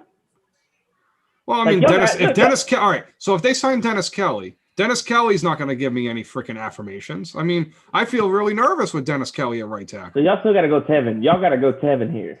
I mean, Tevin Jenkins is the pick. I like that. I mean Ravens history tells me they're going to take an edge rusher that's going to whiff. That's what it tells me. Oh my Sergio God, Kindle, like Sergio Kindle or something. Like that's what I'm feeling right now. Hey, Kindle, that was weird though. What did he got like a freak accident at his house? Yeah, he fell off 3 flights of stairs. Yeah, he fell 3 flights of stairs helping his cousin move into Washington D.C. Ravens pick. Oh, Jason Oweh. Oh my God. Reach. Oh my God. For those See, I knew this. How did I know they were going to pick an edge rusher that sucks? How did I know that? This is too much. But I mean, all right, here's the thing. Passing on Joker. What's that? Why are teams passing on Joker? Like, I'm baffled that Joker's still on the board. I'd have taken him before Jamin Davis. Yeah. I mean, I would have taken Osei ahead of Oweh. Osai. I mean, I would have taken freaking Ronnie Perkins over him too. You still got Aziz there. Aziz is still there. Sorry. Oh my God. See, this is another problem. I don't know. Maybe the medical. Ravens are another team that are very strict with the medicals. Like, they've had bad history with the medicals. I don't know. I don't think 6 tackles for loss and 5 sacks in 2 years is good enough. What about Baltimore? How do you not take? I think with everything going on with Brandon Williams' contract situation, you would think Barmore is a good pick, and you move on from Brandon Williams. You get a mid-round pick next year, and you replace him down the line. Like, I don't know. The cost of fucking this up. Like my man Newsom over there. Like, what the fuck are you doing? I gave you the keys to this Ferrari, and I'm driving. And you're driving a Honda now. I mean, Oweh fits the profile of the guy they would pick on the edge. Like, he's the same size as like a bus. Well, I mean, that's the problem. Like, I mean, Kindle they took. Kindle was 6'4", 250 bust. They're very 50-50. Like, they do very well in the 3rd to 5th round when it comes to defensive ends, but they don't do very good in 1st and 2nd round guys. CJ, like Judon, McPhee, Za'Darius Smith, those were all guys they picked in the 3rd, 4th, and 5th round. I mean, Za'Darius Smith played opposite of Alvin Bud Dupree and was better than Bud Dupree. Damn, so that tells me Shaka Toney is the guy they should have taken in the 4th round instead of this guy. Like, Shaka Toney, I like better than him. You're wearing a white tee for your 1st round draft pick. Y'all see that? He was in a fucking white tee. Hey, it must be the franchise boys must be coming back. I don't know. In my white tee. Bro, the Bucks lost to the Rockets tonight. Well, wow. So apparently the Buccaneers turned their pick in right away, which tells me that pick is in. They know who they're taking. Hold on. So when this pick hold on. They're taking Kyle Trask. No, they ain't. Joe Tryon, linebacker. He was someone I thought would sneak in. Yeah. Okay. Chris brought him up. Interesting. He's better than freaking Oweh. He's better than Jason Oweh. Kudos to Eric DeCosta, you taunting fuck up. Cheers. Mr. Irrelevant, fucking Joe Tryon. Hey, Chris Ransom brought him up, and Chris was, super hyped on this kid, on Joe Tryon. Much respect to that man. That man grinds this shit out. Yeah. That Chris? man was Yeah. on this shit. Yeah, Chris. I've known him for such a long time that I read his stuff and it really makes me think in a different perspective. And he gets you really thinking. And he's the only dude that does MLS drafts. The only dude I ever know that does MLS drafts. So kudos to him. He's the only dude I know that follows like college soccer. Yeah. Like my man's is deep, dude. Like hey, I'm more power to him. I love that guy. He grinds. I like it. I respect it a lot. Who are your winners, Brian? Just quick, don't think. Losers. I'm gonna go with the Ravens. I'm gonna go with the Ravens as a loser. Let's talk about losers. Let's talk about winners. Winners. I like what the Jets did, right? Yep. Zach Wilson, and then they go out and get the second pick. The 49ers, congratulations. You picked Trey Lance.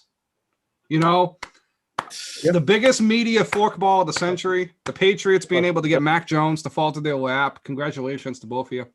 Let's go. But overall, the biggest winner of the night is Detroit getting Penei Sewell. And I think the reason is because Taylor Decker left, and Taylor Decker left because of a contract dispute, not because they didn't want to keep him. And they moved on from Where'd Taylor Decker go? Decker went to Minnesota. Taylor? And it didn't work out. Yeah, he didn't work out in Minnesota. I thought Decker was at the Titans, and then he went to Detroit, and he signed a big contract with Detroit. No, he was drafted by Detroit. Jack Conklin was that same draft. Yeah. Conklin and Decker were kind of like mirror prospects. But Decker didn't work out. They bring in Sewell. Sewell's a left tackle. And I think for the Lions, missing out on Jamar Chase, that's fine. But Sewell or Chase was the home run there. Yep. Biggest loser of the draft. I mean, what the hell? I mean, the Raiders could have traded back and got Leatherwood later on. That's what it tells me. I mean, 100%. Maybe it just. I don't get the Ronnie. I don't get the Peyton Turner pick from the Saints, but the Saints are weird in a sense. I think the biggest winner in the draft is the Atlanta Falcons, Kyle Pitts. I think that adds. They now have a lot of leverage. They can move Julio Jones if they want to. They got a lot of fucking holes too. What do you mean? Yeah, you can get all the passers you want, but you can't protect Matt Ryan. You can't get a Kyle Pitts only comes around once every 15 years. So here's the logic here. By the time they are relevant, he's gonna be on somebody else's team. Nah, they could be relevant this year. They can hit a wild card. Stop a nosebleed. They improved at the end of last year. With what? They always. That's because those games don't mean anything. No, dude, they improved at the end of last year. They lost games they very well could have won. You have a solid quarterback in Matt Ryan. You have Julio Jones. You add a guy like Kyle Pitts. Kyle Pitts is a mismatch nightmare, dude. I would move Julio now with Pitts. They move Julio more than ever. How many points did they average last year? Their offense. Their offense was fine. Their offense was totally fine. Their that wasn't the problem. At the end of last year. Yeah. That was top 10 though in an offense. So you add a playmaker. The Falcons will be better. I'll put money on it. I'll put money on it. Time of possession, but keep in mind they were 20. They were 24th in the NFL in time of possession. There's a lot of games they should have won in Atlanta last year. That games that balls just didn't bounce their way, like when Gurley fucking fell into the end zone. But Jordan. That has nothing to do with Kyle Pitts. They'd have won that game if fucking Gurley wasn't a dumbass. Right. Yeah, but you got a guy like Kyle Pitts. That's a generational type talent. But again, like third down offense might be the difference for the Falcons. That might have helped them win where some Kyle of those Pitts games. comes into play. Maybe. That's the theory. All I'm saying is, look, you can score 49 points, but if the other offense scores 50, you're losing still. Ask the Cleveland Browns. Ask the Cleveland Browns because their season was basically determined last year by a game. They couldn't stop anybody. I also like what the Bengals did adding Jamar Chase. I definitely think he was the best wide receiver on the board. There's some good tackles in the top of the second round. Yep. They got to go second round. They got to go. Cosme or Jenkins. They're going offensive line for sure. They got it. You know what? I didn't like the pick for the Bengals, but then you see the way it worked out, and you see the Raiders reach like a motherfucker to get Leatherwood, pushing guys back down for him. Like Tevin Jenkins at the top of the second round is phenomenal when you can get Jamar Chase, who's a stud receiver. Generation. Yeah. It's different. He's a generational talent, bro. He is. You can say it. Yeah. You can Is say he? it. Like, he's not. Yeah, he he can't is. you can't be generational when I got somebody just like you like 5 years ago in fucking Odell. Like, is that really Nah, generational? he's Like, better than generational is Odell. Julio. Generational is Julio. Like, I haven't Yeah, seen him. he could be generational on that stuff. level though. He's fucking Odell size. Like, No, like he's Calvin not. Johnson. He's 6 Brian, foot. he's big as fuck. No, he's like Jamar 6'4". I mean, Chase Pitts is 6 foot. like the same size that Vernon Davis was when he came out of Maryland. No, However, no. Vernon we're talking Davis. about Jamar Jamar Chase Chase. is like We're talking about 6'4". Chase. No, Oh, like Jamar Chase is 6'4". 6 foot. No, he's 6'4", like 210. Who is? Jamar Chase. No, he's I thought 6 he was foot. 6'2". Jamar Chase is 6 foot. No, He is 6 foot. Yes, he is. He's I'm Odell gonna double size. check this right Look at now. it. No, he's not. Y'all I'm looking stop it up it. right now. Oh, Google. You. I'm gonna Check Google this that right now. Googling right So- now, Google- dog. you According to better Google- me, according to Google me, Google- Chuck. All You right, better Google according to me, Chuck. Google, he's 6 foot and 5'8", 208 pounds. He ain't no 6'4". That's big, dog. That's I mean, I big. thought it was Tiny, 6'2". he's 6 foot. LSU, but He's LSU, not even CJ, listen, it was 6'1". 6'2" and a quarter. That's So, big, though, dog. college That's is lying. big. With what? In high heels, you get him at 6'6", but he's I thought he was like 6 foot. 6'2" at least. You said I mean, he looks like a 6'4". 6'2" Stop it. receiver. No, you better quit. He's Odell size. That's not once in a generational type receiver. He's That's the bigger thing. though. Odell was skinnier. Odell got them long ass arms and them big ass hands. Yeah. But he's like smaller width wise. But I mean, CJ, Like, Jamar how is much of big it is with- since he going with, okay, we talked to Joe Burrow, our quarterback has a real comfort with this receiver, and we have Tyler Boyd and T. Higgins, and now we have 3 legit receivers that we can target. But I mean, if you don't get Nasty, Cosme or Jenkins at 35 or 36, All I'm saying that is cancels that out. Joe can't throw from his back, That's right. and you can have you can get prime Randy Moss, and you still wouldn't do shit if Like- Joe Burrow can't throw. Hey, perfect example is when Randy went to the Raiders and they couldn't get him the fucking football. With Kerry Why? Collins or Because Aaron Brooks. because that offensive line was fucking trash. Now you want to do that with Joe? I mean, you can do it with Joe Burrow. Like, can we protect these guys? Like, he literally didn't make it through his first season. He's got a 12-inch scar on his knee, and you want to say, you know what? I'm gonna take a 6 foot receiver. Like, Yeah. I have But to hey, imagine Burrow might have vouched for him. Burrow Yeah, I might have have to said, "Hey, imagine that's my they boy. reach out to Burrow. That's my boy." And you know what? I know the Bengals haven't been very keen on giving Tyler Boyd an extension, Yeah. so they can move Tyler Boyd. But we don't what listen can to they our get for kids. him? Tyler We Boyd's tell not. our And then, kids, we tell our kids what to do and how to do it. Like, hey, fuck, I ain't got no left knee. Fuck it, I don't need a right knee either. Because hey, I would have went Sewell. I would have went Sewell or Slater. then. Yeah, All right. I don't But, like- disagree. easy, man. What are the Bengals thinking? Like, I have a generational type quarterback. Like, you don't when you find a quarterback. You know how hard it is to find a fucking quarterback. It's fucking hard. Never mind a It's a lot generational harder- talent, just a good one. It's a lot harder to find a quarterback than it is to find a good receiver. Like, No. can we be real about that? Yes. Yeah, It's but so I mean, hard, it's can hard be. to find a quarterback, and you it's can't also. protect I mean, you hard could be to find a Baltimore and can't find either. generational- But Yeah, it's hard to find a generational Dang, wide right. receiver too. Right. Yeah, but even then, I mean, you find a good enough. You seen we're playing fucking musical chairs with quarterbacks in the league now. Like, teams are okay swallowing 40 fucking Yeah, but what million are we not playing musical chairs with? Elite wide receivers. The Niners don't have elite because wide those receivers. guys stick They're fucking around. monsters. All and then right. they move So- him like at best. Okay, so say if you draft a really good receiver, he ends up being like Allen Robinson. What do you do with Allen Robinson? What trade value does he have? Hope like So- hell. He's on the fucking Bears. Exactly. Yeah. No, no. What trade value? Hey, Like, you Alright, can't even so- move him. You so- can't move him because he's Alright, going to demand alright, too boys. much. All right, Did y'all boys. see that? So- Did y'all see that video cut out where he's running that route in Jacksonville? He runs that route in Jacksonville. Was that the 7-Eleven commercial or was that the Dunkin' Donuts commercial? I don't know. I don't know which one it was, but he runs that route, cooks that, and then he turns around and goes, and Gabbert overthrows him by a mile. He goes, I was wide fucking open, and you fucking course. missed. Of And I'm course. like, God damn. Like, All right, so we've been on for over 4 hours here on our live show. We're gonna touch each of before we close out. We're gonna touch on each of ours, winners and losers, no debates, you guys tell us who won, who lost. No debates.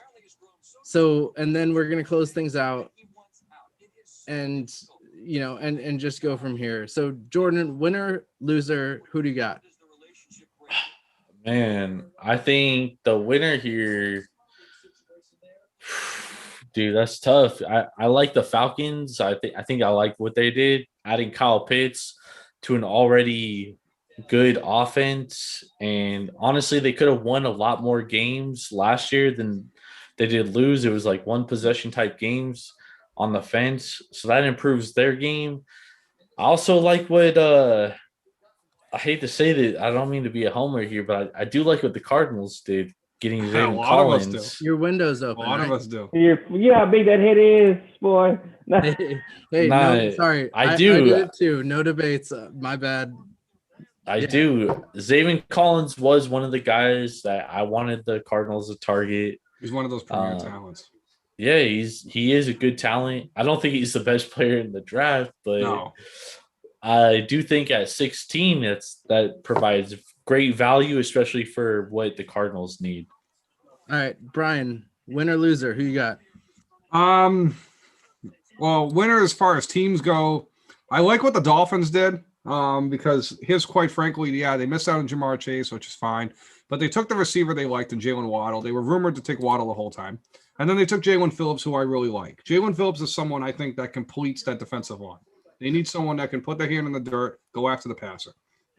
Phillips has major upside. I think Waddle having a rapport with Tua, similar to what we just talked about with Joe Burrow and Jamar Chase, why we a reason they took him because of the rapport they have there. Waddle, I think, is a better receiver and a better gamble than Devontae Smith. So I think for the Dolphins, they did good there. I also want to put Minnesota out there because a guy that I had projected going to them at 13 and Darisaw goes to them at 24, and they get extra picks.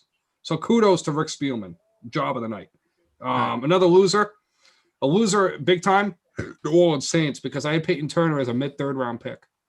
I would have taken Ronnie Perkins over him. I would have taken Joseph Osei, was someone I had going to the Saints in the second round in the 50s.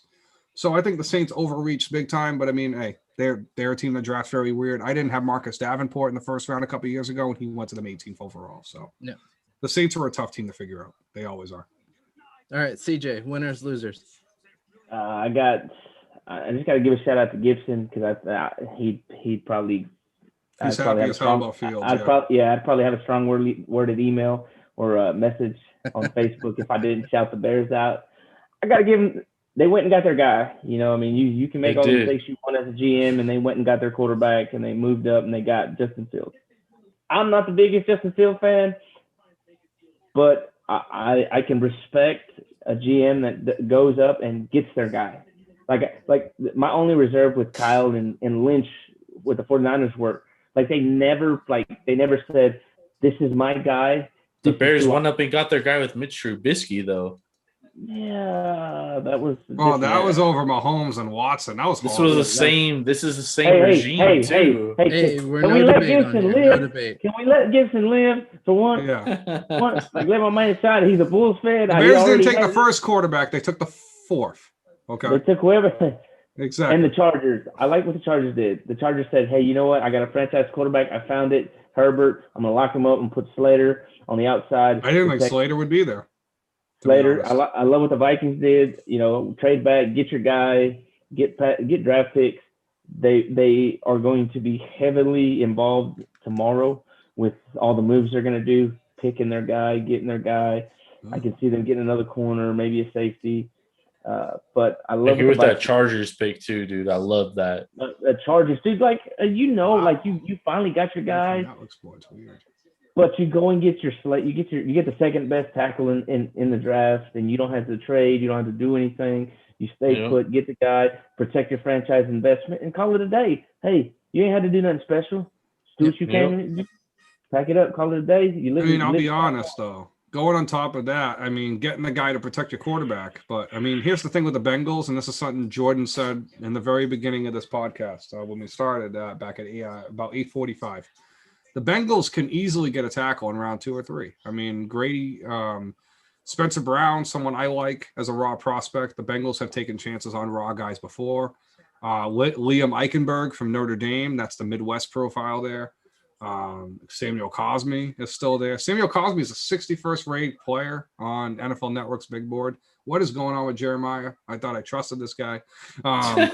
You know what I mean? Like Samuel Cosme should be like a top 40 player because this offensive line draft is really full of starters.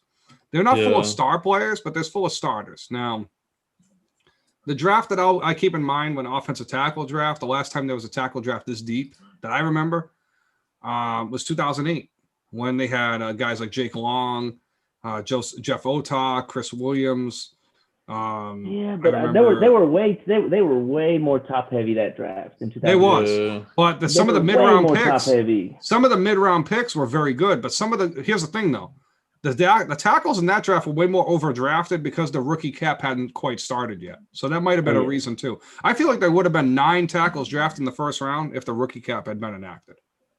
Because I mean, you got even some of the guards in that draft. You secure that 5th-year option, which I mean that's what makes it makes you want to jump into the first round. I mean that running back class, I've never seen a running back class like 08. Forte, Charles, Chris Johnson, Darren McFadden, nothing like it. But that's just like another thing. Like I think this offensive tackle class is very close to that one because there's as many quality guys. Like if you pick like every first round pick in that 08 draft, if they had stayed healthy, in the case of Jeff Otah and Chris Williams in particular, those guys are really good tackles for a long time. So I feel like that's the draft that we just had. Leatherwood to the Raiders, I feel like it's still a reach. We've gone over that already. But I don't get the Peyton Turner pick to the Saints. I still don't. I don't understand that. I mean, Jason Oweh to the Ravens, I kind of get because like the Ravens history just tells me they're going to take this guy. And DaCosta's been there for so long that like the history maintains. And even with the Steelers, when they go all in, they're going to take the best player on the board. They took Najee Harris. You love the Steelers. You love the Steelers, dude. The Steelers, but here's the thing with the Pittsburgh Steelers I respect the fuck out of. And I'll be honest, and I say this as a Ravens fan. The Steelers know how to get guys. Now, they take some risks that they don't need to take. They've taken some bad draft picks in the past. They've taken Bud Dupree. That was a bit of a reach. Didn't work out. I still am very divided on Bud Dupree. Bud was Artie nice, Burns though. didn't work out. Artie Burns didn't work out. But here's the thing with that. They go after a certain type of profile, and they like that, and they go with it. The Ravens don't seem like to have a protocol for what they go with. Like a receiver, we went with Travis Taylor, and then we had, we trade for receivers, and every receiver we trade for, whether it's Willie Snead, Derek freaking Mason, or Anquan Bolden, we have success with. Every receiver we draft, even with Hollywood Brown, they either don't fit or they're just not good. And I would rather have the don't fit than the not good thing. But don't fit is like Darren Waller. Don't fit is like Brashad Perriman. Like, how do these guys go through these talented players? I mean, Brashad Perriman was a reach, and I was so frustrated when they took him. I didn't like him when they took him. But like they take all these guys, but they don't develop any of this talent. Some teams don't develop talent very well. And that's the thing with the Pittsburgh. That's the thing with the Bengals. Like the Bengals take some guys, they develop them, but they're never good for the Bengals. That's another problem. Like I don't trust. You can't keep hammering them on what they did in the past. The new regime. Yeah, it's tough, man. Like, I mean, you can't. Everybody's human, dude. You can't. Right. Well, with Pittsburgh and Baltimore, it's the same regime. You can so that's what makes it easier for them to predict. Yeah, kind of, but you can quantify so much, but you can't quantify humans necessarily. You know what I mean? Like, yeah, you can quantify it based on where they're drafted, what school they're drafted at, etc. But you can't quantify humans. And at the end of the day, it's a tough thing to gauge. You know what I'm saying? Like, that's why the draft defensive is tackles. Like, no love for the defensive tackles in this first round. I mean, you have guys like Christian Barmore, Joey Tafeli from USC. Tafeli wasn't someone. Tafeli was going to fall the second round, third round. Yeah, he's going to go in the 40s or 50s. He's someone that I think can definitely be a value in the 50s, no matter what team he ends up with. But at the end of the day, everything is. I mean, you're taking an educated guess, right? And so we're not going to really know. And I was talking about this with CJ earlier, is that at the end of the day, like, we don't know who's going to be good. That's the great thing about the draft is like we could all throw our opinions out there, and in 3 to 5 years, we're going to know whose opinion was right. But It's always still trash. Yep. I mean, I remember speaking of right now. Yeah, and speaking of Chris Ransom, like Chris, I've known Chris a long time. I remember when Chris and I were the first two people in like a big draft chat group that were big on Mahomes, and this was like October of that draft process. We're like, hey, I think Mahomes is going to be it, man. And my friend Andrew, who was from Alabama, he went to school at Alabama. He goes, hey, man, Mahomes is the guy. I wish he played for the Crimson Tide. Like, I want him to sit out for the year, play for the Crimson Tide next year, and then be the number one pick. I go, Brownie, you're insane. So that's what I literally told him. And Mahomes is a guy that, like, I liked right away. I remember seeing him throw an 81-yard deep post right before the half. One throw, and he threw it right on the dime. And that was the throw that sold me. And I go, I'm willing to die on this hill. And on this draft, like this draft class, I think really only one quarterback, and even Trevor Lawrence, like CJ and I have discussed in the past, like with Trevor Lawrence, are things too easy for him? I mean, Mac Jones too. Like sometimes you're on really good teams. Trevor Lawrence, Josh Allen, you don't deal with adversity, bro. And sometimes you don't deal with adversity. So that's a problem. And Urban Meyer is not someone that deals with adversity very well as a head coach. I don't trust Urban Meyer. Like as a Buckeyes fan, I've seen this already. I mean, he had like he might get to two guys a championship game and fade away. Killed somebody, and he was able to deal with it. So that's not even the biggest issue I have with Urban Meyer. It's more himself. Like, can he deal with? I feel like with Urban Meyer, when everyone wins, he's fine. Jaguars over 5.5 wins this year. Easiest money bet available. Hey, what's the Browns? What's the Bears over and under wins? I don't know. I probably see it under though. Right? I don't know. I feel like 7.5 would be a good number for the Bears. Here, let me check. Maybe 6.5 at the lowest. But I mean, the Bears are an 8-win football team no matter what way. I'm just not sold on Justin Fields. Like, I like Justin Fields as a player. Like, I like the fact that he wanted to play this season. He stood in front of the Big Ten. He wanted to play, and he led Ohio State into a Clemson territory, which Ohio State never beat Clemson before. And that 31-0 loss still reigns very heavy in my mind. And Justin Fields went out there and performed.